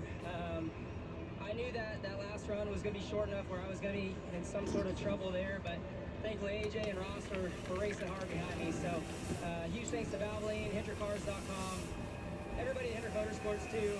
I think it was a good day for for Chase and William. But yeah, happy for our team. And we get to go race for an owner's title in Phoenix in a couple weeks. So we're still technically not out of it. I know I can't win the championship, but it means more to me to win it as a team. So we're going to go to Phoenix and try and get another championship. I have to ask you about the contact on pit road with Martin Truex Jr. What was your view of what happened? Yeah, so I was just going behind him, and he hung a hard left and was hard on the brakes at the same time, and I ran right in the back of them. So I don't know if my team... You're so happy? He was late, turned into a That's stall, good. but, I'm happy that you're happy. I don't know. If it was my fault, I'm sorry. I don't think it was, but it's hard to see down this pit road. I don't know if fans and people realize... I want to hear what Truex has to say. The sun's shining straight in your face. It's hard to Bitch see your dickhead stall, Truex has to say. Hate that happened. He was definitely the one that I was going to have to beat. He was really good that last long run too. So what a fun day. I've always wanted to race here during the day at Homestead. We could rip the wall and finally have a car tough enough for me to be able to run the wall and finish the race. So a lot of fun today. Hope you fans enjoyed the ass kicking there. And ass kicking there. Do it again in a couple weeks. Dale Earnhardt Jr. said it was an A-plus burnout. I would say it was an A-plus day overall for Kyle Larson and Hendrick Motorsports, Kim. Well, let's get Martin Truex Jr.'s side of the story. We saw the contact from the 5. Checked in with your team. They said the 5 spun you. Larson just told Marty he didn't think it was his fault. The booth noted you seemed a little far to commit to your pit stall. What happened? Yeah, it was definitely a little bit of both of that. It's really hard to see through these windshields right now with the sun like that and all the stuff covering it. And I did see my box late for sure. And so I slowed down before I turned out of the way, the 5 there. So obviously partly on me. I didn't expect to get turned around. I'm glad nobody got hurt there. But overall it's just disappointing, and to have a good day going like that and have a shot at winning, and couldn't close the deal. So I hate it for my team. Just it's been one of those years, so thanks to Bass Pro and Johnny and Tracker and Cabela's, everybody that supports us and sticks behind us, all our fans. We're going to keep digging. We're going to win a bunch of races. We just got to get through this rough patch. Whether it was a mistake or just bad luck, another win, losing from Martin Truex Jr. and this team. Yeah, rough patch. Kim, he's talked about it. He's lived it here this season. But all right, y'all. Victory Lane. Let's switch over to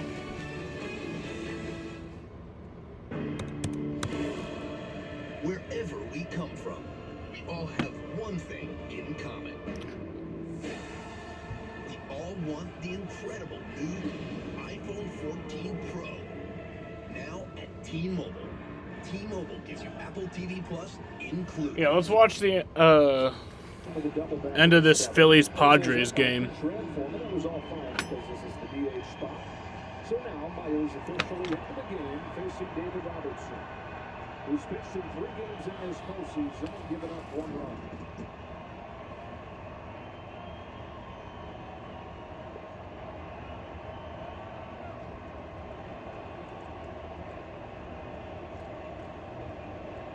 It's a close game here, so.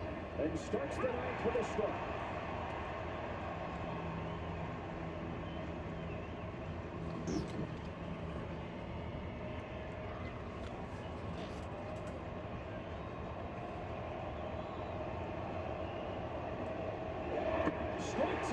So the Phillies are 2 outs away, or 3 outs away from going to the World Series.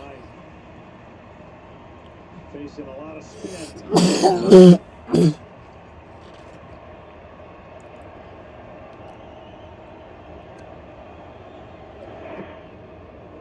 ball, 2 strikes. It's so hard to tell yourself as a hitter. That pitch it has to start in the inner part of the plate, and then you got to worry about the height of it. He's got 2 different breaking balls, one that he'll be able to go east and west, and the other one goes north and south. Virtually throws nothing straight. His 1-2 pitch. Myers takes it in the dirt, and the count evens 2-2.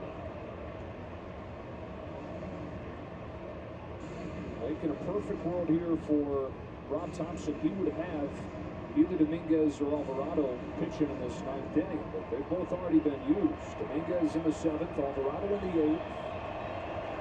And so it's Robertson delivering 2-2 to Myers. And striking him out. What the fuck was that call?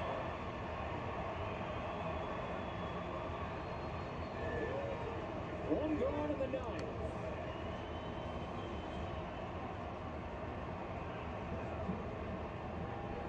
At first, Myers thought might have been on the swing. They called that a strike. You guys can see that right there. That's... Fuck the Phillies. I hate the Phillies, so I want them to lose. Phillies 4, Padres 3. The Phillies 2 outs away. Brandon Drury. Strike one. Center cut breaker, but he comes up empty. Yeah, big swing right there. That was the pitch. Let's see if he works off the height of that and tries to get it lower in the strike zone. I mean, the World Series is pretty much set if the Phillies win this game. I don't know, one pitch. High fastball, no swing, 1 ball, 1 strike. Brandon Drury hit 28 home runs during the regular season. He's got a home run in this series.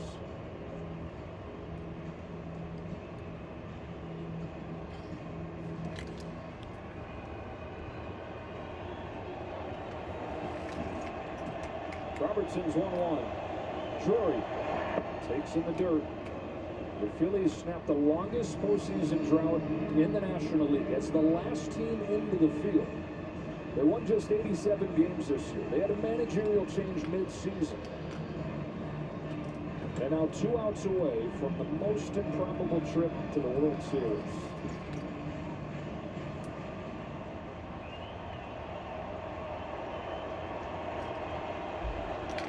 The 2-1 pitch. Takes off on him. Ball 3. Fuck the Phillies, man.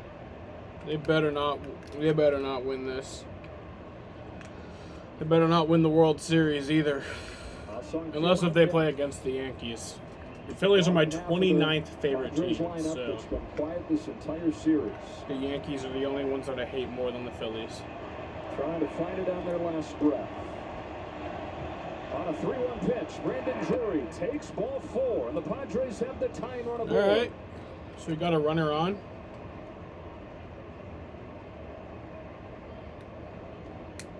So Robertson with the weight of the world on his shoulders here, trying to lock this one down. And looking back to the bottom of the game, there was a discussion about do you use Josh Hader against Bryce Harper. Winds up not coming in the game. The home run happens against Robert Suarez, and certainly something that is going to be talked about around San Diego and asked of Bob Melvin. Ranger Suarez, who would be in line to start Game 7 of this series, is warming in the bullpen.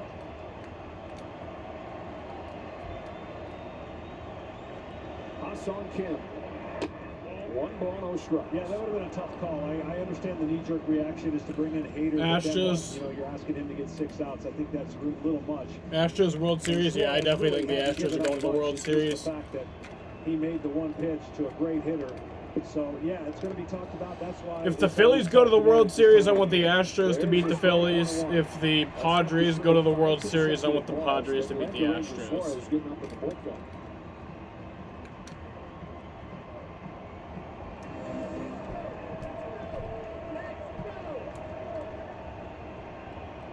On a board, go ahead, run at the plate. 1 gone, 9th inning. Ha-Sung Kim with a good take, and he's ahead 2-1. You really got to be disciplined now. You got to see the height of that pitch, and you got to recognize the spin. And if it doesn't start about the belt high, it's more than likely going to be a ball. But good luck trying to make that decision split second under these circumstances and pressure. Drury the runner at first. 2-1 to the plate. Pinpoint, strike 2. Will I be live for the World Series? If there's a World Series Game 7, I'll be live for it. You couldn't dot it any better than that. Cutter on the outside part of the plate. Well, I think World Series Game 7, if that does happen, I think that'd be the same day as the Truck Championship or the Xfinity Championship race. So that's not good.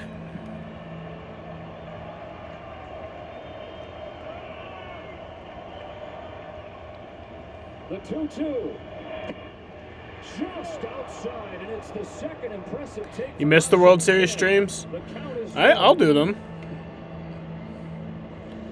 Can't promise I'll do every game, but if you really want me to do them, then I'll do them.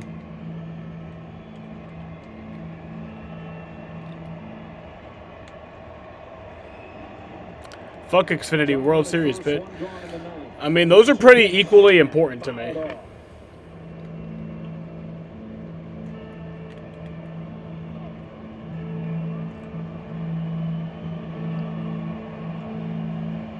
Phillies lead this best of 7, 3 games to 1. I do games 1 and 3 if possible, yeah.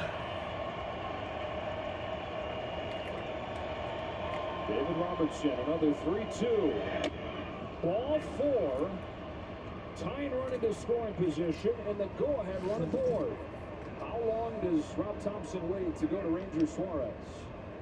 Ooh, you talk about a tough call there for a starter. I know he's pitched relief before, but in this situation right here, it is a gut-wrenching feeling if you're Rob Thompson, knowing that you've got one of your veteran relievers on the mound. They're going to send Real Muto out there for a visit. Looks like it's going to happen here. And a young starter in Suarez. Alright, so we got a little mound visit. So that 2 would set up a lefty-lefty for Ranger Suarez. That will do it for Robertson. And Suarez will try to make his name one of those names you talk about. A starter coming into the game to lock something down for his team. This would be a trip to the World Series.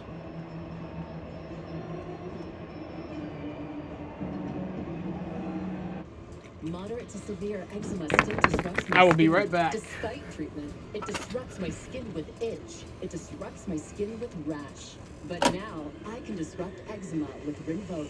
Rinvoq is not a steroid, topical, or injection. It's one pill, once a day, that's effective without topical steroids. Many taking Rinvoq saw clear or almost clear skin, while some saw up to 100% clear skin. Plus, they felt fast itch relief, some as early as 2 days. That's Rinvoq relief. Rinvoq can lower your ability to fight infections, including TB, serious infections and blood clots, some fatal, cancers, including lymphoma and skin cancer, death, heart attack, stroke, and tears in the stomach or intestines occurred. People 50 and older with at least one heart disease risk factor have higher risks. Don't take if allergic to Rinvoq, as serious reactions can occur. Tell your doctor if you are or may become pregnant. Disrupts the itch and rash of eczema. Talk to your doctor about Rinvoq. Learn how AbbVie can help you save.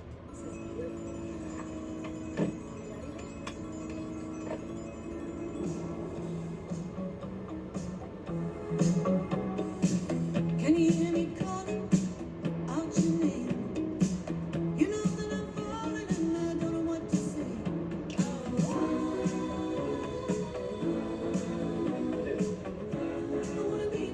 From home to Blazer, Equinox to Silverado, Chevy EVs are for everyone, everywhere. Okay, honey, we really gotta go. Daddy printed out my permission slip, right? I just scared Quinn.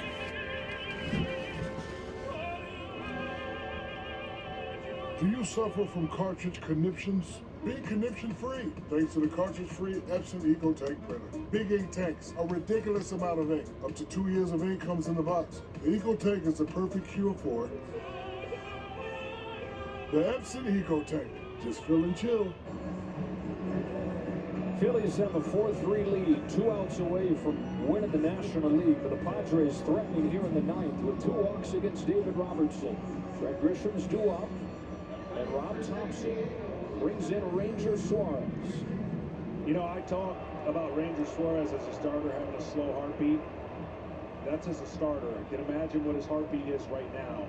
Now, it's not their elimination game, but it's a chance to take his team into the World Series. So you know his heartbeat's going a little bit.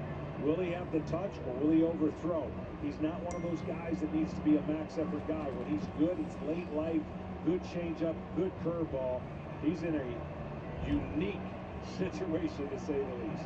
5 scoreless innings as the starter in Game 3 for the 27-year-old from Venezuela, who's one of the best ground ball pitchers in baseball, in a spot where a ground ball could end it. Trent Grisham lays the bunt down. Suarez has it, throws the first in time. All right, so 1 out away from the Phillies going to the World Series. Fuck the Phillies. Wow, that's a man you know that's struggling at the plate. I'm sure he's trying to bunt for a base hit. But in the 9th inning, you're down to your last out. He's trying to drag that ball with him, get it past the pitcher's mound. And he just couldn't do it. Good job. And really, that's not the easiest play for Suarez coming in. That just shows you what a defender and what an athlete he is, because you could have easily, with a wet ball, chucked that one. It's up to Austin Nola. Fuck the Phillies. Hop fly, right field, Segura's out, Castellanos on, and the Philadelphia Phillies are going to the World Series. Man, fuck them Phillies. Besides Kyle Schwarber and Bryce Harper.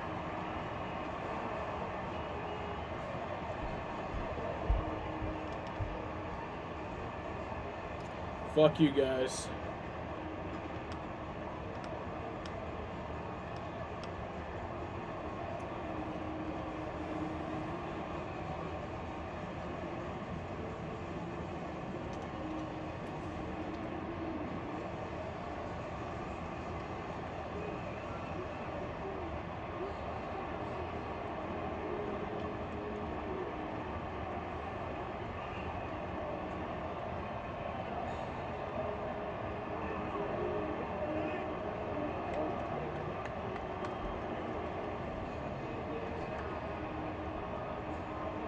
This most improbable run is still going. This improbable Castellanos doing big shit. Bryce Harper with a game-winning home run in the 8th inning. And then in the 9th, with a couple base runs, Ranger Suarez comes on with 1 out, and 2 pitches later, John, the game is over. That's unbelievable. No chance to even get nervous. I mean, give the young man credit. The bunt, well, that was supposed to be for a base hit. And then the pop-up. 2 pitches, he comes in. And these Philadelphia Phillies, you talked to them and they said, why not us? They have a lot of confidence, and they're going to have some rest that I'm sure they didn't see coming, and get ready for whoever they face in the American League. And so the first team to punch its ticket to the Fall Classic in 22 is the last team into the field. The 87-win Philadelphia Phillies are going to the World Series for the first time in 13 years.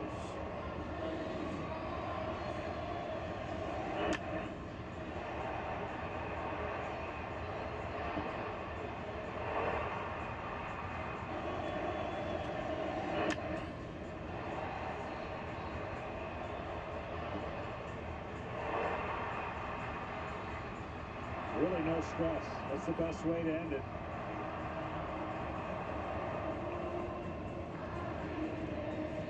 It's a roster that has seemed built for the postseason. The sluggers, the ability to hit the ball out, the top-end starting pitching. They just needed to get there. And for the first time in 11 years, they did. You sprinkle in some charm. You sprinkle in Rob Thompson's magic. Whatever it is that he's brought to this club. And now the Phillies have won the pennant. That's a guy struggling. He was struggling coming in. He got hot.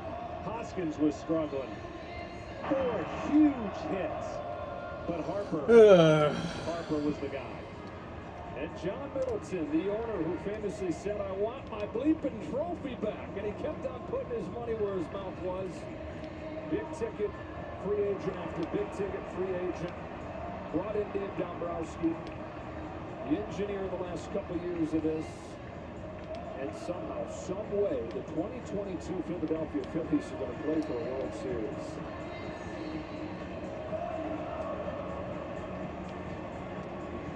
The roster's not perfect, but they just keep on winning.